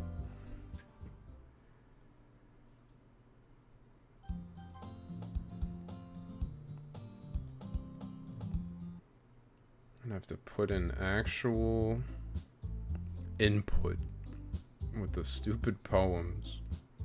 Oh my god, I'm gonna have to sit through Yuri dying again. Just go. Just fucking go, please. I need this to be over. I'm hungry. Oh my god, it's 7:30. I'm really hungry. Just keep moving. Please.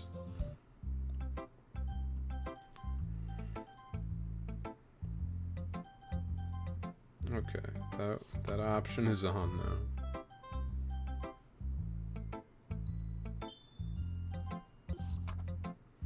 Go. Go. Get out of my fucking face. Oh my god. I don't need all these transitions. Wish I could fast forward through this fucking game. Yeah, fight. Have a fucking fight. I don't care. Gee, Monica. You're strange. There we go. Cool.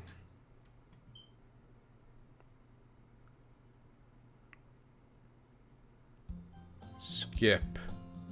Just skip it.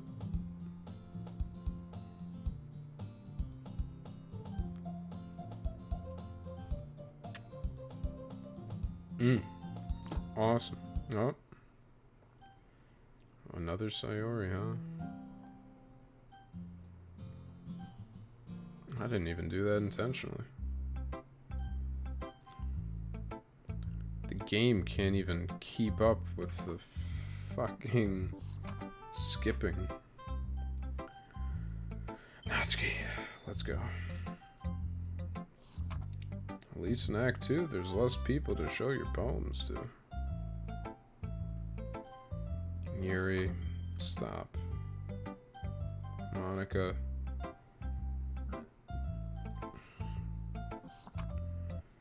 I'm literally a fucking husk at this point.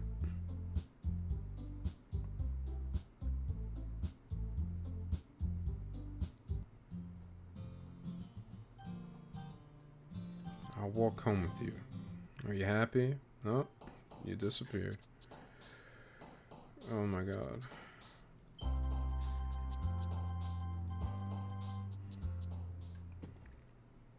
Did I write another fucking... What's her face? Goddamn Sayori poem? Let's see.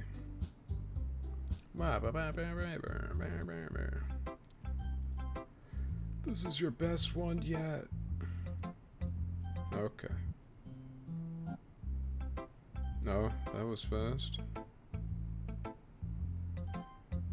Yeah, man.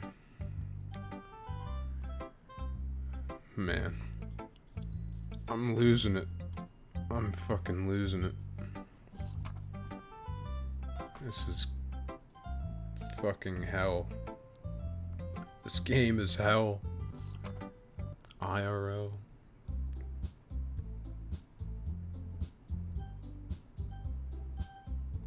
What's happening? Sayori.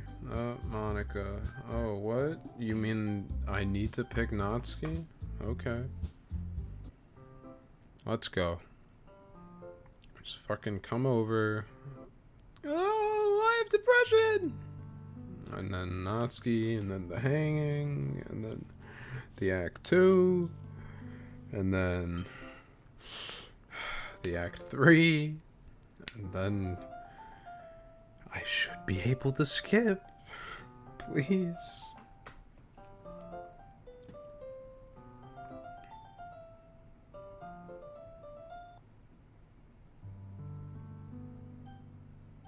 I fucking love you. Hug me, bitch. Alright, talk to Monica. Go back. See the brutal hanging. Damn. No way. She killed herself. How unexpected.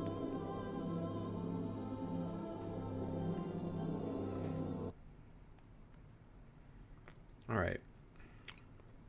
Yes, yes. Quote unquote end.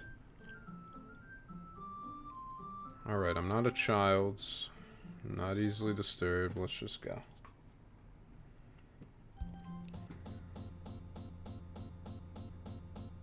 Cool.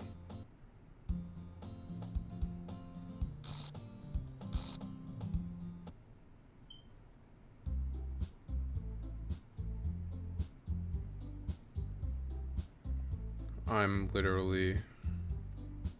I just went into a fucking trance. Cool. Seen it. This game has put me into a trance.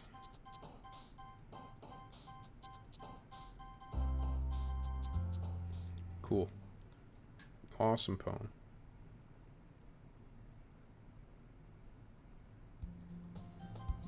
Wee. Who'd I write it for this time? I wonder. Oh, it was her. Uh-oh. Minecraft. Natsuki. Yay. Yuri. Yay. Oh, who's left? Monica. Yay. Alright, yeah. Curse each other out, bitches.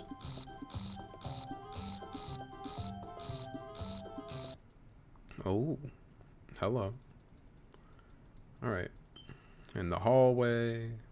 In the skipping, the audio. I'm skipping. Fucking writing a poem. Hey, hello again. Long time no see. How's it hanging, Sayori? Skip.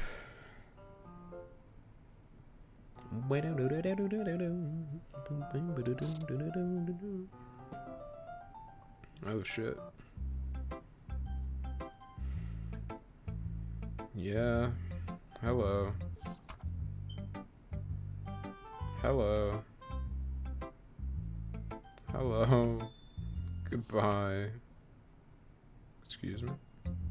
Please help me. Oh, Yuri, you're back. Just in time for me to get annoyed that I'm going through this for... What? Okay. Been there, done that. Whoa! What the fuck was that red? That had to have been... Damn. This game's still tossing out random new shit at me. It's like, please. Don't stop playing. Never stop playing.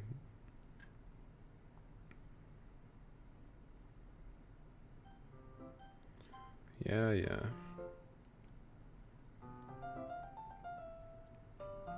Cool. Radical. Oh. Awesome. Okay. Chocolate. Okay. Eyeballs. Nice. Is that all, Yuri, or have anything else to add? Oh, wow. Who to show my poem to? Oh. See ya. It's nice knowing you. Bing.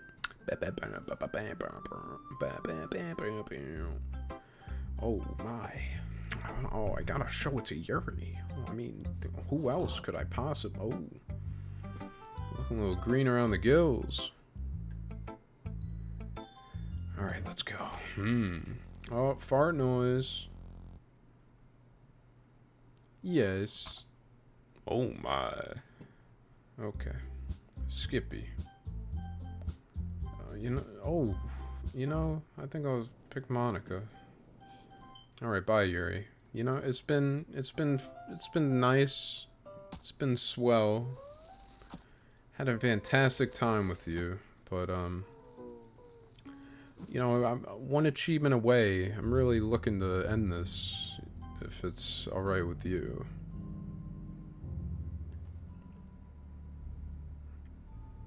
You okay with that?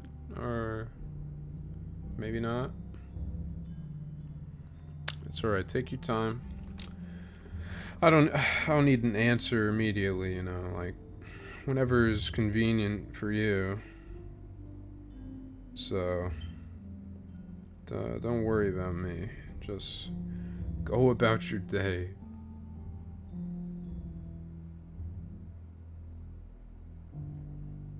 Nice. Cool.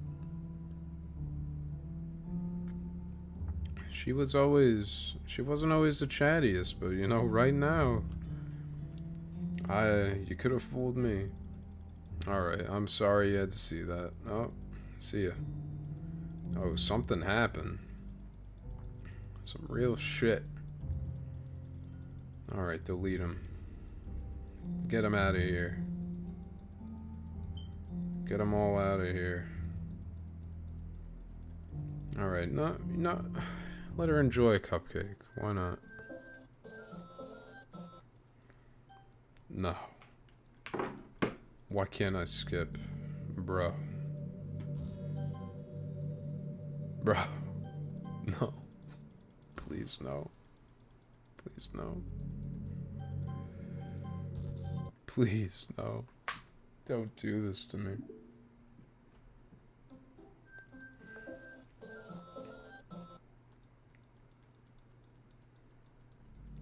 Holy shit. Oh my god.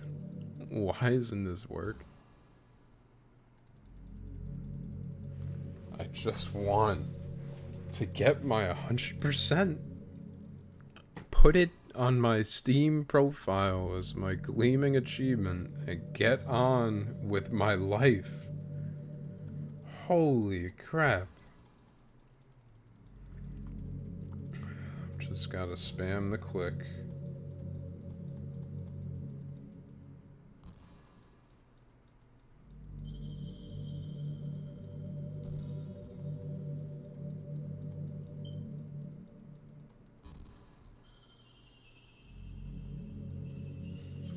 Oh my god.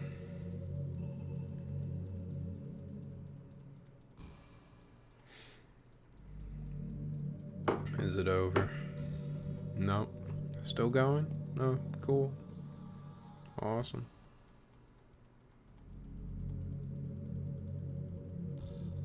It's torture, you say?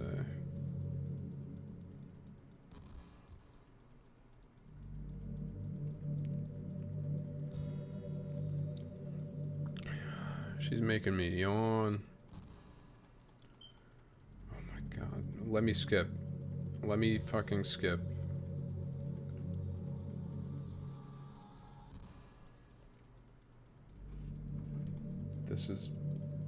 This is... Oh my god. Why can't I skip, huh? It even said, toggle fucking skip on scene dialogue in the settings. Oh, I did it actually, and you know what happened? Nothing. Isn't that cool? You're in love with me. No way. You gotta be kidding. Oh, there we go. I'm your everything, huh?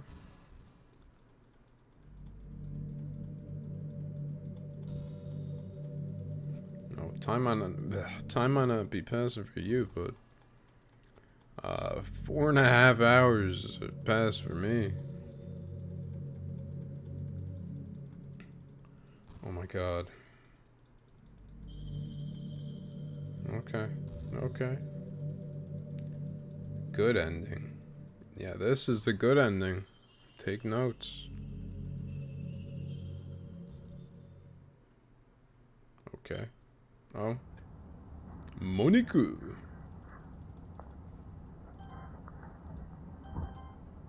What do you mean I can't save?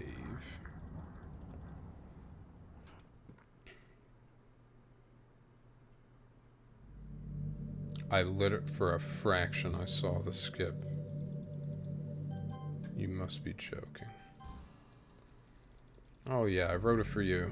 Let me end my suffering, for the love of God. Cool. Seen it.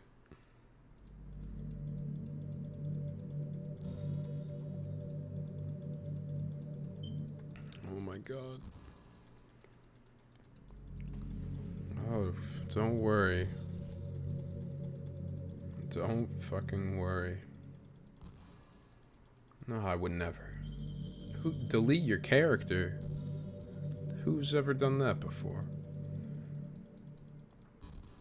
Yeah, talk to the stream people.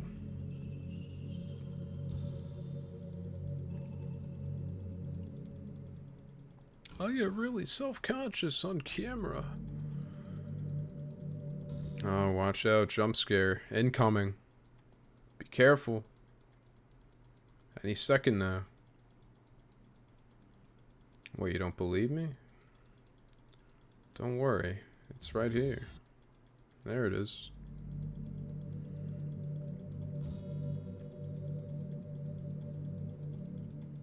Oh my goodness.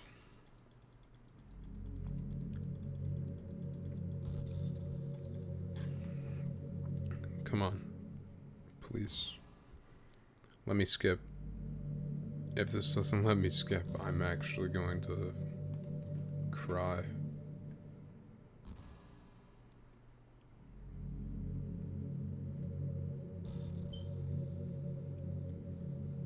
Say something. Please. Please. Just say something.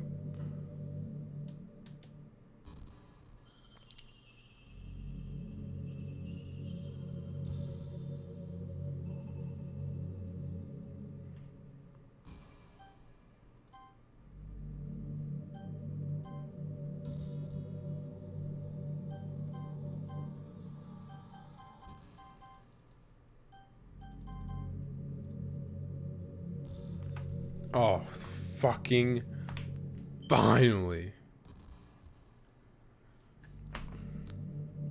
Well, there's nothing to fast forward to, Kyle. It's just the two of us after all. But aside from that, time doesn't really exist anymore, so it's not going to even work. Here, I'll go ahead and turn it off for you. There we go. You'll be a sweetheart and listen from now on. Right, thanks. Now, where was I? Fuck you, Monica. Oh, no. Exit. Oh my god.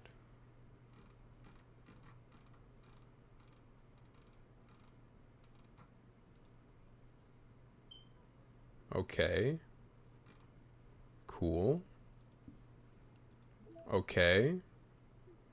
Cool. Happy. So happy. Let's see. Oh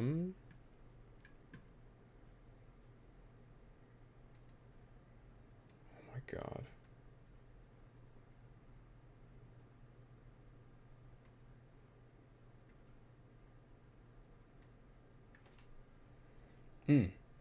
I am also missing 1%.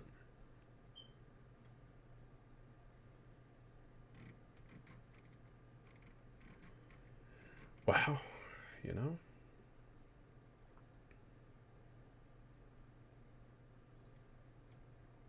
How do I do this? How? Fucking how? Click on music, choose Candy Hearts featuring Jason Hayes.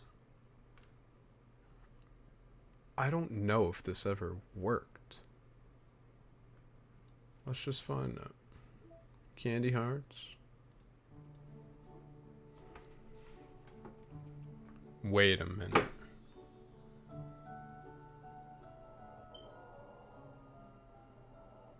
Oh. I think this is it. I guess I was supposed to wait for this thing to get fucked up. I don't like this at all. Wow, I feel dumb. So, I guess I was supposed to do this at some point without having reset the game so that the song gets fuckied up. But this should be the last fucking thing, and then I'm free from this torture. I'm gonna be so excited to see it pop up that I'm done.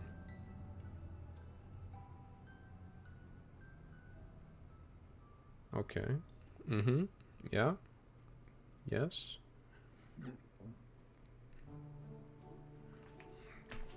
So this is the second time through. Gotta listen to it 3 times. Why not? Why? Why? And please.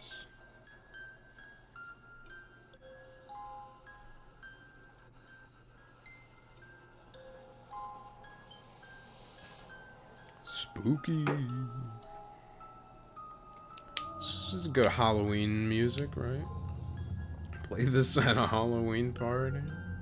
Make everyone give you funny looks. Because holy crap, I am done with this fucking game. Please. I've endured how many hours of torment. Oh god, I need to sneeze. Never mind, it went away. Lucky me. Alright. This should be the last time through. And if this doesn't work, I'm literally... that's it. Like, I run out of ideas. Because, my god. I will figure it out on my own time. So fitting. And now I'm literally like anxious that in like 30 seconds when the song ends, nothing's gonna happen, and I'm actually just gonna, oh my god, I don't even know. I'm so anxious. I literally feel it in my chest. Please. Give me that last %. Please. Please, please, please, please, please. Please, Jason Hayes. Please. Oh my god, oh my god, oh my god.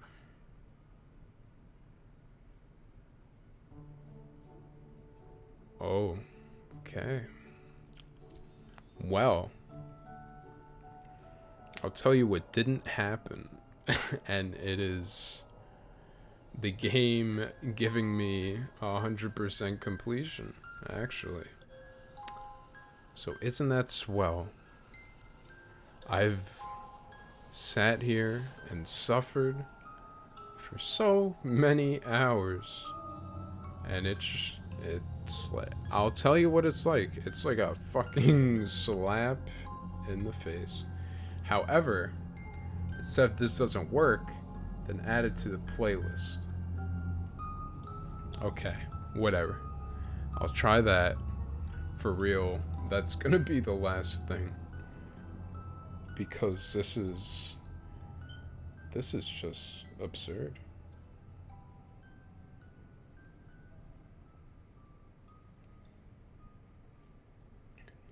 Because it only has to play through 3 times, right?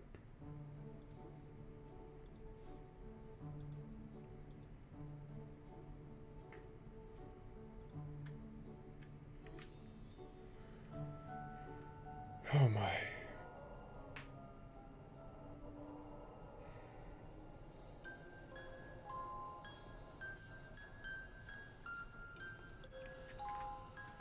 Oh my god. Oh my god. This is so stupid. I hate this.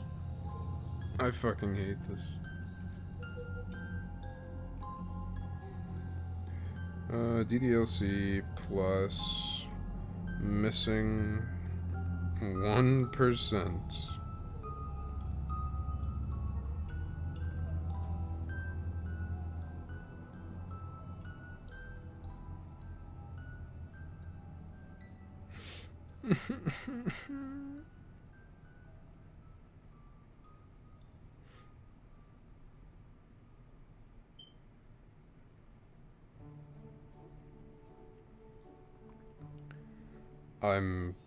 I'm flabbergasted, actually.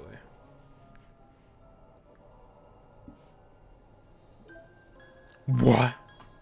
Wait a minute.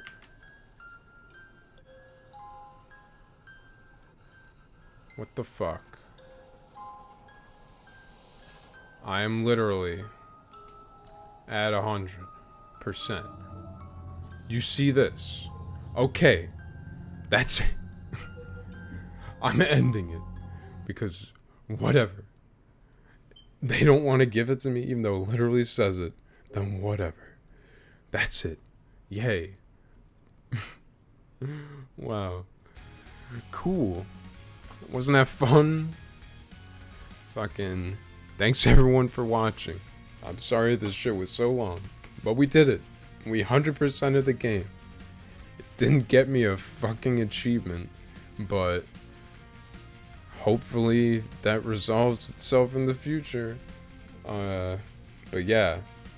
The moment I've been waiting for is finally here. I get to play other fucking games. So that's cool. This song, once again, The Crowd Goes Wild. It's from the Skullgirls soundtrack. Really good. Anyway, thank you all for the support. I really appreciate it. And I'll catch you all next time, Monday 3 to 5, when I play something else.